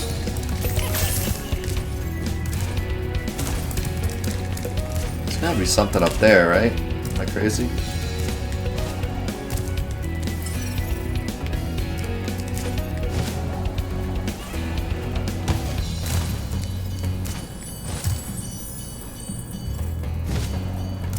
Oh, never mind. I see. Okay. So it's gotta be this that leads there, right?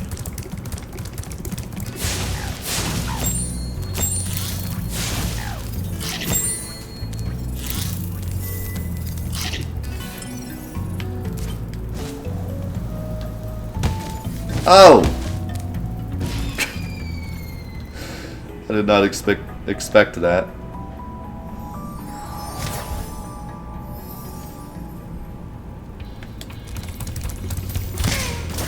If you beat all 3, you unlock Enter the Dragonfly. Oh boy, dude. I can't wait to beat that game in 10 seconds.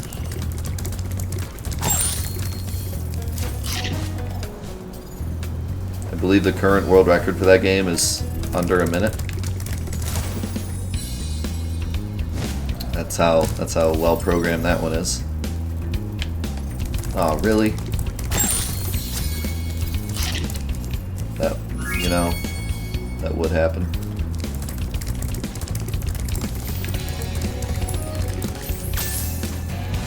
Yeah, if you ever want a good laugh, go look up the current world record speedrun for Spyro Enter the Dragonfly. It literally runs forward, clips through the ground, and fights the final boss and kills him in like 5 seconds. It's truly remarkable.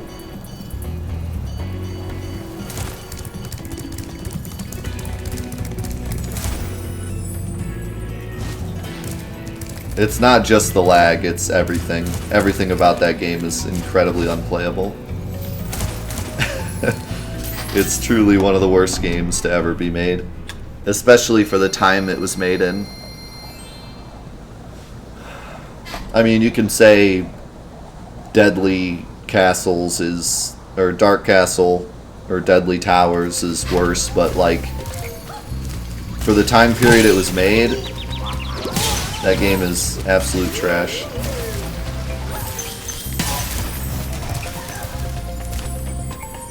What's up, Dave? Good to see you, dude. Whoa, whoa, whoa!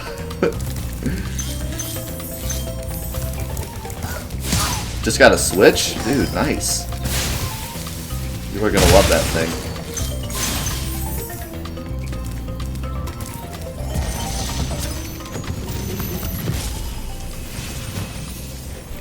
Welcome to the Dreamweavers, young one. While chasing Gnasty's Dude, he is cool minions looking. in this world, you must expect the unexpected and prepare for what is not there.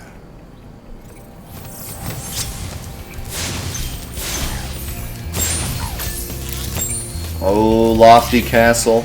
This level's so dope. I think this is the one that I never 100%ed as a kid, though, if I remember correctly. It's either this one or the next one. I think it's this one. Alright, while this level loads, I'm gonna go get some water. I'll be right back. Oh my god, look at these birds floating around. Look at that! You guys have been watching this guy on the balloon floating around this whole time. That's funny.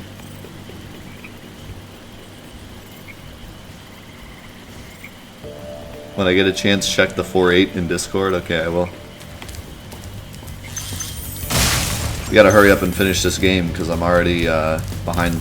I'm already 15 minutes past schedule. And I gotta eat dinner at 6, so we gotta get moving here. We are near the end though. We got this level and then one more level and then a flying level and then a boss level. And then the final world. Which the final world's pretty quick because it's only 2 levels. Might not be able to 100% it today.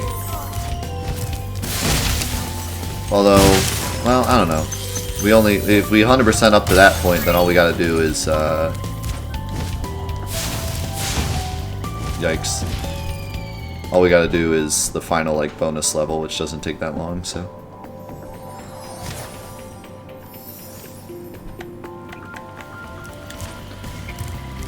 This level's cool because you have to rescue all these fairies.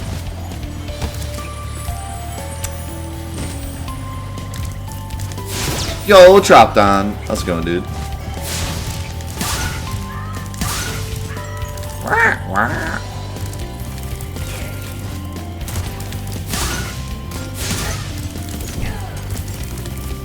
Where'd that gem go? Yo, Kraken! How's it going, my man? What's Kraken? Wow. You know, I feel like that was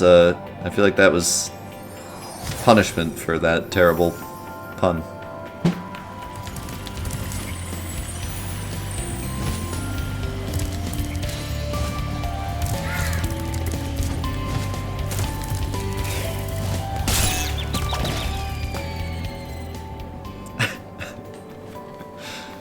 The game's like, wait a second, you're wanting to finish this?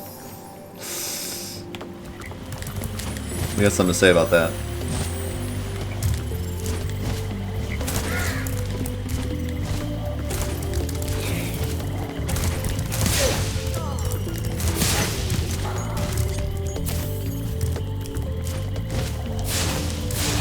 Oh my god, I walked on the balloon.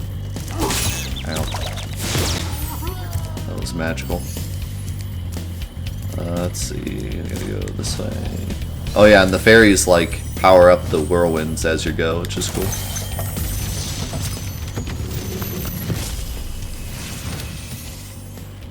Fairies are always on your side, Spyro. Alright, that was creepy. I'm gonna pretend like I never saw that.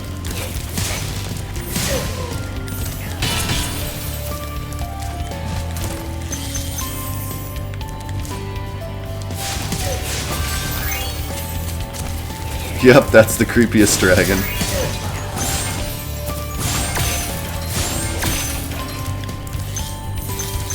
Fairies are always on your side, Spyro.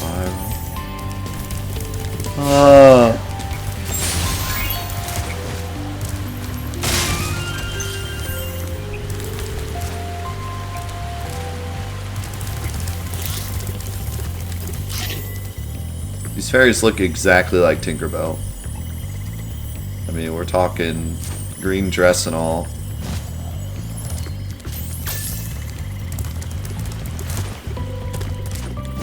Going out for sushi tonight? Dude, nice.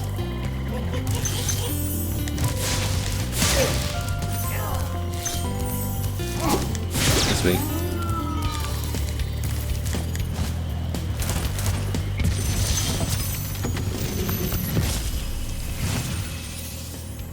Thank you for releasing me. There's another. Oh man, his wings were sweet. Those some dope wings. Explain what a Twitch partner means? You know how back in the day there used to be YouTube partners? Now not so much because like everyone kind of makes money off of YouTube videos. But back in the day, like anyone that posted a YouTube video was just a user, and then like the very top couple percent were YouTube partners and they made money off their YouTube videos. That's kind of like what a Twitch partner is. It's like the top, you know, whatever percent of Twitch users that have a formal agreement with Twitch to stream and make content and make a living and yada yada.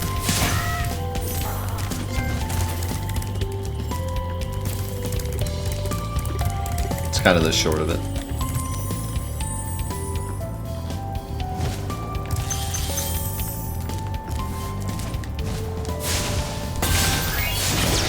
I missed that first guy.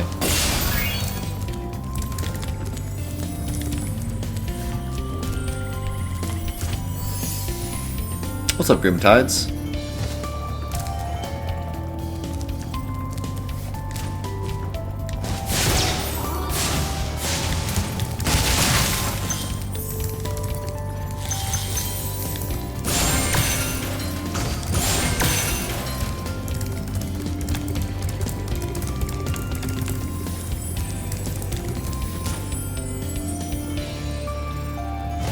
Yeah, they also get more perks and stuff.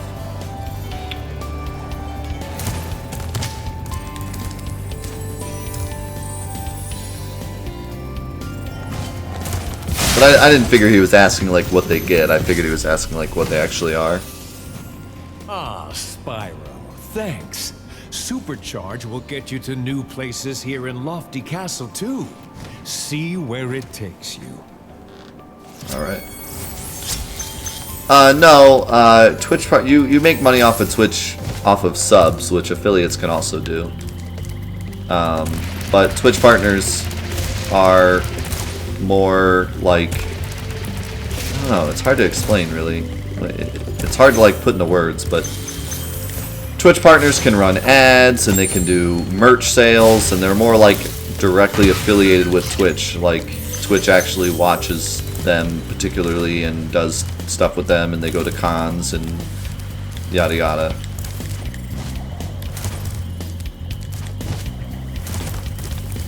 Affiliates are just someone who uses the site enough to make money and has enough, you know, following to make money and stuff. Most everyone can be an affiliate now.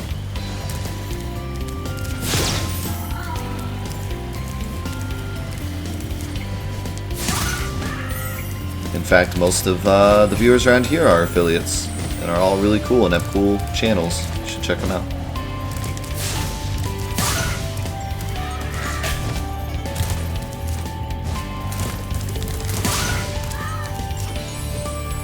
No, being a partner does not get you a better cut.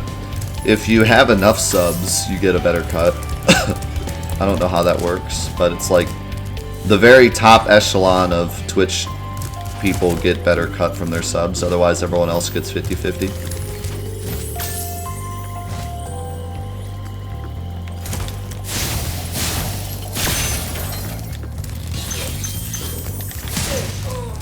Twitch partnership really isn't about money. You're already making money. Twitch partnership is about being part of Twitch and, you know,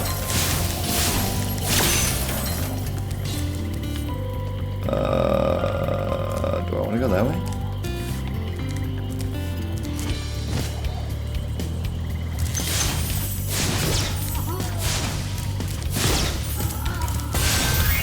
Yeah, 50% of subs, but bits, I get all the money. Granted, you have to spend more to get them. Like for $20 a bit. Okay, Sparks, you wanna? Okay. Yeah, Sparks is a little bit of a problem in this game. I do have to say Sparks is not the best in this game. And I've played a lot of Spyro games, even the poopy ones. Sparks was better in.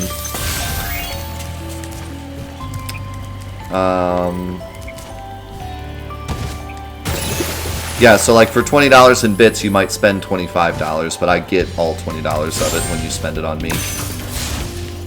And donations are just straight donations. PayPal takes a small percent, and that's it.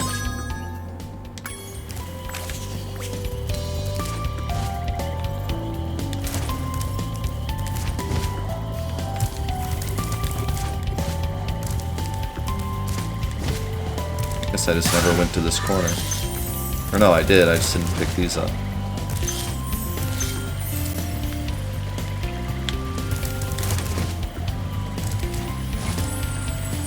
Yes, I believe partners always get like front paged at some point. I could be wrong about that, but like when you're a Twitch partner, you can get front paged just because, whereas when you're not a partner, you would have to like ask and then go through rigmarole. But like if people aren't asking to be front paged, then the front page just consists of partners. Where is the key in this level? I don't actually know.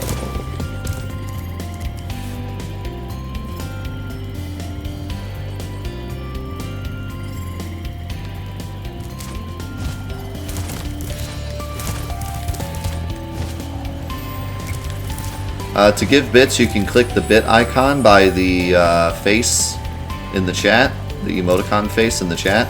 Or you can just type cheer and then the number. Capital CHER and then the number with no space.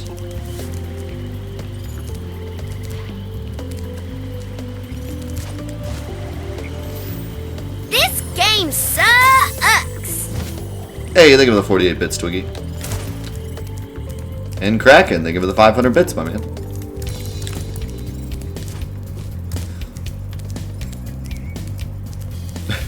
Something about the music in this game when you're just walking around, it fits so well.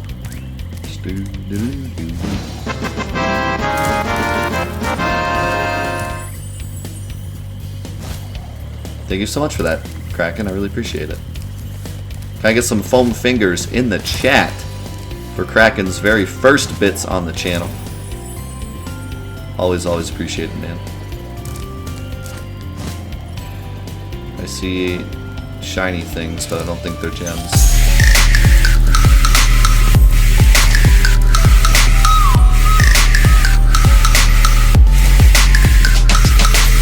And there we go, a gifted sub to Kraken. Kraken, welcome to the crew, my man. Enjoy those 4-8 emotes and the beautiful green materia badge by your name. You deserve it. Alright, I want to say the key is over here. I'm guessing like at the top of this or something. Maybe even this way, because I don't know if I went this way.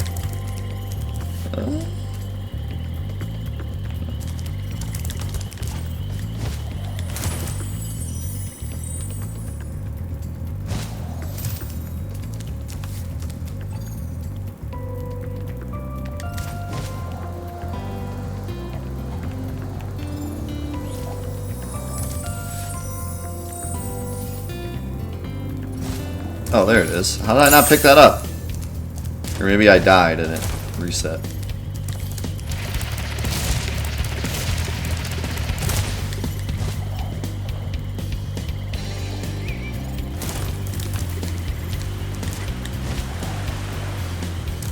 You know what I just realized?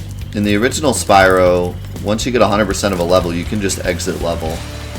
I don't actually know if that's a thing in this one.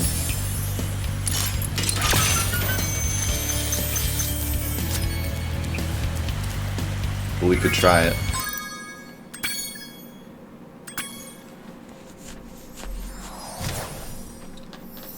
All the emotes are in your little emoticon section if you click the smiley face by the bit thing.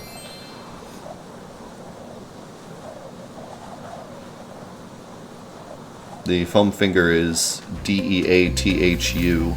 and then capital F-O-A-N. So, yep, you can just exit out. That's really nice.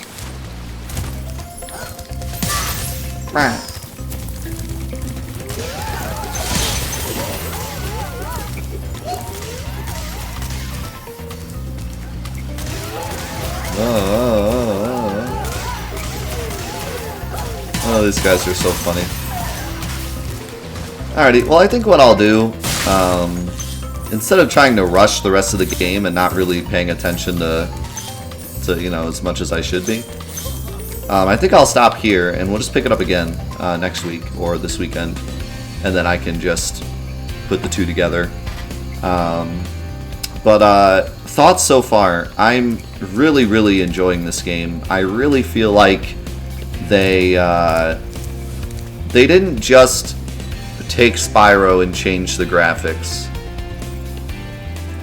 They really paid a lot of attention to detail and made it feel like Spyro. I talked a lot about some of the small stuff they did. But, you know, just in general, the movement feels good. You know, the enemies are goofy and you know, the emotion is there. The one thing that they did, like, most of the stuff that I've talked about is just, they kept it Spyro. Like, most of the stuff they did makes it feel like Spyro. But the one thing they did that actually really improves the game are the dragons. The dragons are awesome. Like, every single dragon we've seen, except bar maybe 2 of them, have looked incredibly unique. Really great voices. Really, you know, have a lot of expression. Like, that's the one thing I can say they really added that is, like, amazing. The only other thing I can think of that they really added in terms of, like, extra content would be the skill points for Spyro 1, because the original didn't have those. And I'm curious to see kind of what the trophies are like. We could look at those. I usually don't look at trophies till the end of a game, but we're almost at the end anyways. So, looks like they have a lot of really nice, like, just small random trophies.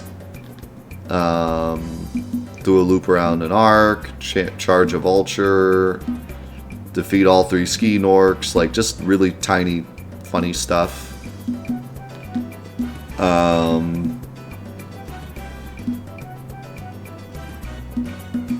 Looks like there's... Okay. So this is all still kind of like random stuff. There's a couple, like, challenge trophies, like complete Wild Flight without touching the ground, etc., etc. So that's really awesome. Complete Icy Flight without touching the ground. Defeat 4 Nightmare Beasts in 1 glide. Unlock Gnasty's loot. That's what you get for 100%.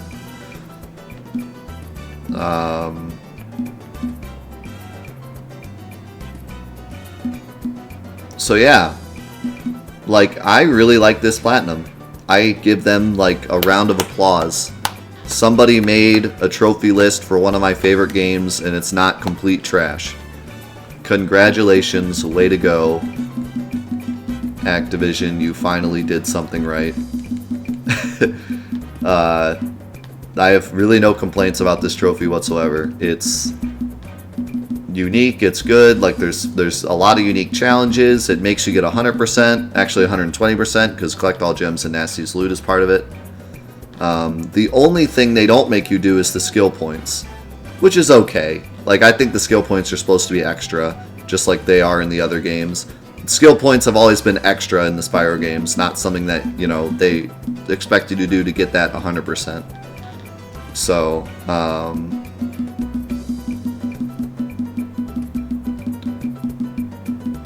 oh, did they? I don't know whoever did the trophy list. I mean, you never know. Usually it's the janitor that does the trophy list, so. But whoever did it, they did it right, so that's good. There's a good amount of there's a lot of silver trophies, like a lot. It looks like there's more silver trophies than bronze trophies. It's kind of crazy. Some of the silver trophies are kind of silly. like defeat Hidden Egg Thief and Wizard Peak for silver. Collect 500 gems in Metalhead. Defeat 3 demon dogs in large form. That's literally just flaming them. Kind of silly, but yeah. Overall, I you know, good trophy list and good game. I really have nothing negative to say about it. The only small thing I have to say about it is Sparks kind of sucks. Sparks kind of sucks. No subtitles.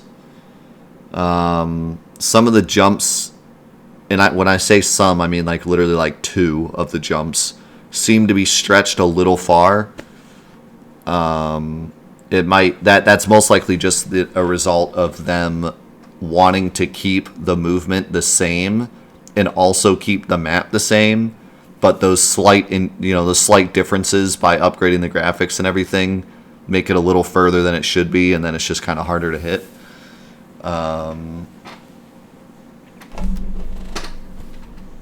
So yeah, that's the only things I can really come up with that are negative things I can say about the game. So overall, I'm loving it so far. We'll finish it next time, and then we'll have a final kind of synopsis on it. But I love it. I'm really I'm mostly impressed with the movement and the music. The music sounds incredible. It's like they didn't take too many liberties with it. They just kind of remastered it, and that's it. And you can even use the old music as well. So they understood, you know, their target audience. So yeah, we'll return to this next time. Alrighty, welcome back to some more Spyro. We are back after the weekend, and I've had some time to like think about the game. I'm kind of glad actually we didn't finish it all in one go, because I got some time to like kind of let it settle in, and I'm over the original shock of like, oh my god, it's Spyro. So, but I gotta say, like, my opinion of this game has not changed. I still think it's just really well done. But we do have one more world to do, and well, 2 worlds, I guess, if you include the rest of this and then the final world. So let's do it, and I'll continue to be as thorough as I can, talking about as much of the many differences as I can find. Although, like I said last time, really isn't many differences. They really did their best to keep this as close to the original as they could, even down to the minute details.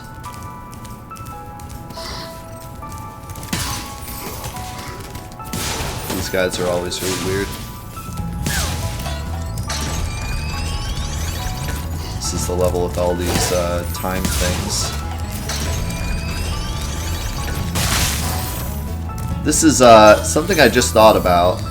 If they changed the timers on these, I wouldn't be surprised, because they were really difficult back in the original game to get these timers like at a point where you could jump on them. But knowing how they kind of did this game, they really didn't worry about the difficulty at all. They just kind of did their thing, which is so refreshing to see. A game be remastered but not like turned into easy mode. Like I don't know how you guys feel about that. Like when a game is remastered, should they include like more tutorials or more like easy mode stuff for people that never played the original, or should it just be the original?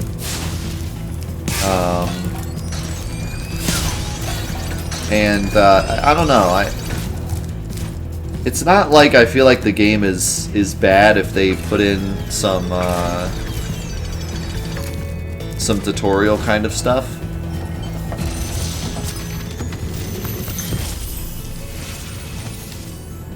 Thank you for releasing me, Spyro. Take care. That was a little unique to the just thank you for releasing me. I don't think the game is necessarily bad if they include a tutorial. I just think it's annoying when like back in the day we didn't need a tutorial, but now suddenly they like want to include one. But I don't know. I still don't really know exactly how I feel about that. Nice. I had a feeling that would be a trophy. I'm kind of starting to get like how they did the trophies in this game.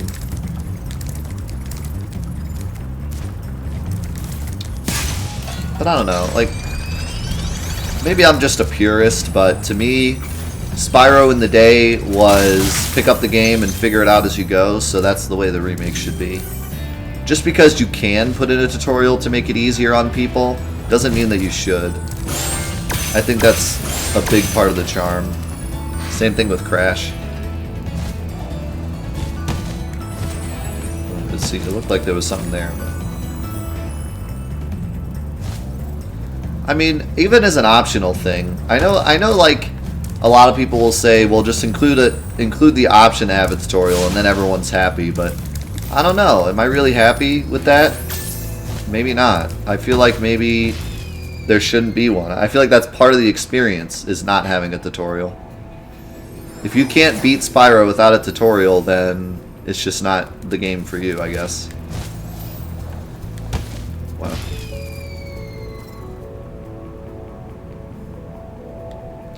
I mean, if you want to explain the controls because this is an older game, then I get that, you know. Like, it's an older game, people just picking it up might not understand right away how to play it because they may have only played newer games. Fine. Like, okay, I get that. But you're right, it shouldn't be anything more than that. It shouldn't be anything more than, you know. And like we said before, this game does its tutorial so well that there's no reason to change it. The way the tutorial works in this game is as you pick up dragons, they tell you how to do things. And that's perfectly awesome because it makes you feel like you're achieving things without just stopping and telling you what to do. So, I mean, the tutorial in this game is flawless. There's no reason to change it. There's no reason to have a pop-up come up and say, by the way, this is how this stuff is done. So, I'm glad that they stuck to it.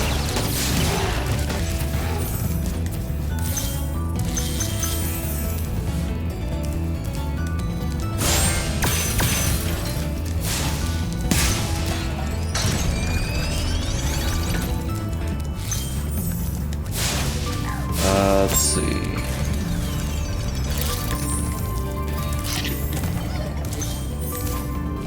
Wow, Sparks. Didn't grab a single one of these gems.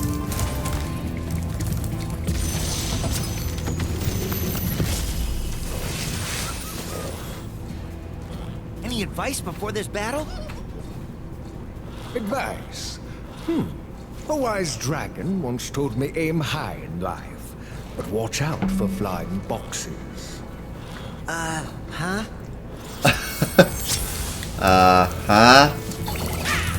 Oh my god, Jax looks amazing.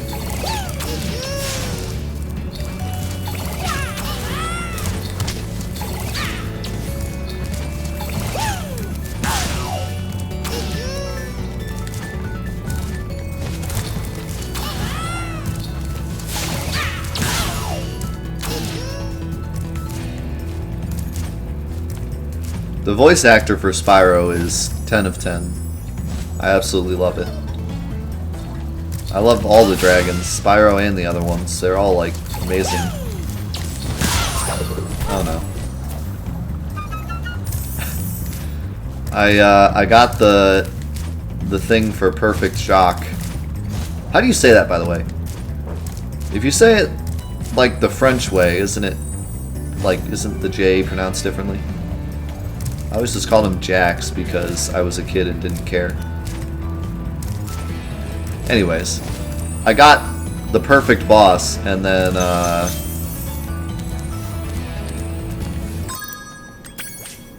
almost died because I missed the platform. Oh, I still need the key, which I have no idea where that's located. The Jock? That's what I was kind of thinking. But isn't it like Jacques? Not Jock? I have to ask my wife when she gets home. She knows French. And I do not. It is French, right? Well, there we go.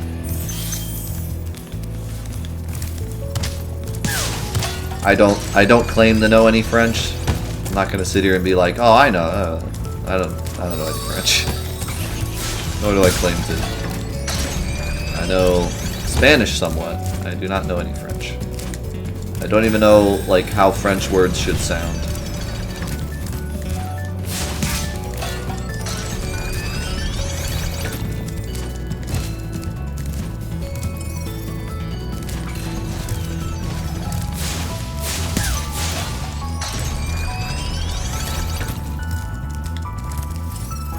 Okay, he's just telling me it's in the chest, but I don't know where the key is.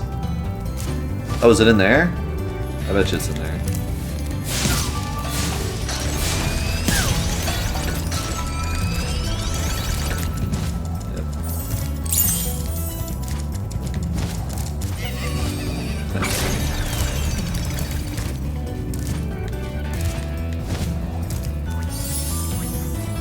Yeah, Medieval's getting a remaster.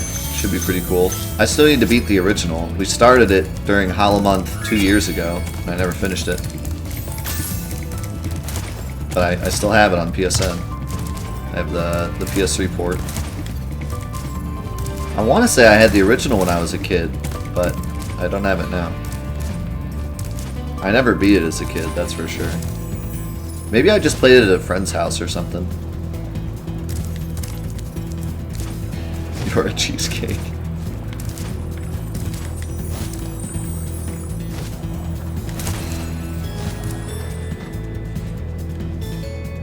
French isn't even sure how it sounds. Alright.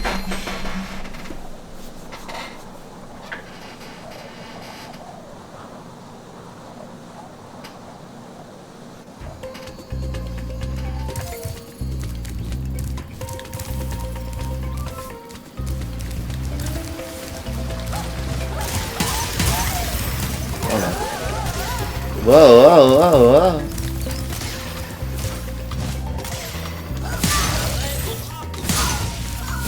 Oh my god.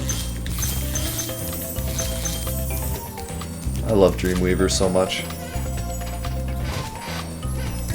It really is best world.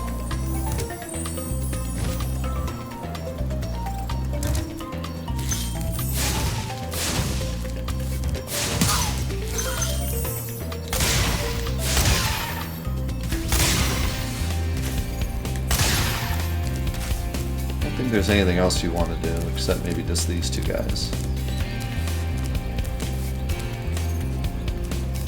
Push the thing, Spyro.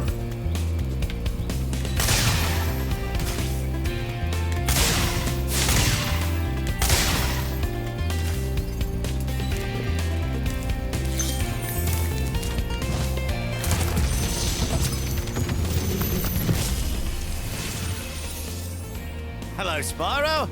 Nicely done. I'll be done when I've toasted that nasty Gnorc. Spyro's in it to win it. We're toasting that nasty Gnorc. That Gnasty Gnorc character.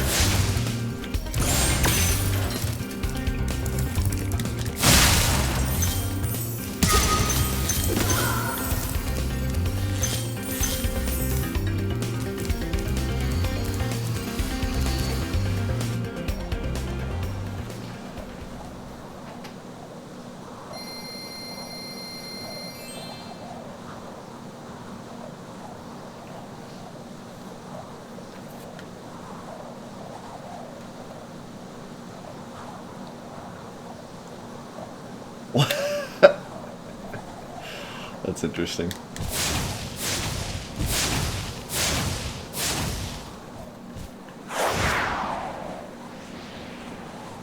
And yes, this was in a textbook. Well, of course. Okay, so if I remember correctly, this is the level that stumped me as a kid. Last time I thought it was the level we did right before we quit, but it wasn't.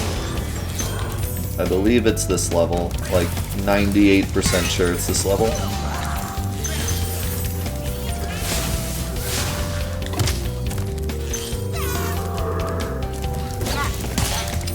I really like the gimmick of this level as well as most of the levels in Dreamweavers.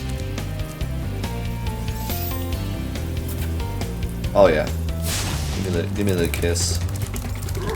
God, the powers look so goddamn cool in this game.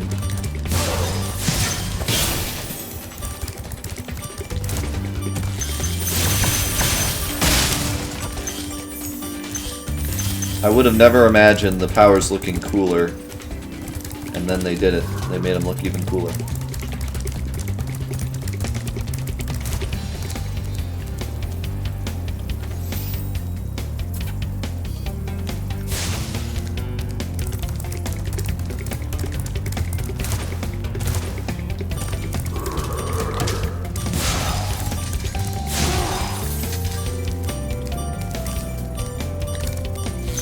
How did Sparks not grab that gem? Sparks continues to let me down as I continue to play this.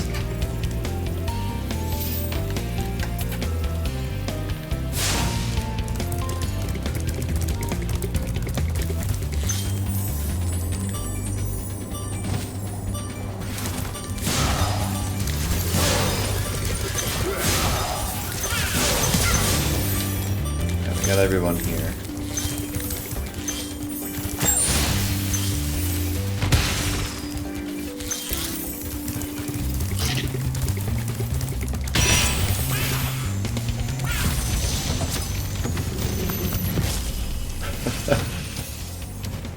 Hey, Spyro.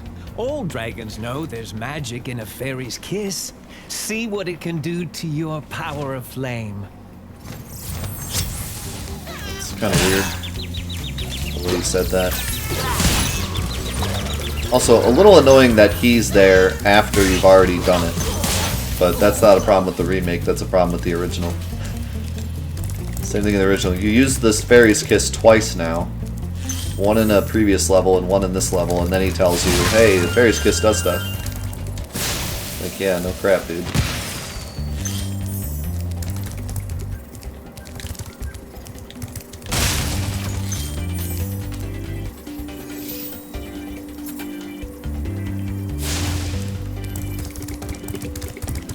Now there is a slight chance that you wouldn't have played the previous level. But there's no chance that you got here without using that fairy's kiss. At least I don't think. Yeah, no, you had to. You had to knock down that. You had to use it to kill that that suit of armor. So yeah, pretty silly that he's there.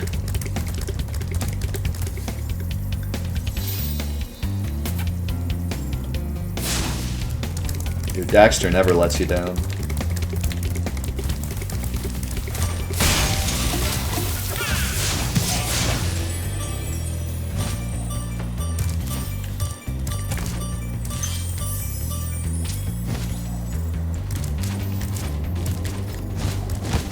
Wow.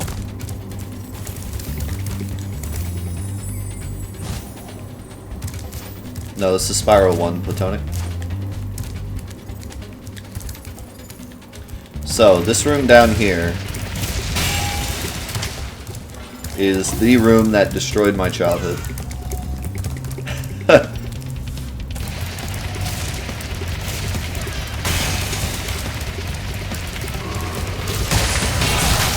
Holy crap.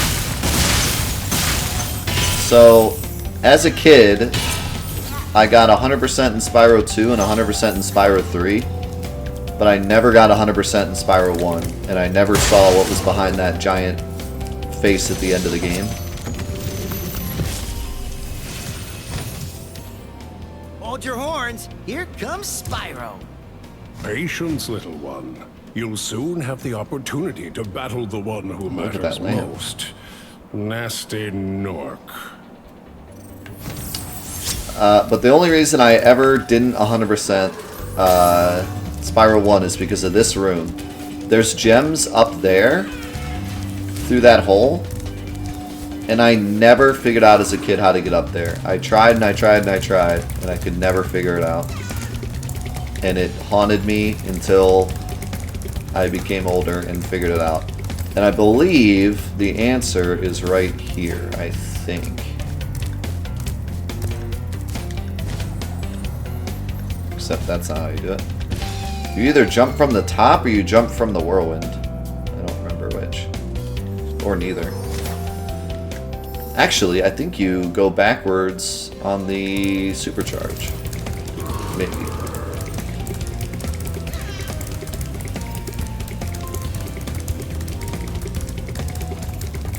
No, doesn't count. I don't think that's right. Doesn't look right. Even as a kid, I still don't, or even as an adult, I still don't remember how to do it.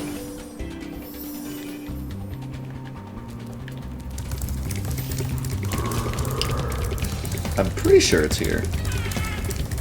Could be totally wrong, but...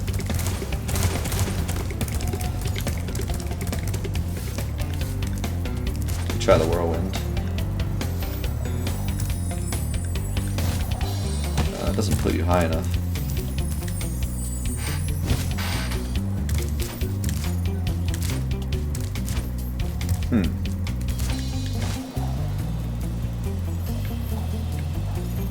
No, definitely not that.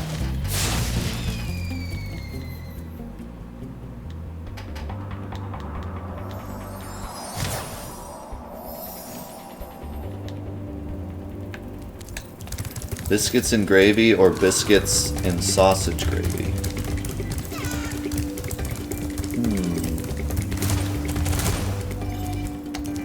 I would say sausage gravy, but really I don't think there's that much of a difference, is there?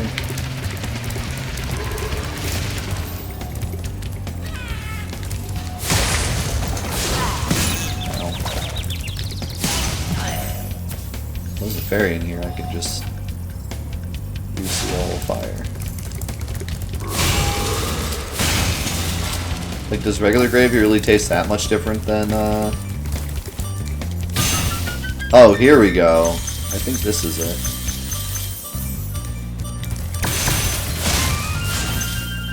I believe this is the answer I seek.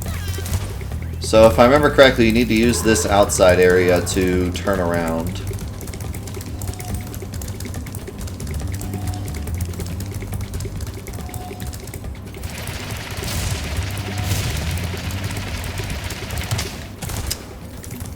Or you can smack your head into the wall.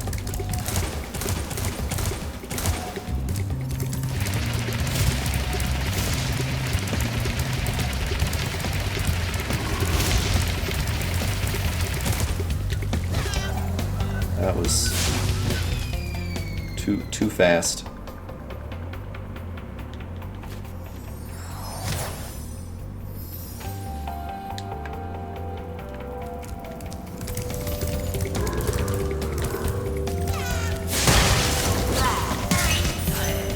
So even as an adult, this section still perplexes me. And I'm still not even sure the way that I've like decided to do it all these years is even correct.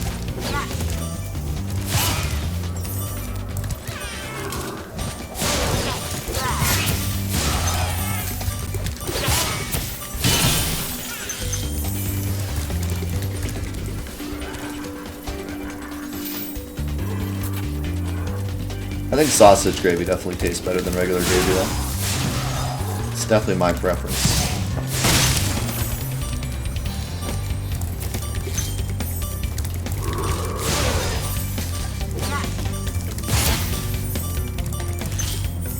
Okay. The other thing I could do is maybe come up here and then jump down. But can I make that jump in supercharge?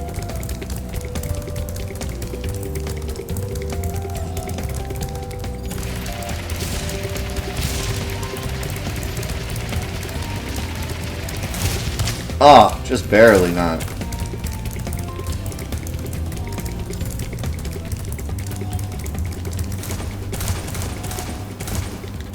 What's up, Drix?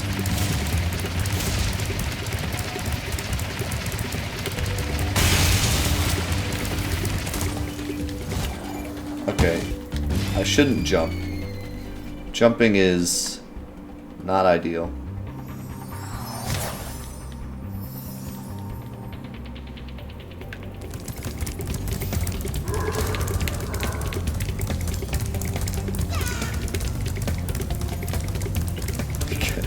You guys are making me hungry.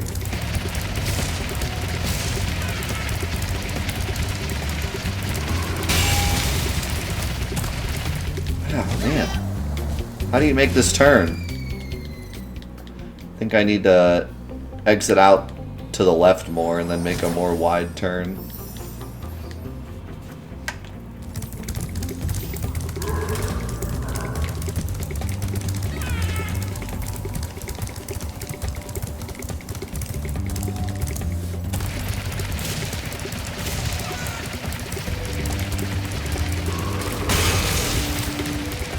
What the? I'm like stuck on the door frame. Spyro the car, dude. This is why we need that emote of me sticking my head out of the car. It'd be perfect for right now.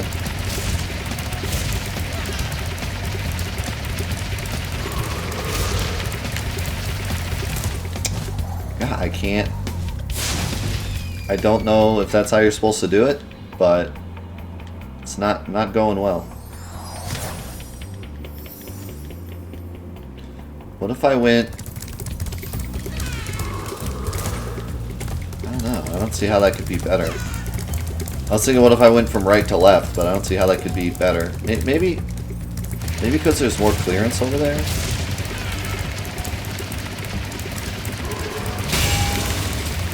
Okay, well that definitely didn't go well.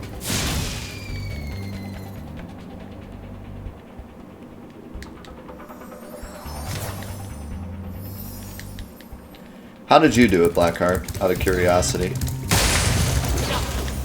Because I don't think I've ever known the way you're supposed to do this. Like I said, this is the one thing as a kid I never figured out.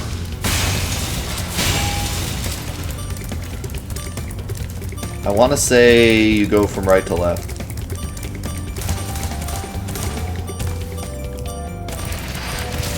Or you do something completely different.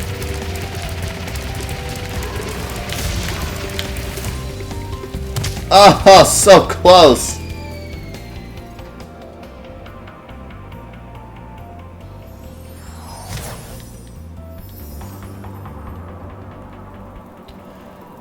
So supercharge, run down to the grass section and jump to the left, landing on the lower section and continue running. Oh, I think I see what you're saying.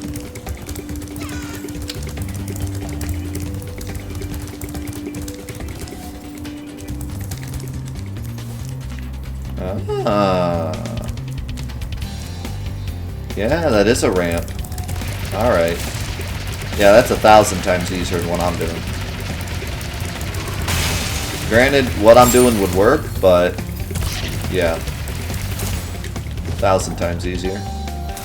So that almost certainly is the intended way because there's a ramp. And I'm sure they purposely made that a ramp instead of stairs for that purpose.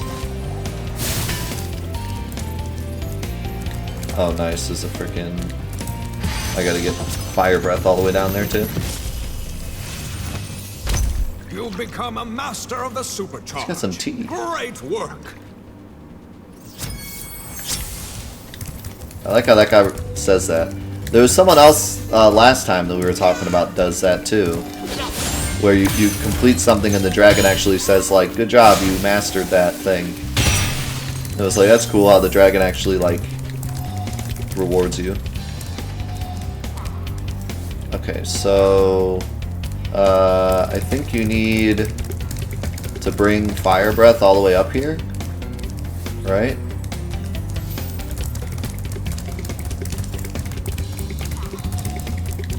This is definitely one of the crazier challenges in this game.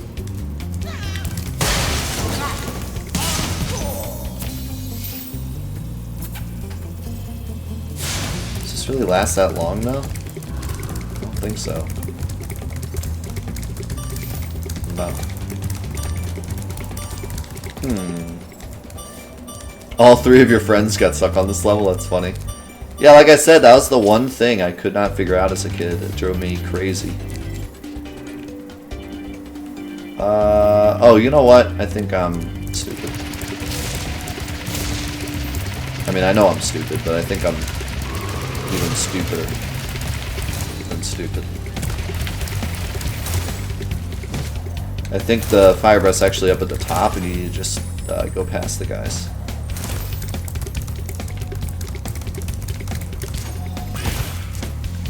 Because they're not actually alive yet. And this guy revives them, but you can get up here before he revives them all. Oh no, I just barely didn't make it.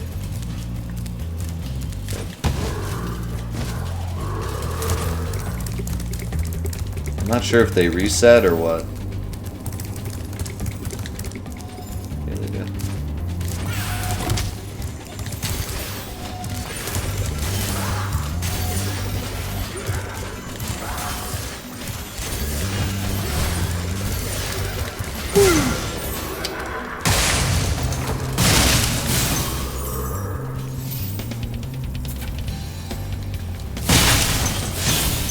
They reset if you leave the room. Oh, I just made Blackheart so mad. Also, this one's permanent, which is cool. Forgot about this.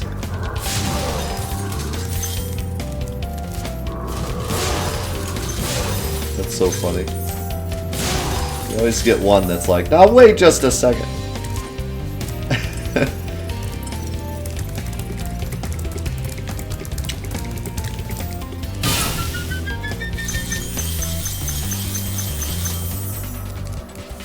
What am I missing? This gem's over there? Really? Yeah, you would think so, but I guess they thought ahead. I'm pretty sure it's that way in the original as well, but I don't know, because like I said, I never even got to that room until I was an adult, so I've only seen it a few times. But I think it was that way in the original. Where just that room will reset like that. Oh, apparently I forgot to kill that guy. Here we go. So that was the level that was a bane to me as a kid. I think we all had one that just like, why I can't figure out this level. That was the one for me.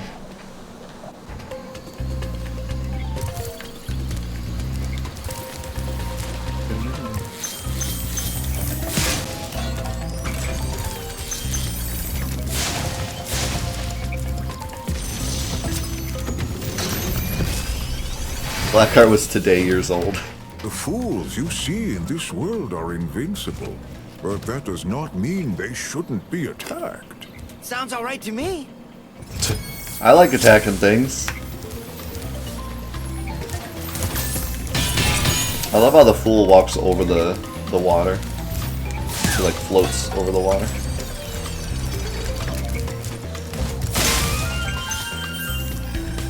Now I forget where these go. I guess they all just go together, huh?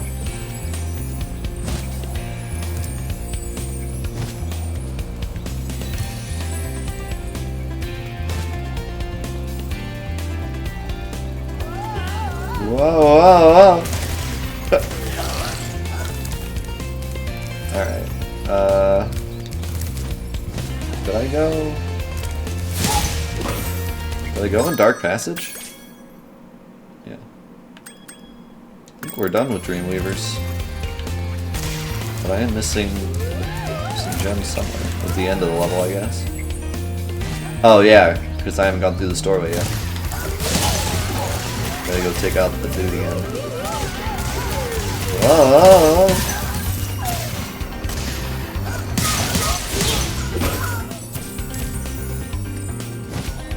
Ah, so many people that didn't play Spyro as kids.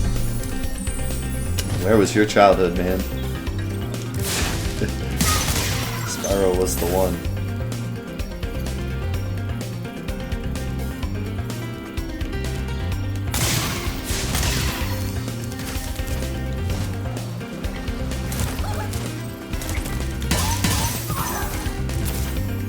I don't know what you were playing. Oh yeah, we still have Icy Flight. I was just about to ask, did we do a fly level for this one?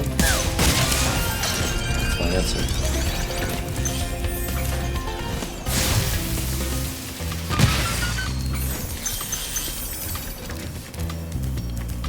what is...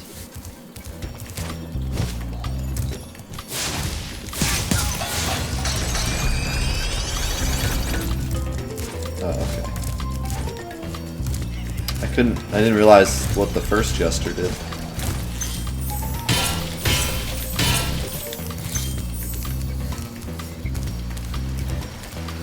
Nice little waterfall.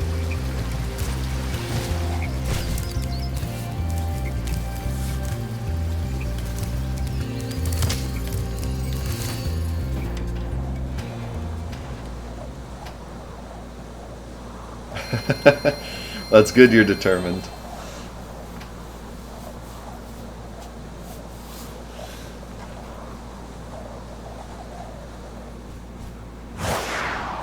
Yeah, a lot of times people just had to kind of, you know, choose whatever they could afford or whatever their parents would buy them when they were kids. So it's really just up to their own parents' discretion.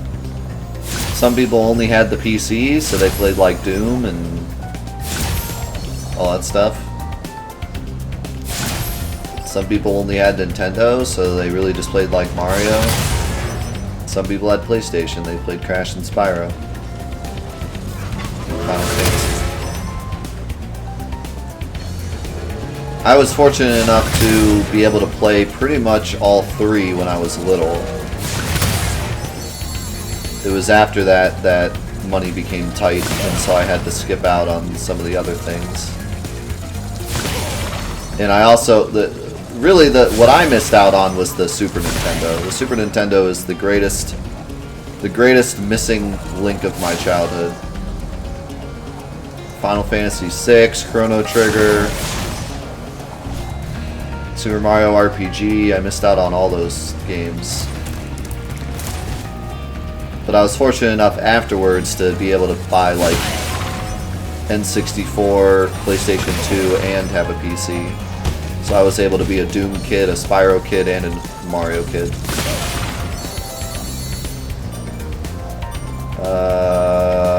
Yeah, I got lost.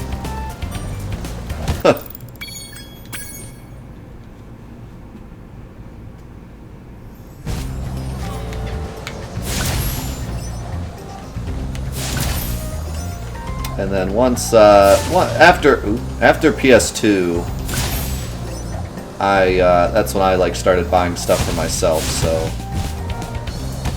at that point, it was up to me to determine what I bought.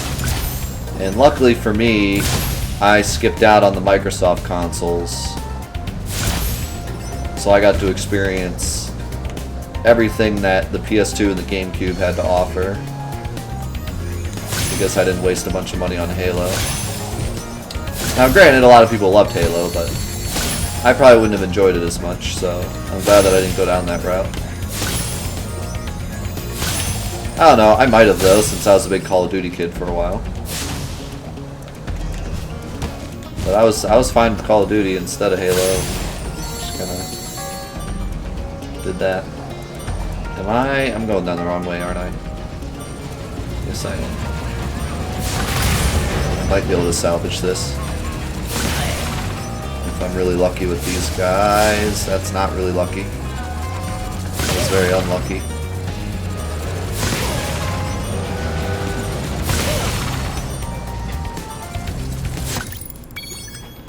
Wait, wait.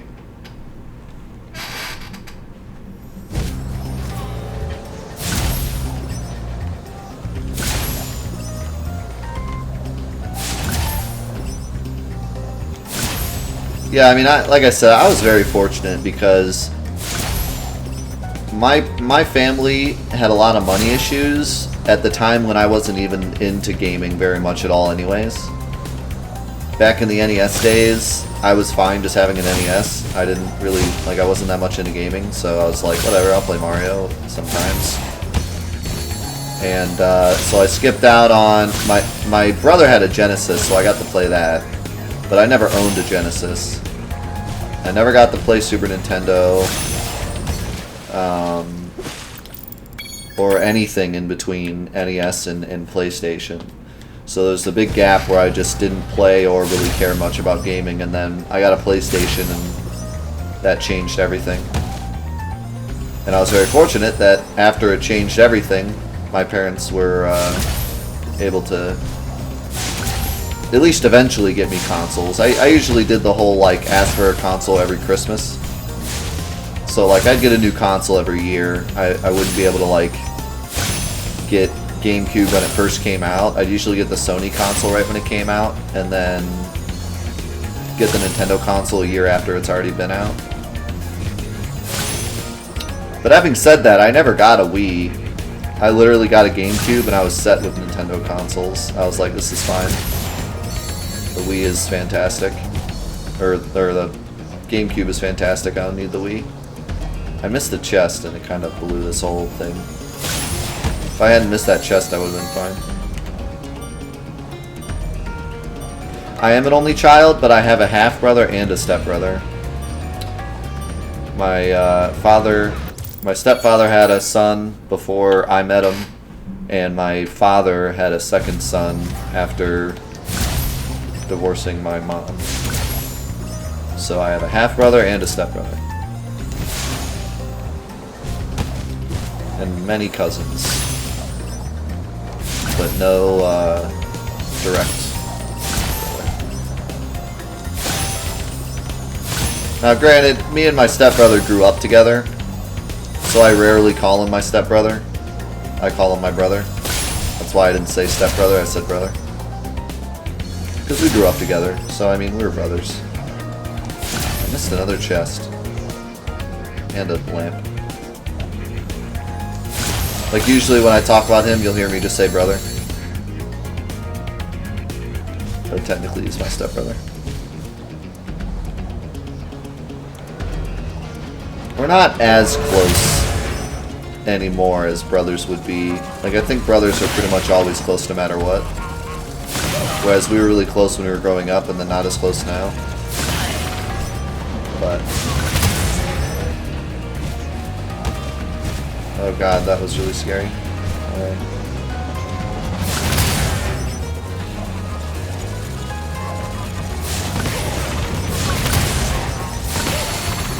I'm kind of accidentally doing this perfect. Just so happens that my trains and my helicopter guys lined up perfectly there.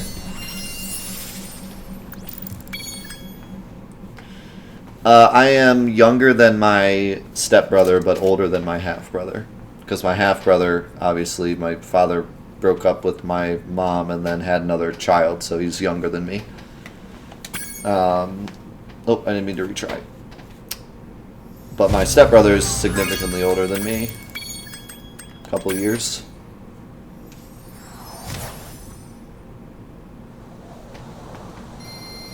How is it having a brother? It was honestly pretty great. Like, me and my brother just really got together well all the time. We barely ever argued. Of course there were times, but as brothers go, I think we argued less than like any brothers I've ever seen in person or in TV show or whatever. We rarely argued. What the heck is this? Is it by, I think it's by Jax.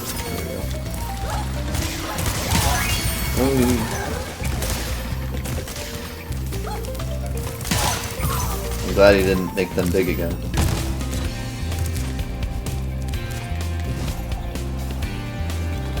Oh. Wait. Is a secret where those two jesters are? Which two jesters?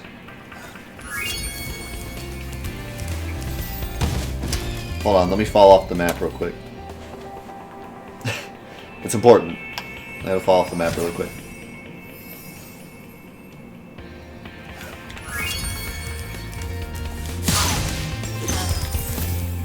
The two jesters. On the way to the flight level? Okay, hold on. Maybe this way. Are you talking about those two guys? Talking about the? Oh no, you're talking about the time jesters. You're talking about these guys. There's a secret over here. Is it below?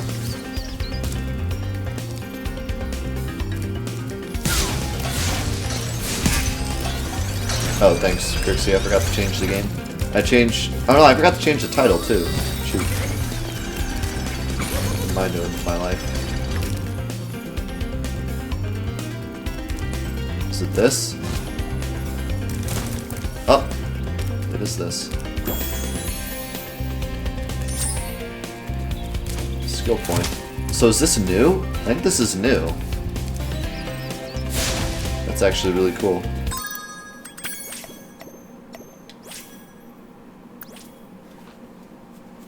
Secret room. Huh. I feel like that's new, because all that was in here was a skill point, and those didn't exist in the original game. That's actually pretty dang cool.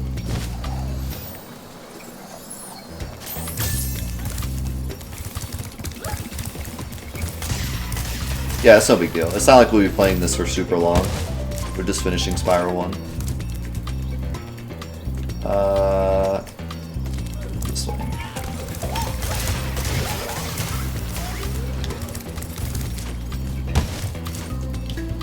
It's cool to see them add stuff, even if it's just very minor. Like, I'd actually rather it be very minor, honestly. Well done, Spyro. Like, I don't mind them adding a secret room like that. In store for you. Gnasty's world is not the friendliest place you'll ever find. Are you ready to go? I like Gnasty's world a lot. This world's really cool. I can't wait to see this hub world, because the hub world always looked really cool.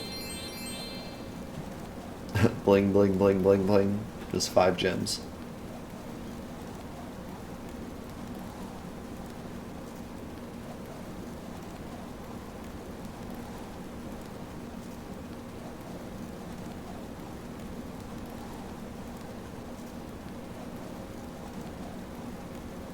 Oh, look at those beauties. Look at those beautiful,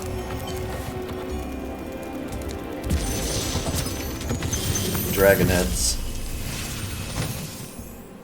Hey, didn't I already free you? You're in Gnasty's world now, Spyro. And you are the dragon that must defeat him. Bring him on. I'm ready. Reach the exit in each of Gnasty's lands. Then you can challenge the Gnorc himself. I'm actually kind of curious as to whether or not Spyro says, "Didn't I already free you?" Or if that's new. Because I feel like I remember him saying that, but I'm not 100% sure.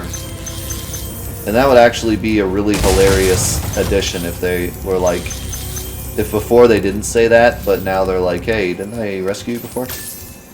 Yeah, so if you beat the first world, you unlock this one. You beat that one, you unlock this one. And then if you get 100% in the entire game, you unlock this one.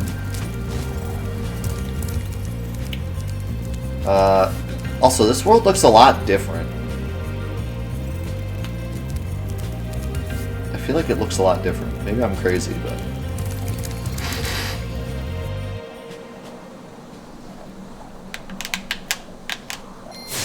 I didn't think any of the dialogue was changed, but...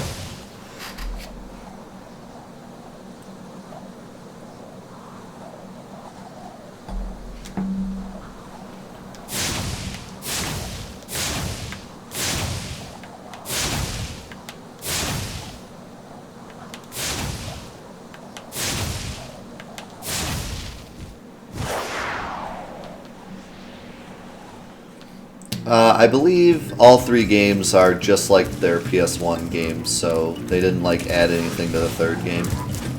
It would have been cool though if they did like add some stuff to the 3rd game, because the 3rd game was incomplete. They wanted to have a whole nother world and they had to scrap it. This world looks awesome. Yeah. But I don't know, probably best just to keep it the way it was originally made. Yeah, the 3rd game, very famously, was unfinished. I mean, they finished it and released it, but they wanted a lot more in it. You can easily tell kind of how unfinished it was because of the worlds. Wait a second, am I thinking of Spyro 2 or Spyro 3? What's the one...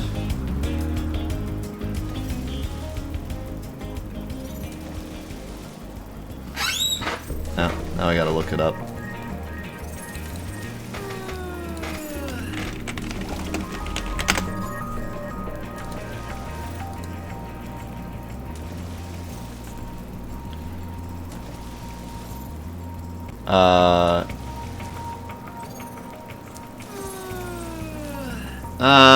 No, not so much with 3. 2 is the one that I was thinking of. That feels unfinished.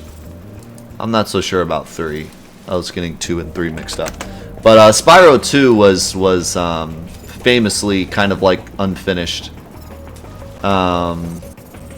If you look at the realms, there's Summer Forest, and it has 8 levels. Autumn Plains, which has 11 levels. And then Winter Tundra, which only has 6. So you can tell that they were trying to do like summer, autumn, winter, spring. But they scrapped spring and just have winter. And winter only has 6 levels. So you can tell that they kind of had to cut it short.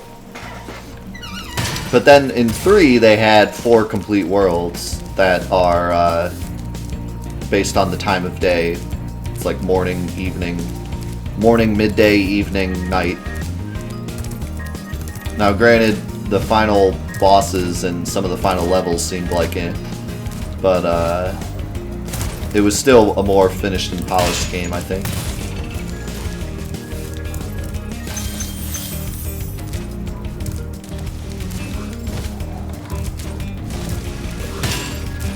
Two also has a lot more glitchiness to it. Swim in air is like nearly free to do on Spyro 2, which if you don't know what swim in air is, it's a really famous Spyro glitch that lets you just go out of bounds and completely skip the whole game. You can do it in Spyro 3, I believe, but it's pretty hard to do. In 2, it's like practically free. You just go up to a bridge underwater and charge at it and you get swim in air. Keep up the good work, Spyro. I expect Gnasty's really starting to worry about you. I'd be shaking in my Gnorc boots if I were him. And then, also the jump glitch in 2, which literally all you have to do for the jump glitch is jump and hit square. And you get a little extra height, and you can skip tons of levels and go out of bounds in tons of levels with that. I believe that's how it's done. It's been a hot minute, but I'm pretty sure. You have to have the right timing, but basically it's just those 2 presses.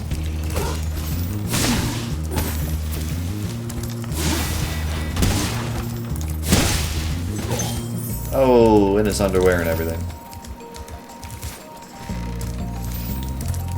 I'm pretty sure they fixed it in this remake because it seems like the movement is the same in all 3 games.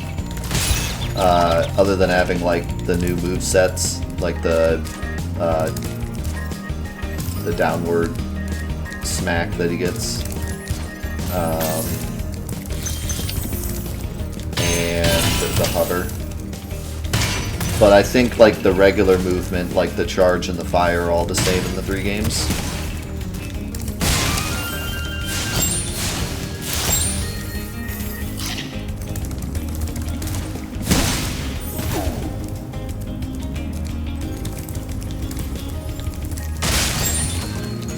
And even if the movement was the same and allowed you to get the extra height, they would have probably fixed the invisible walls.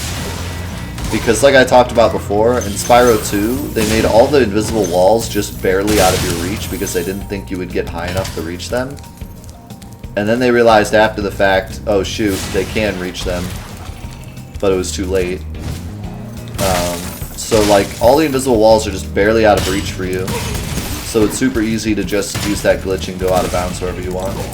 Most games, even if they don't think you can reach an area, they'll still extend the walls far past, you know, where you can reach. That way, in case you do find a way to jump high, you won't accidentally jump out of the map. But they didn't do that in Spyro 2. They had confidence that you wouldn't get up there.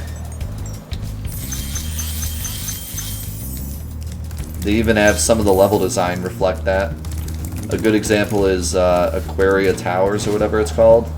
The end of the level is literally sitting right next to the beginning, but it's just barely out of your reach, but with the glitch you can just jump right up there and end the level.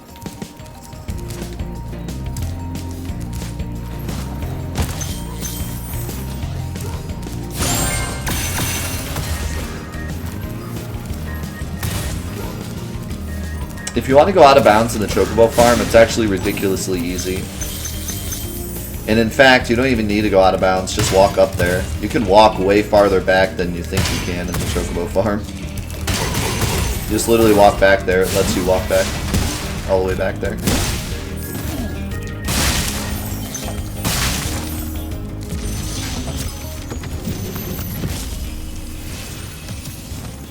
Wow, I never thought I'd be rescued, especially by such a little dragon. Nice hat. What I mean is, I always believed in you, Spyro. You gotta believe. What's that a reference to? I wonder. Couldn't be the Ratmeister.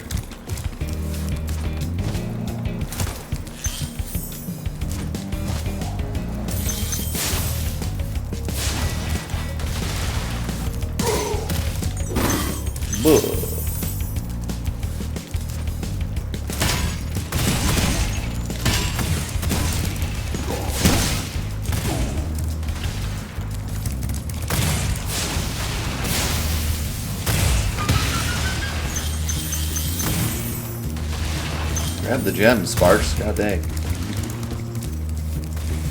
Sparks continues to befuddle me. It's a reference to Dark Souls.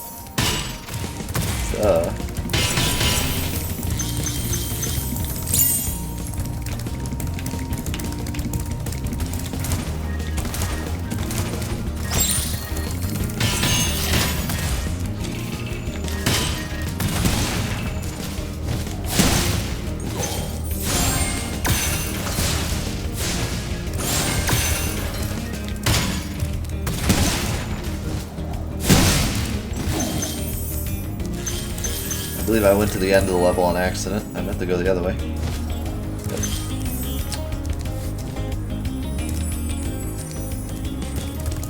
Ah, crap. Now I'm stuck. Double kill.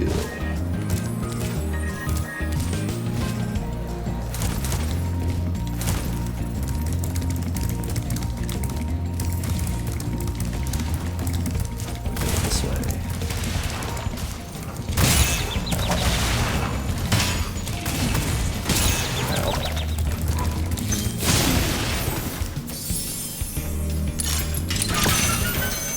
Should be everything.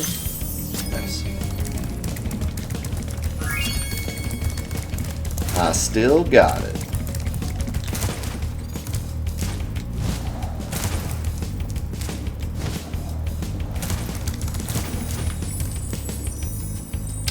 Alright, one more level to go.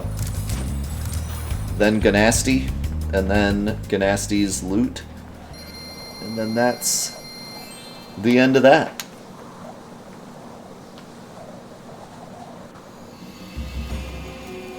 Gnorc code.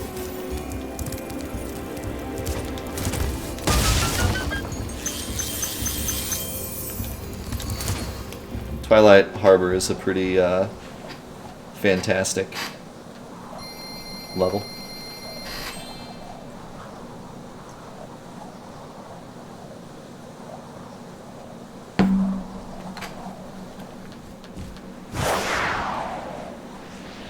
A fitting end.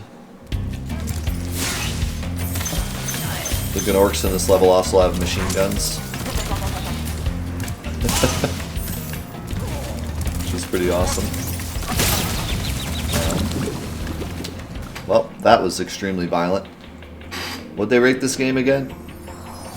An E? Should be rated R. Dragon violence.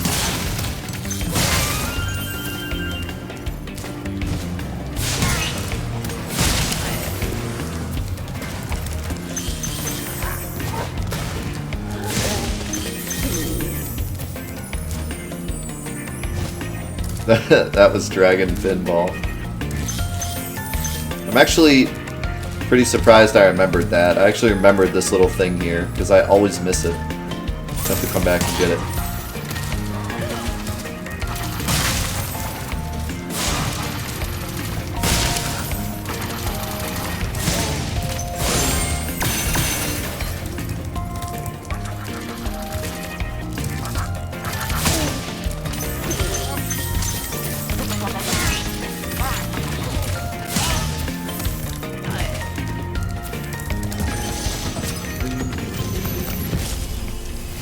Cosmos. Thank you for rescuing me. Wow. Doing a little rolling of the R. Spice it up a little bit. I give him kudos for that. Spice it up when you can.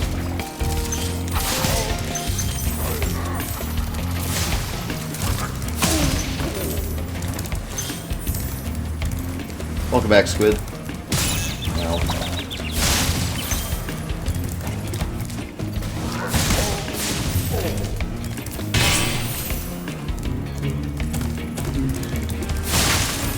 Thank you for rescuing me.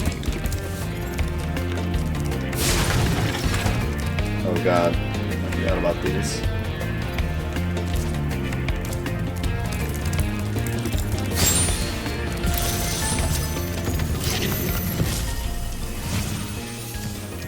Be on the lookout for Gnorc commandos, Spyro.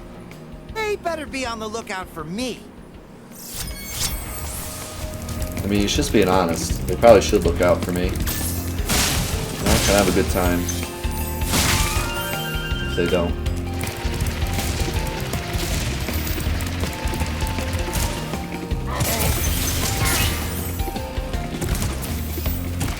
Nice. One try. One try hardcore.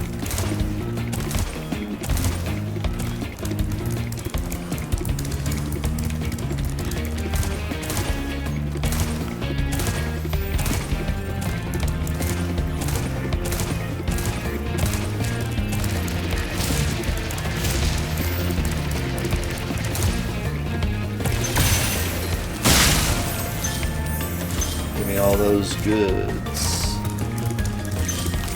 I heard you got some treasure.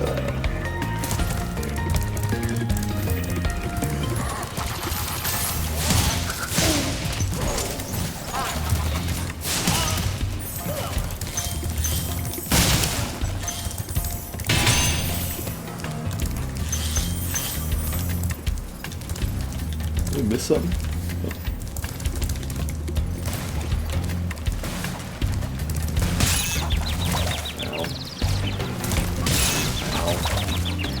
I hate these pirates.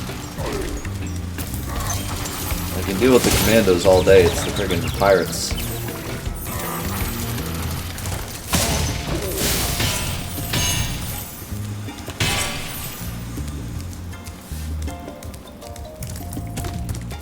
Christmas skit, nice. I forget what my church is doing this year. Denny isn't old enough for him to be in a school play, so...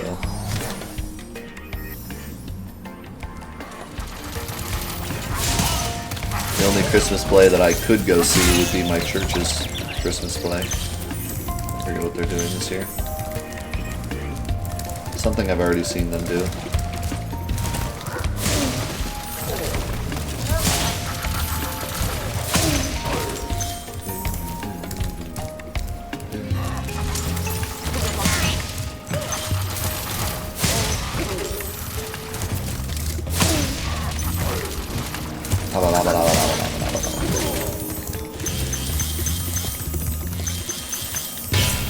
See if we got everything.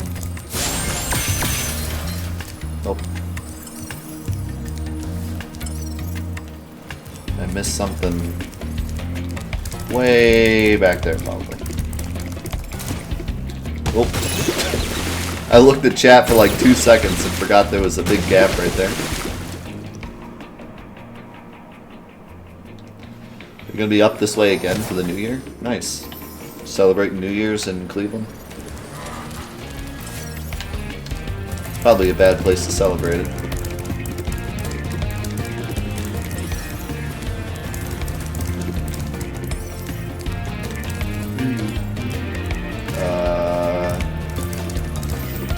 This is gonna be something really stupid. Like just a gem sitting on the ground that I missed. And when I say I missed, I mean friggin' Sparks missed. Is it in there? I don't remember that being a thing. Maybe it is. Oh, you're going to Kalahari? Nice. I have not been to Kalahari in 7 million years, and I really want to go to see like how it's improved.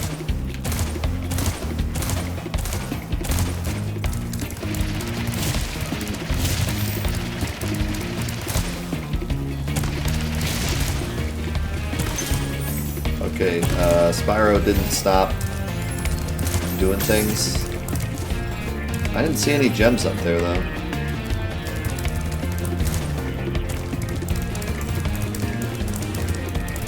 Never been there? It's really fun. As long as you like water stuff. My wife does not like water stuff that much, so we'll probably never go. Unless our kids want to go or something. Ready? I ain't gonna let it get to me. I'm just oh, there we go. Down in Pumpkin Hill, I got to find my lost piece. I know that it's here, I can sense it in my feet. The great emerald's power allows me to feel. Yo, NK with beautiful 3-month resub. Oh man, welcome back to the crew. Enjoy those emotes and that beautiful yellow materia badge. Your brand new yellow materia badge. Congrats.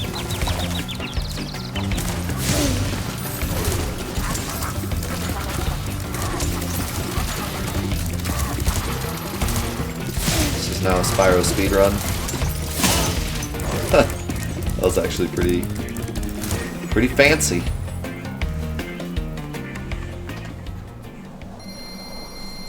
Alrighty, time for the Gnasty. The Gnastiest of the Gnorcs.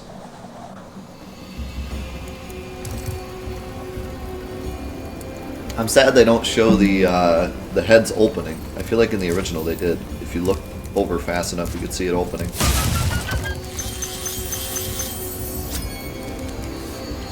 Alright, so that should be 100% of everything.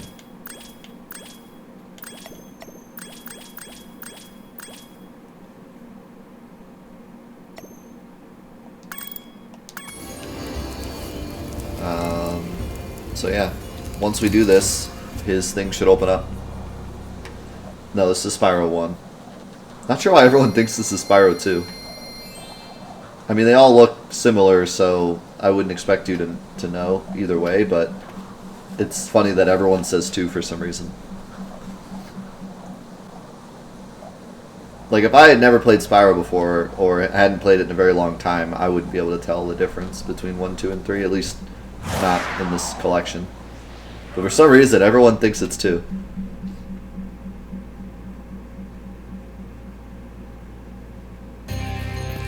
There he is, the Gnasty. Ow. Sure. Oh god, he took away Sparks like right away. Alright, I'm just gonna let him kill me because I'm not trying to do this whole level without Sparks, and I don't know if there's any healing. I think there might be on the tracks, but yeah, I'll take my Sparks back, thanks.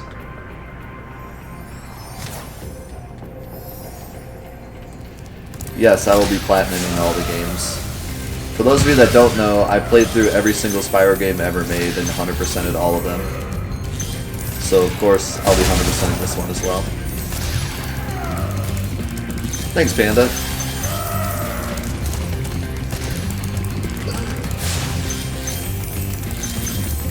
So, as mentioned before, this level isn't much of a boss, but rather just a chase. But see, I like this a lot. Maybe people disagree, but I think that the core of Spyro is platforming. So the fact that you have to like chase these guys down, and then for Gnorc you have to do all these like really hard platforming jumps, I feel like that's kind of the essence of Spyro. I know some people probably wanted like an epic boss fight, but I don't know. I always like this a lot. That would have been it, but I missed hit circle and he didn't fire.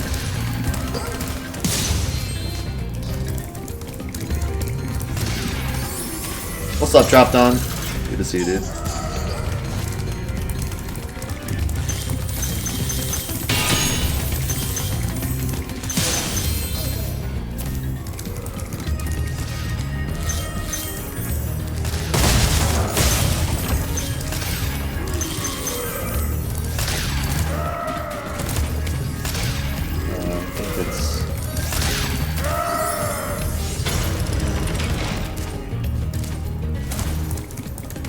Get over here, Gnasty. I love how fast he is too. It cracks me up that that giant Gnorc is so big, or so fast. It's even funnier with the better graphics, like how fast he really is.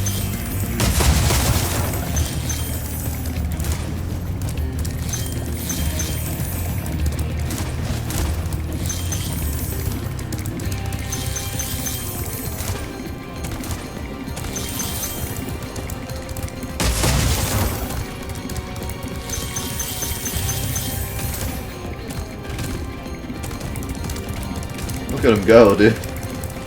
Look at him go.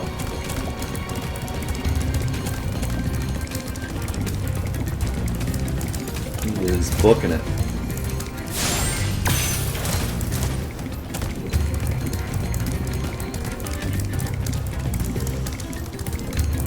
Also, I don't think he waits for you like the thieves do. I think it's just a set pattern that he does.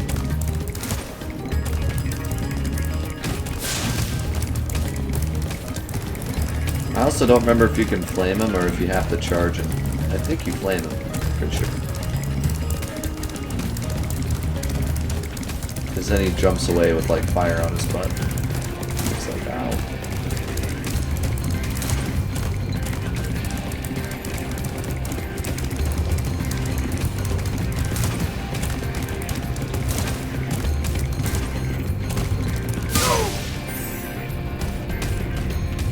No.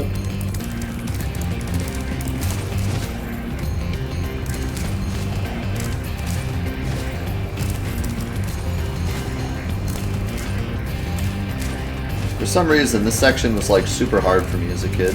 I remember getting stuck on this for a while.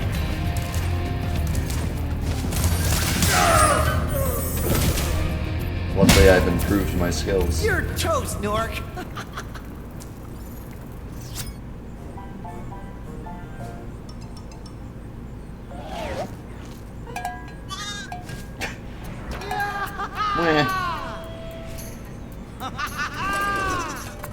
Sorry I took so long.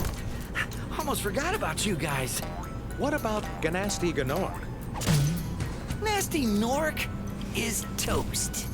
So now there's order again in the Dragon Kingdom? Well, mostly. I've still got some treasure to find. What will you do next? I'd say the sky's the limit.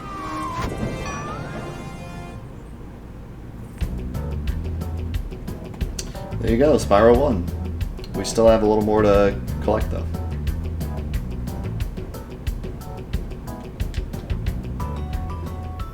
Oh, that credit song is so good. But we'll wait until we actually finish it. No sheep were harmed in the making of this game. So now this guy appears and says what you need for the Gnasty's last ancient part. history now. So what's in there? I believe this is Gnasty's treasure hoard, but the gate will only open if you have found everything in the Dragon Kingdom. Come back when you have reached 100%.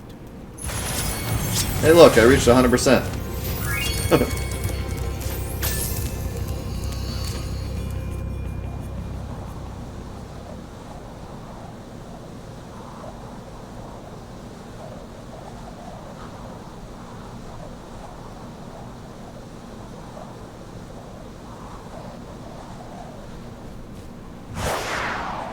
This bonus level is really cool.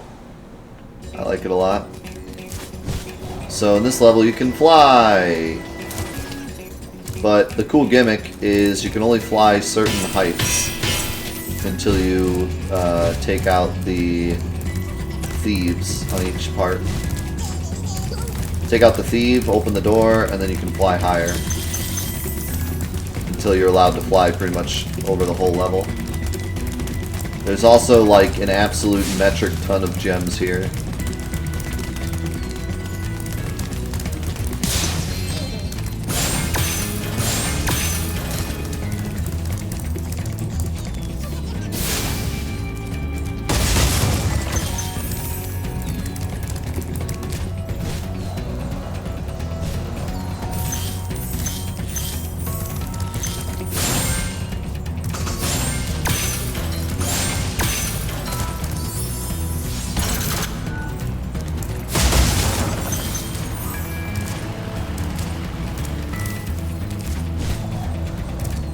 So now that I've gone through that door, I can fly a little bit higher now. So now I need to figure out where the next section is.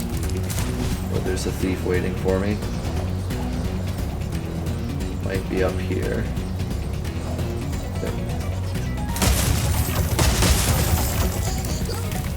Yep.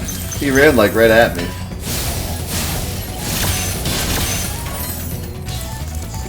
I should try to charge him. Pretty hard to charge him, but it is possible on some of these. I love how he keeps like tripping over the key.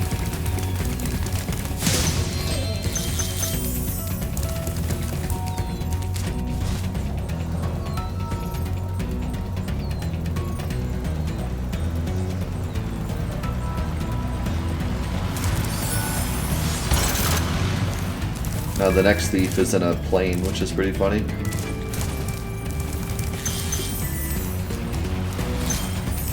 It looks so ridiculous, flying around.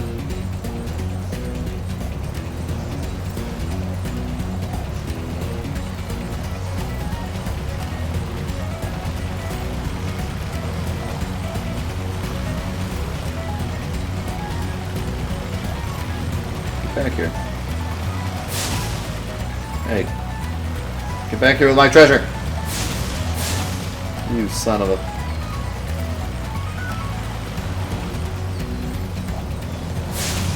Oh my god. I've been bamboozled.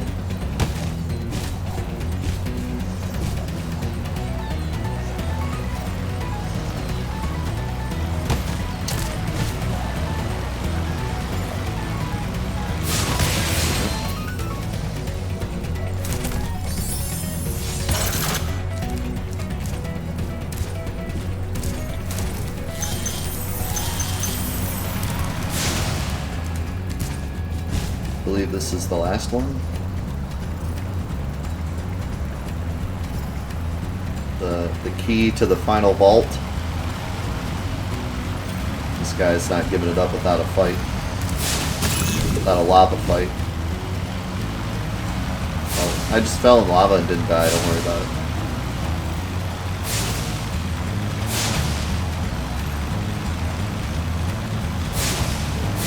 Back here! This looks like a secret or something because there's like light on it. But I guess it's just that. Here we go. The vault. I think. Oh no, this is just one final area to get like the ultimate height. I like how they just put one gem in there. Like, gotcha. Now I gotta find the highest peak. Which is over here, I think. There we go. Check it out. It's a bunch of hearts. And a bunch of posters, like knowledge. Patience is for dragons. Imagination rhymes with devastation.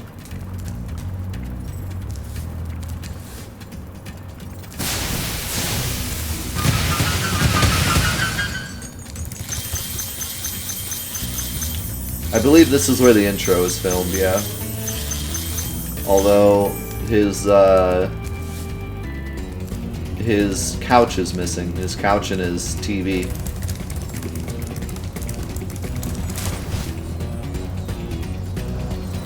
Alright, now I think there's a...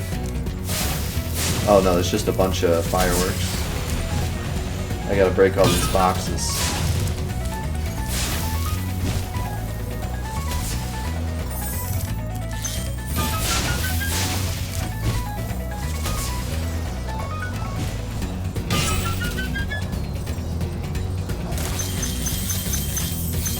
So much treasure. I think there's 2,000 total in this level, which is the same amount as like 10 levels.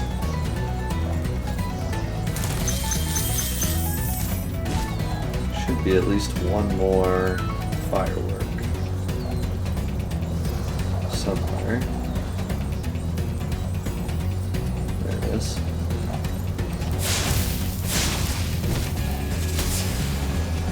Might be more than that, actually. Saw another one.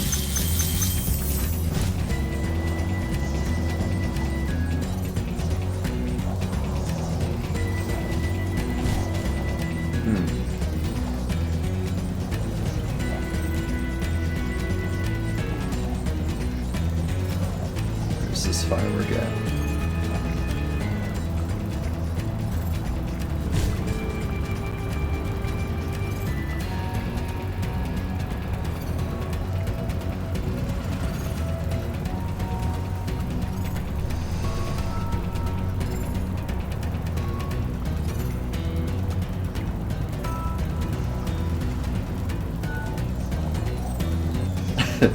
Yeah, that wouldn't surprise me, Fried Zombie. And they certainly didn't, not having any closed captions for the game. But it would not surprise me if they said, like, specifically, hey, don't worry about that. We don't care about deaf people. Sounds like something Activision would do. Although, granted, Activision has been better than a lot of companies with stuff like that, so actually that is a little surprising.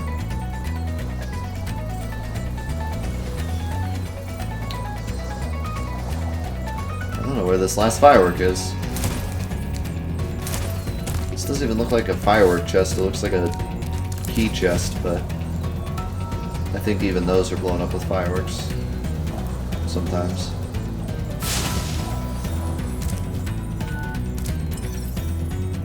He's just going to tell me where the chest is.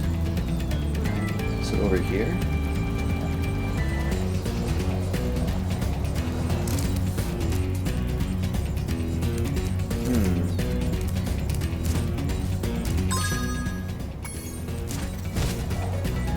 Now I'm wondering if it's actually a key.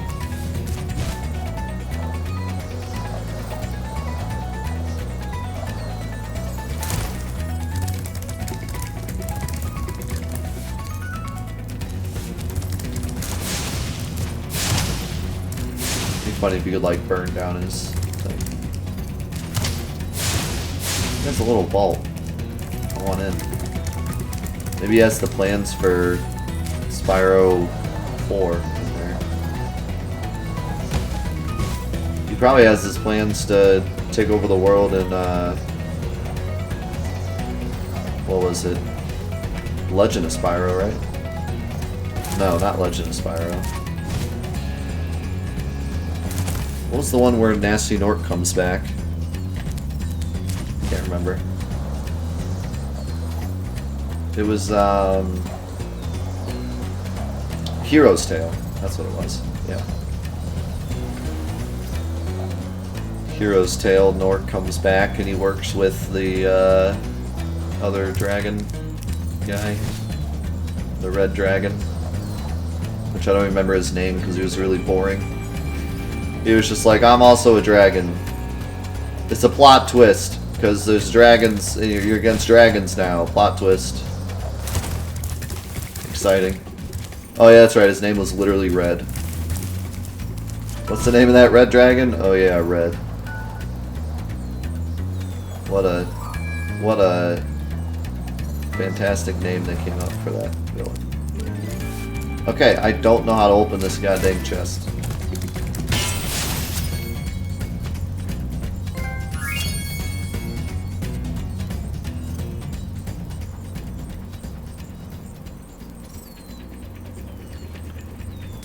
Can I get a death you broke it in the chat?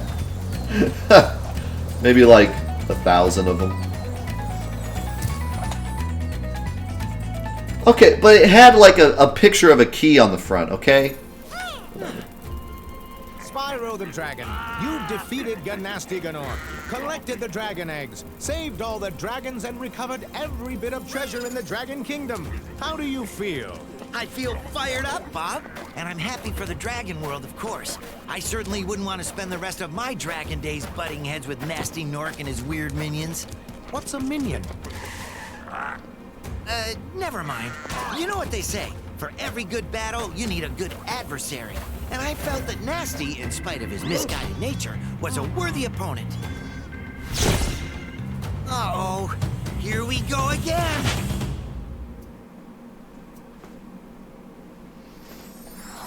There you go, Spyro 1. The adventure continues. No, it doesn't. That's the end. But it actually does, because we need skill points, I guess. Hey, it put us back here, that's cool. Alright, so now that's pretty much the end of Spyro 1, the way that Spyro 1, you know, goes. But for this, thank you for the 100 bits, JRM. Merry Bitsmas. Good to see you, my man. How you doing today? Thank you for the 100 bits, dude. So this, now we're kind of entering the range of, like, this is what they added to the game. So that's basically Spyro 1 and everything that encompassed Spyro 1 on PS1. But now we have the skill points, which did exist in Spyro 2 and 3, but not in Spyro 1. And the trophies. So let's start with the skill points. Stone Hill is our first one.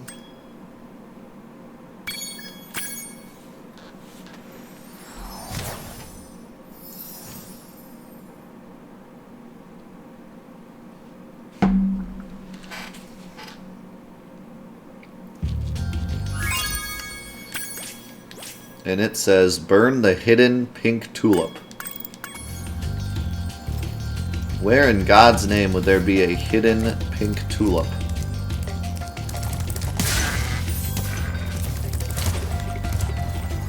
Because, like,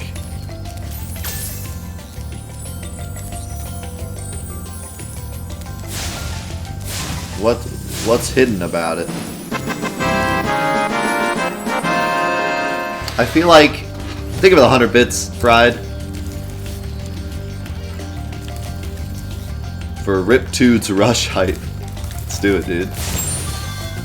If we do have some extra time, we'll start Spyro 2 today. But I want to finish Spyro 1 first for the kind of overall look at Spyro 1 that I'll probably... well, I will put it on YouTube and kind of put it all together as like just a look at Spyro 1 and the general idea of what they did to the remakes. So, what is... It's got to be a hidden room that just has a tulip in it. Because otherwise you wouldn't even know that it's a hidden tulip. So, it's got to be a hidden room somewhere. And I'm just looking for anything that looks different, because I'll probably notice that it's different than what it looked like in the original game. Cracked wall, or maybe it's like the other one where you jump through a wall.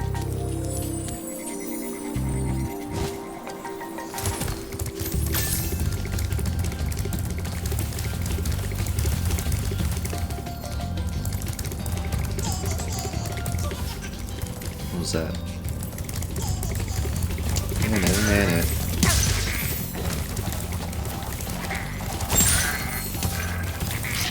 Maybe it's just one tulip, because there's no other tulips in this level. I don't see any other tulips. It's not like the other level had tulips all over, so maybe it's just that one tulip. If it's literally just sitting out in the open, I'm gonna be really upset. That doesn't count as hidden, just because it's a tulip. It should just say burn the tulip, not burn the hidden tulip.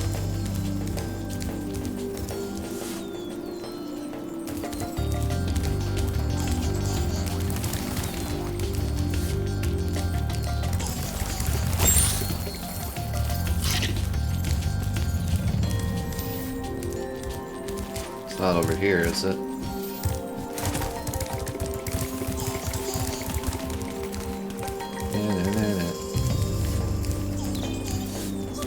Trying to look through all this grass to find a tulip is not the easiest thing.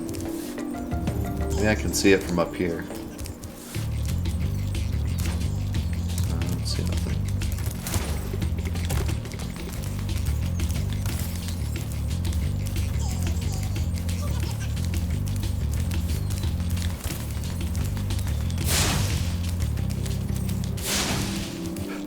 Maybe I just burn everything. Then I for sure won't miss it.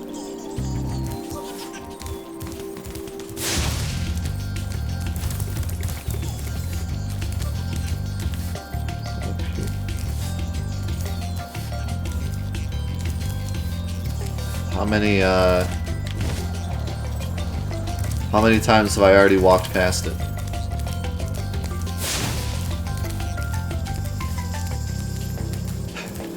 I'm waiting for Chad to be like 9. We've walked past it 9 times.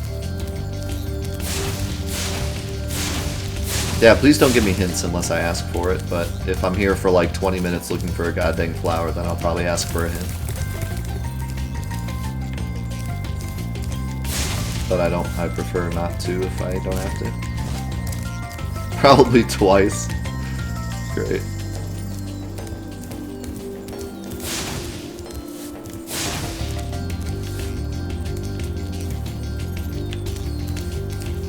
I feel like it's over here, like near the edge.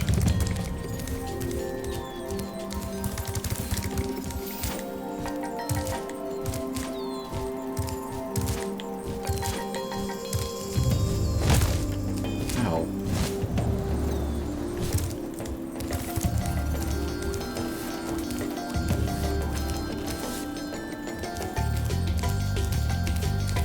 Is that it? Oh. That crack looked like a flower from far away.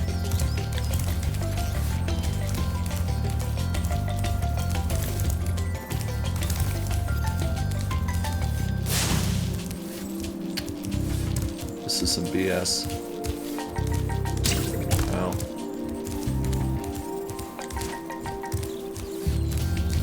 This is the first plat? Wait, what is that shiny thing?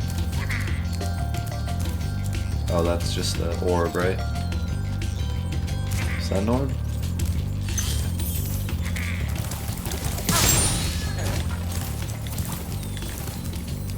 That's actually really cool that this is the first platinum you donated for.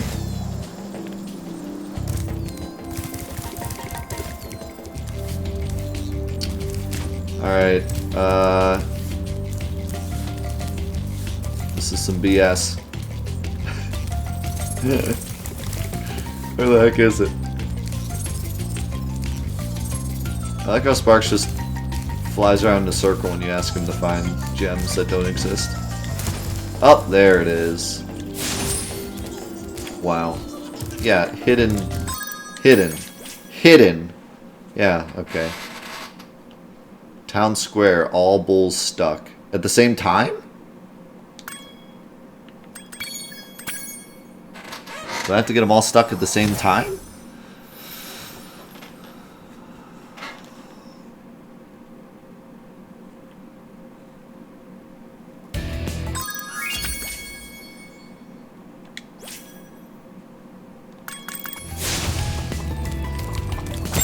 Shut up, okay? You don't have to make fun of me for how long it took me to find the flower.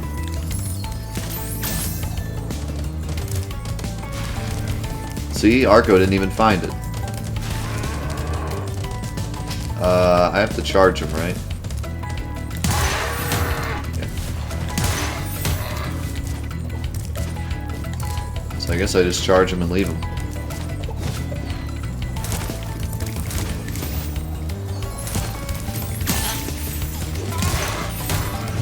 They're fools. Pretty sure it's what you hired us to do. I didn't hire you for anything, okay? You're not hired if I'm not paying you.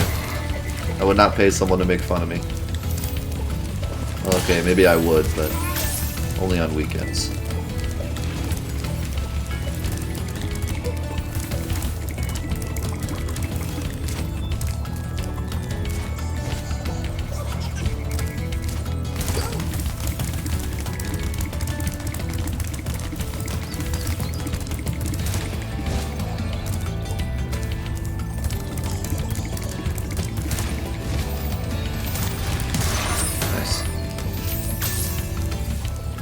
Easy peasy.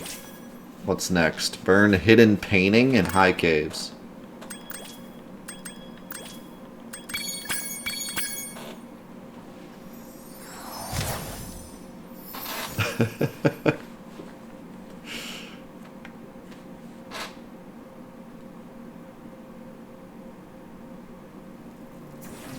It's a lifetime agreement. I love how everyone's instantly... I was like, I don't think I signed up for this, and everyone's instantly like, well, actually, according to page 5, subsection 9, we are indeed allowed to make fun of you and should at all the times.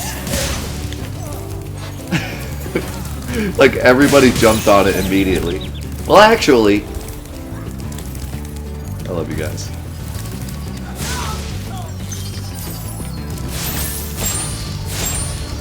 I love that you defend your right to make fun of me, like, proudly.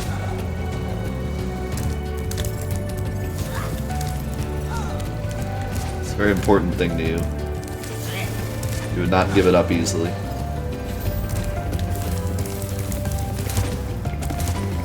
So where the heck would a painting be? This place is like a bunch of caves. Also, I'm glad we got to play this level again just for these guys, because they're just the best enemy in the whole game.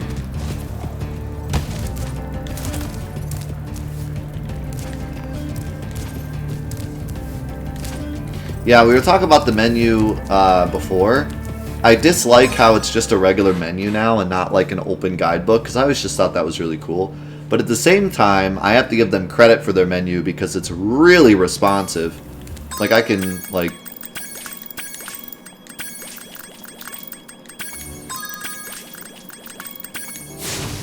Like, it's really responsive.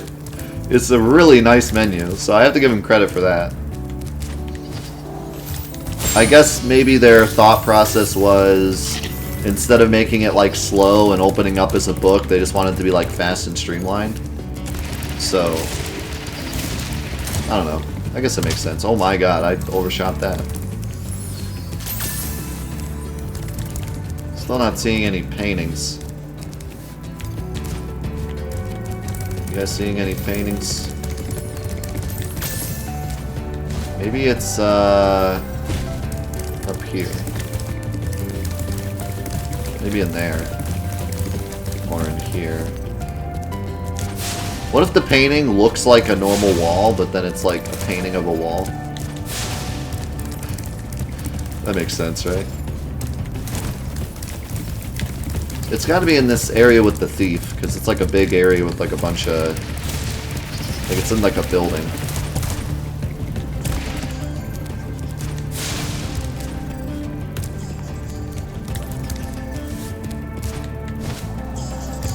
It's got to be in here somewhere.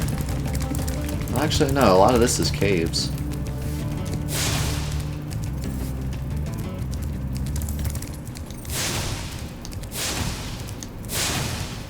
Burn everything till you find it. Alright, it's gotta be in here. This looks like a... This looks like a place where someone would put a painting. Or not.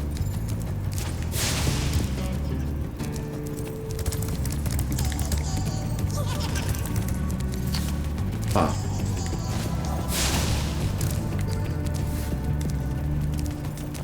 I am stumped. Where is this painting?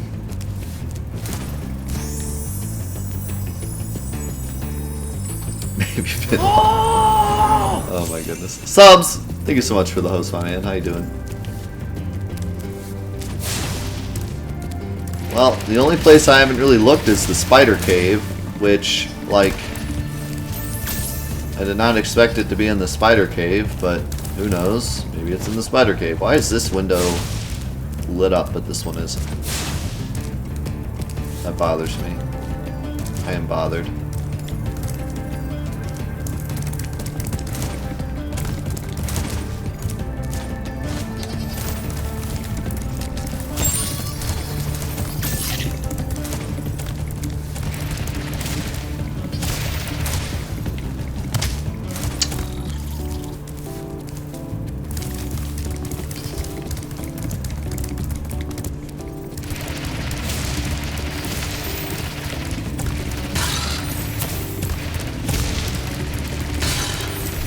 Creepy spiders are no match for me. These spiders still creep me out, dude. Real talk. Wait, is that a secret? It looked mischievous. Hey, did anyone hang any paintings in this old dark, damp spider cave?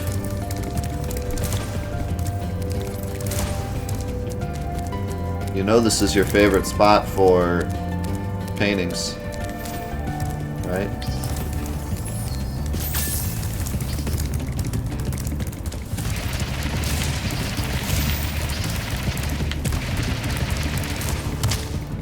Oh yeah. You jerk.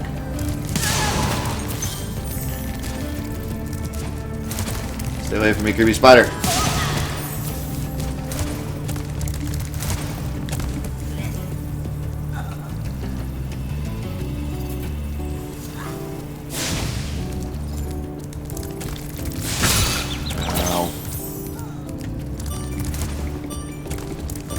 Here's spider. Alright. What's weird is that there's already a skill point in here for killing all the spiders. Actually, I don't know if it was a skill point or a trophy, or if they're both the same, but...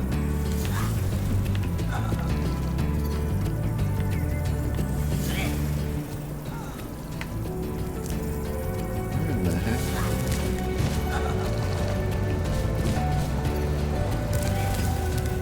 Bro, where else would there be a painting?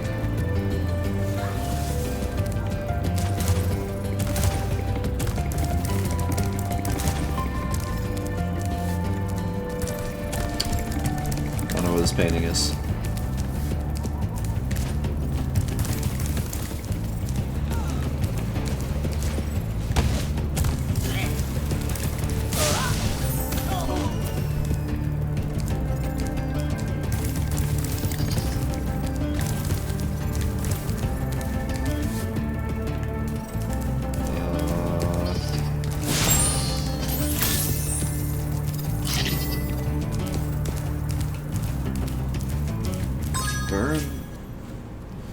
Burn hidden painting. Burn hidden painting. That's what it says.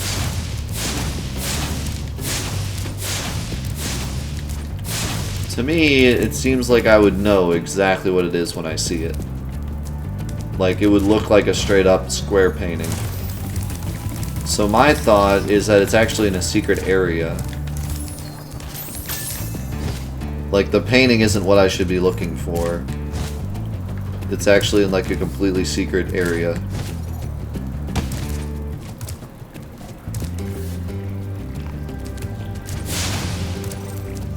Oh, there it is. How did I miss that, dude? Hey, what is that a picture of? Oh, the dragon. What? What? God. They have a weird definition of hidden in this game. Like, hidden more like in plain sight. You just don't know that you're supposed to flame it. Ride a druid platform for 10 seconds. painting is a metaphor.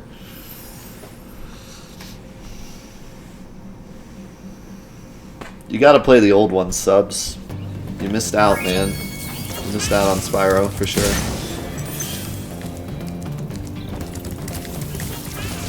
Especially the music, because I know you're someone who really enjoys video game music, and Spyro is one of the best.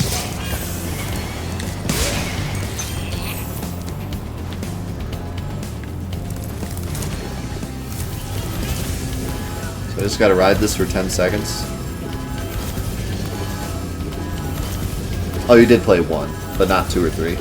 This is probably a great game for you then. You don't have to go hunt down 2 and 3. You can just play this and get them all.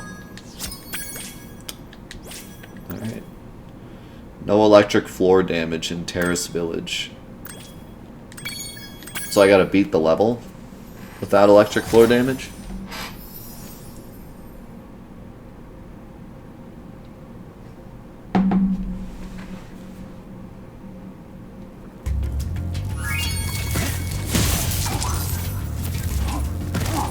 Should be easy enough.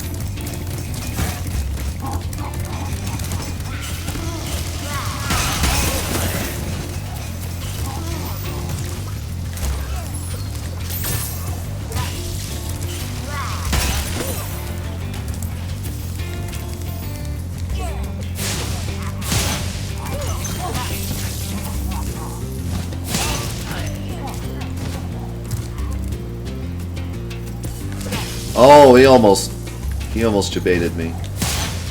Really hard. He was standing there like, I'm not doing anything, and then suddenly, boom.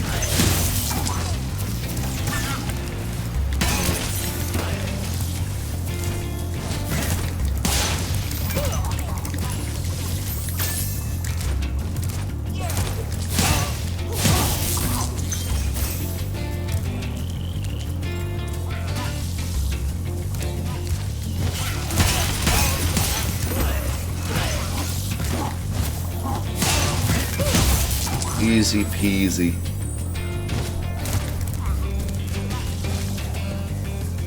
Don't miss the jump. What are you doing?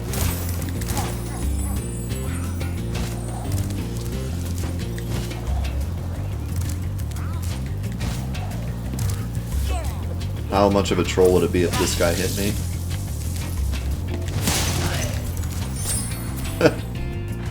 That's kind of cool that it gave me the skill point before I jumped in the...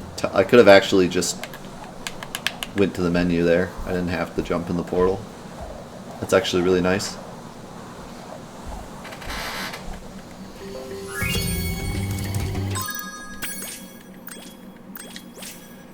Alright, 2 to go. Burn blue wizard hat and destroy hidden stump. Oh nice, I got the art gallery. I'll just look at it at the end. Burn blue wizard hat.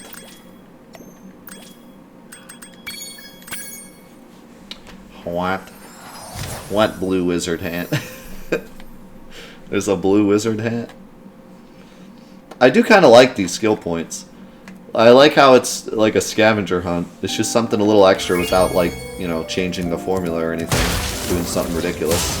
It's just like, hey, go find this thing. Blue wizard hat. Where in God's name would that be in this level? Because this level's pretty straightforward.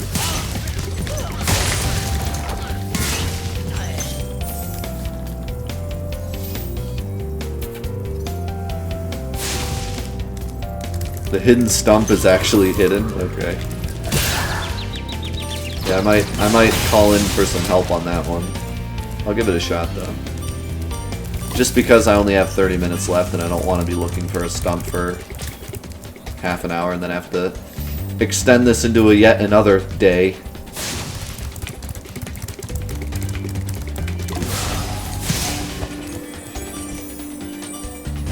What if the blue wizard hat is talking about these enemies? What if, like, one of them I kill and he actually drops his hat and I have to burn it again?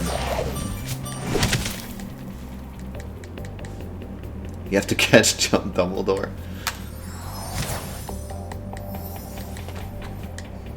Is that actually what it is? Do I have to, like, kill one of these enemies twice or something? Or is it literally just a hat sitting around somewhere?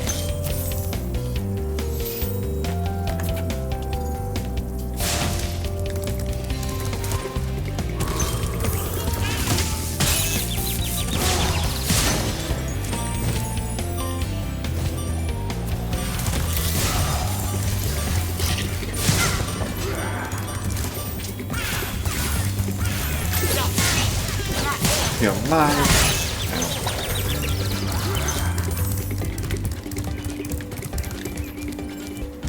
Maybe it's behind this or something.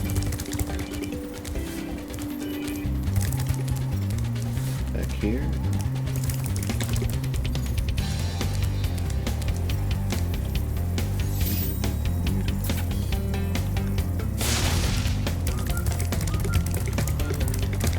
You know, one thing I'm impressed with when it comes to these remake games is they, like, when you're making a video game, you decide. Oh, is that it over there? I'm the best. Woohoo! Oh my god, that was shiny. Huh. Alright, one to go. Lofty castle.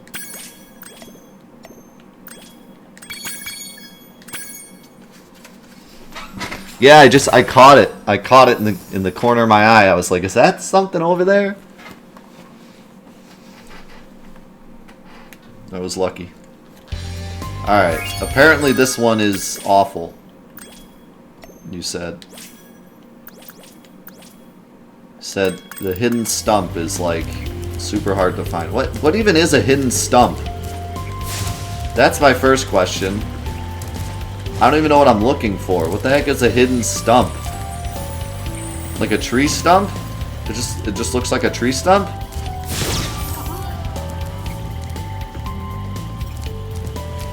A stump that is hidden. Alright, Ataru, get out of here.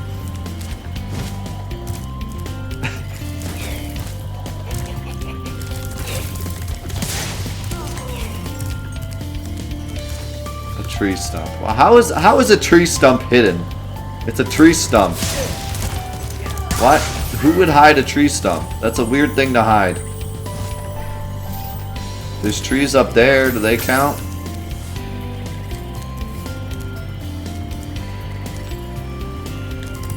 Why do I have like a really strange suspicion that it's down here somewhere?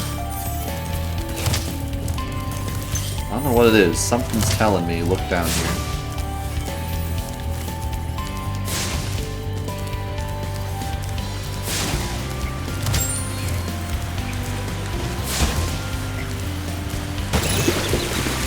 Not in the waterfall. My first clue to it not being in the waterfall is I jumped at the waterfall and it felt like I was hitting a brick wall. Just BAM! Alright, not there.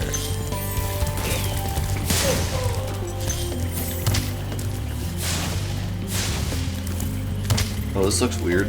Why am I going through this? Is this a secret or is it broken? The world may never know.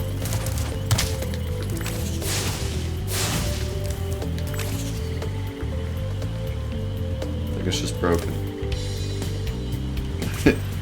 I don't think this is where the stump is. I think it's just a bad texture. Moving on.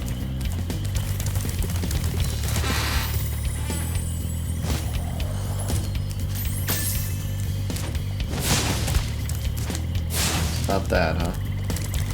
Yeah, we're not looking for a full-grown tree, right? This is a stump through and through. Once a stump, always a stump.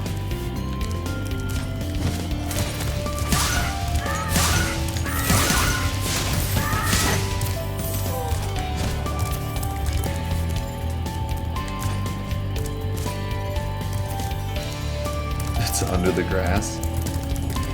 If we were under the grass, I think I would just give up on life now. These things look weird.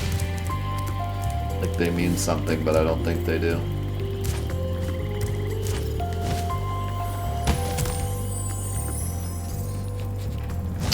Maybe it's up high.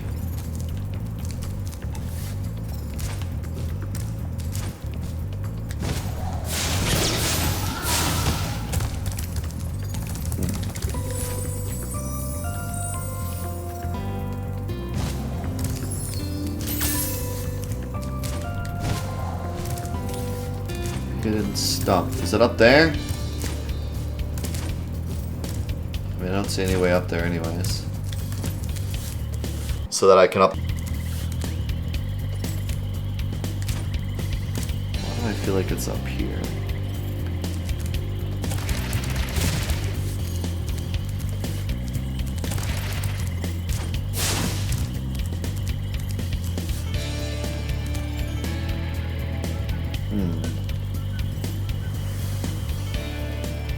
Man, I'm stumped.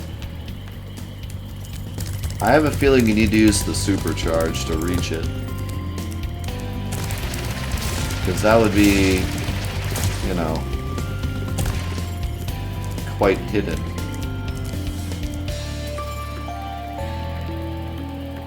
But like, where would it...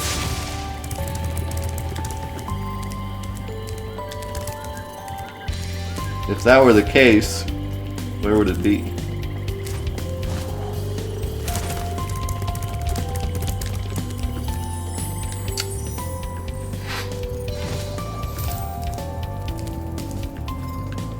That's kind of what I was thinking. Supercharge into where like all the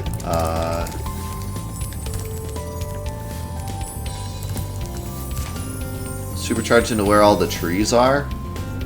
Because, I mean, stumps, trees, am I right? It's gotta be around there.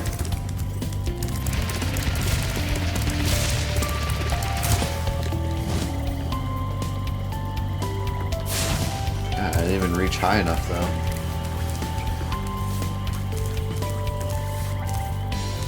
Guess I gotta do it from the other way.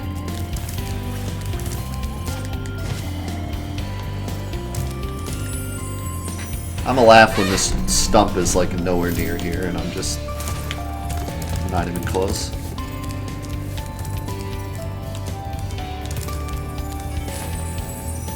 I love this world too. This is in Dreamweavers, right? Yeah. Dreamweavers is my favorite world, so. This isn't my favorite level, but it's Dreamweavers, so it's dope.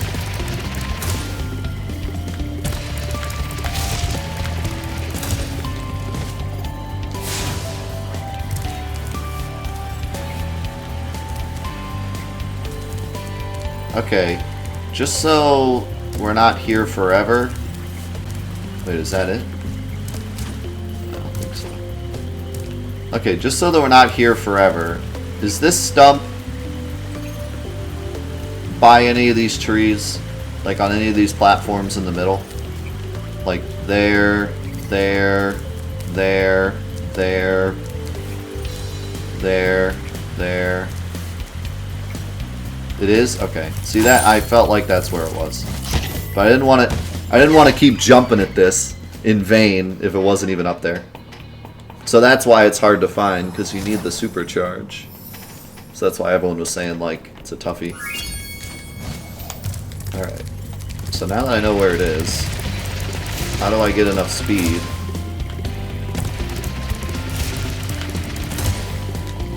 to get up there? Because I'm not getting enough speed.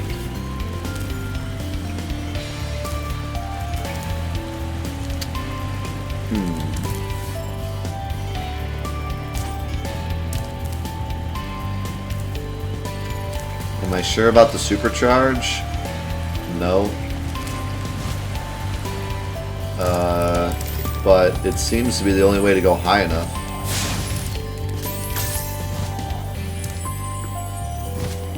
All these other ones, like all those things don't take me very high.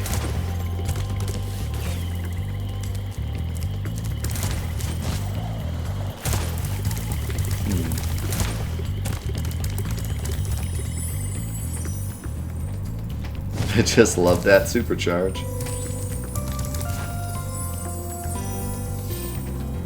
No, I don't see the stump. I feel like I know where it is, but I don't see it.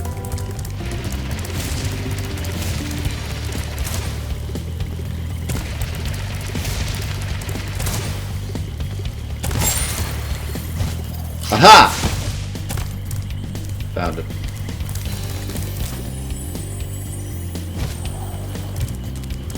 What a weird hidden thing.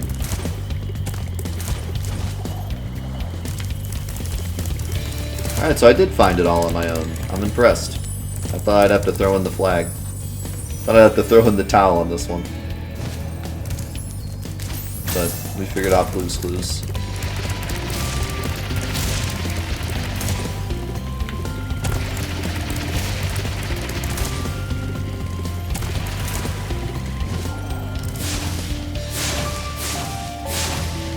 Hello?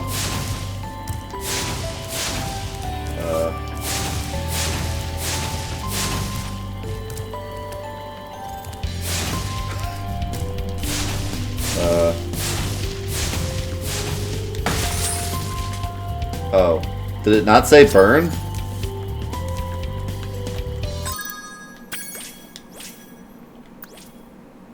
Oh, I guess it didn't. It said destroy. Alright, for all that work, we get to check out the art gallery. Spyro the Dragon. Spyro the Dragon. Goofy faces. Oh, look at that. Sparks. Dragon statue. Enemies. Dreamweaver Fools. Giant Pansy, Armored Horror, and Demon Dogs. God, that doesn't even sound like something that would be in a Spyro game. It sounds like something that would be in like a, you know, Bloodborne or something. Armored Horror and Demon Dogs. What the heck? Toasty. Dr. Shemp and Blowhard. Oh my god, Dr. Shemp. He's the best. Metalhead. Jax and Gnasty Gnorc. Artisans, Dragons, Delbin, and Gavin. Artisans, Dragons, Nestor, and Thor. There were so many of these, man. So many unique dragons they made. It's impressive. I like this art on all of them. We can actually like see how unique they are. I just realized there's mathematical formulas on that one's wings. And there's a treasure map on that one's wings. Freaking cool.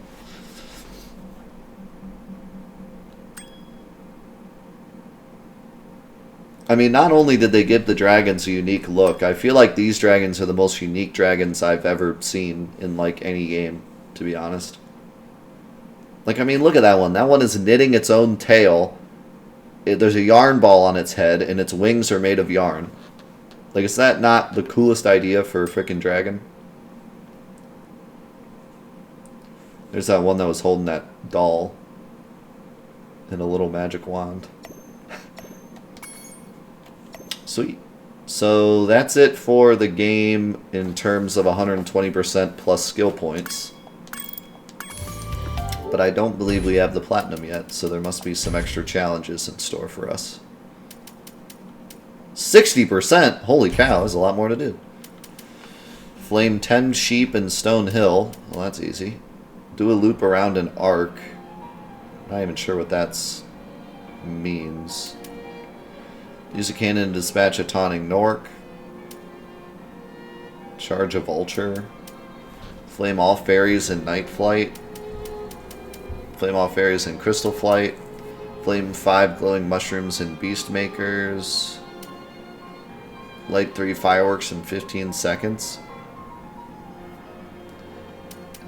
You know, I'm not even sure I can do that anymore, because I don't know if the fireworks return. I think they do, but they might not. Complete wild flight without touching the ground. Defeat all 10 soldiers. Complete icy flight without touching the ground. Complete Gnorc Cove without killing any rats. Destroy 6 gears in Twilight Harbor. Get Gnasty Gnorc to complete 5 laps. So, I gotta say, I'm incredibly impressed with this trophy list. The fact that I have 140% and everything, or 120 and everything else, and there's still so much more to do. I'm incredibly impressed. They actually came up with some cool, unique trophy ideas, which is more than I could ever ask for. All I can ask for at this point is a trophy list that even functions, because half the time we don't even get that anymore. Okay, so I won't get all these trophies for our little YouTube special here, because, you know, some of them are pretty simple. So what I'll do, just to finish off this thing, we'll get the rarest one, whichever that is, 12.8, 11.3, unless it's the firework one, because that one's kind of lame. 11.1, 10.3, destroy 6 gears in Twilight Harbor. That's really that hard?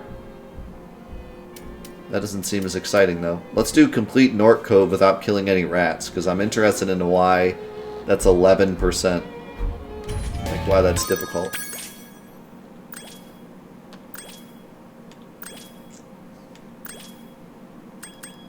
Where was it?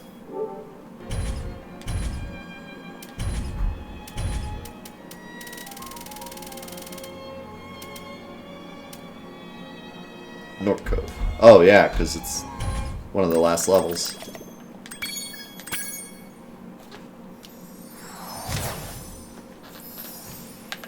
It is a bronze trophy, but you never know.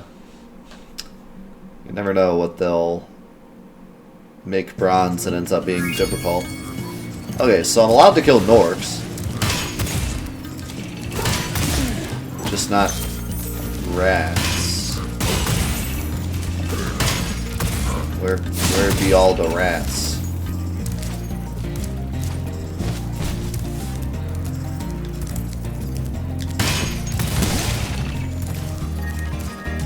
Oh, I made a mistake.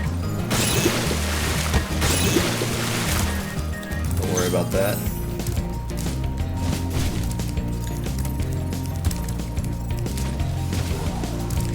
By the way, you can kind of skip this part. You don't have to really do all that. Oh, I see what they're... Okay, so the rats are literally just the healing rats. So they're basically just saying beat the level without healing is what they're saying. Okay, I get it now. I was like, wait a second, I don't remember any rat enemies. Now I understand.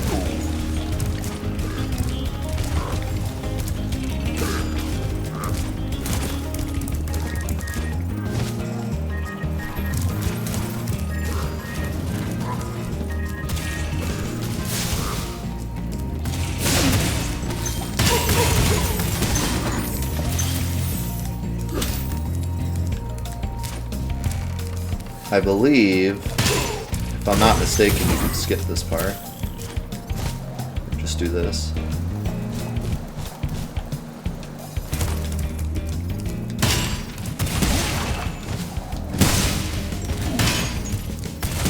Speedrun strats always come in the clutch.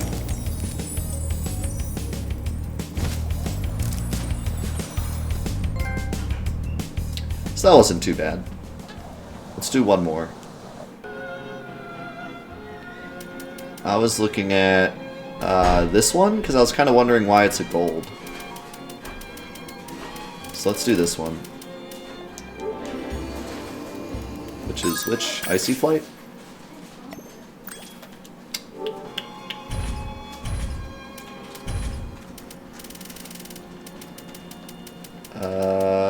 Yes, Icy Flight. Give it to Daddy. Hey, buddy. What is this? Give it to Daddy. What is this? Is this for me? Yeah. Alright, so do this without hitting the ground. I feel like that's not that bad. Just don't hit the ground when you... Just don't hit the ground when you do the trains. I'm not sure what's hard about this.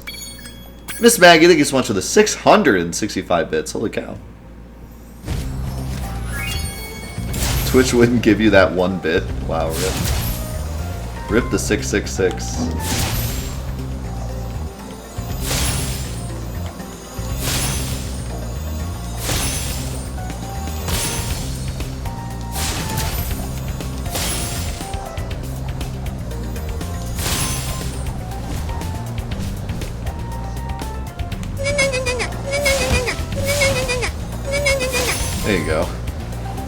There's the 666. I almost landed on the...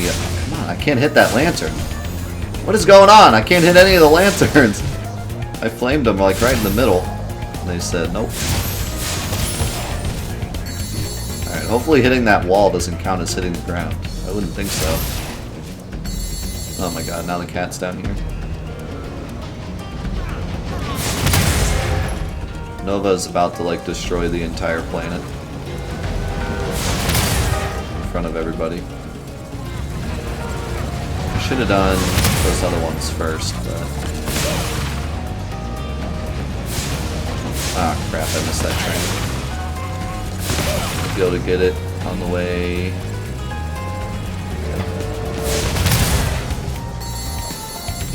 Okay. What makes this a lot easier is that I don't actually have a time limit because I've already beaten it.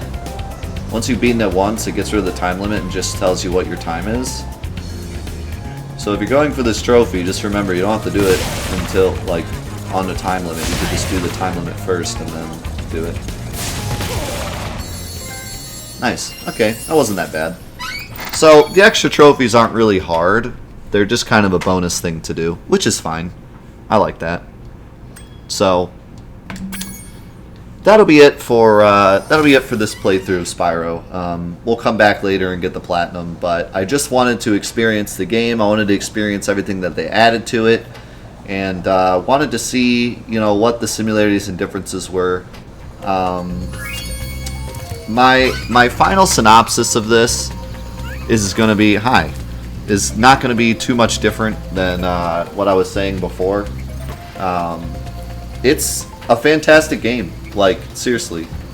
It is everything I would have... honestly, it's everything I would have dreamt for in a Spyro game. Hi. Sit still. It's everything I would have dreamt for in a Spyro game. It's remastered, but... it's a remake, but it feels more like a remaster, you know? It's the original game. It feels like the original game. It plays like the original game. The music even sounds like the original game, and you can change it to the original soundtrack if you want. So I see no reason why a fan of Spyro shouldn't buy this. And if you're new to Spyro, it's a great way to experience the series. So yeah, I guess that's all I have to say. In terms of negatives... the only thing I can say 100% sure negative about this game is Sparks. Sparks kind of sucks. And I'm not just saying that as in like the original game he was really, really good and this game he's not as good. Like, he sucks. I played over 13 Spyro games, and all of those games Sparks was better than in this game. Even in Legend of Dragonfly, even in Hero's Tale, even in The Legend of Spyro. Well, in The Legend of Spyro, Sparks didn't grab stuff, but like every Spyro game and every spin-off and even the Game Boy games, Sparks worked really, really well. And in this game, he constantly misses gems, which is kind of annoying. Luckily, the game tells you how to get Sparks to find gems for you, so if you miss one, it's not as big of a deal. But it's still kind of frustrating. I hope that they patch that. I mean, I don't think they really will, because it's not that big of a problem. But if they were to patch anything in this game, I say patch Sparks and just make him home in better. I mean, it shouldn't be that hard. Just take whatever AI homes in on stuff and, you know, crank it up a few notches. So that would be my only complaint with the game. Other than that, I really, really enjoyed it. I'm looking forward to playing Spyro 2 and Spyro 3. And yeah, I hope you enjoyed this playthrough of Spyro 1 and 100%ing it and everything. Yeah, I guess that's all I have to say. So thanks again. And we'll see you for the next whatever I show on this channel featuring people in my chat talking about other things that don't involve Spyro.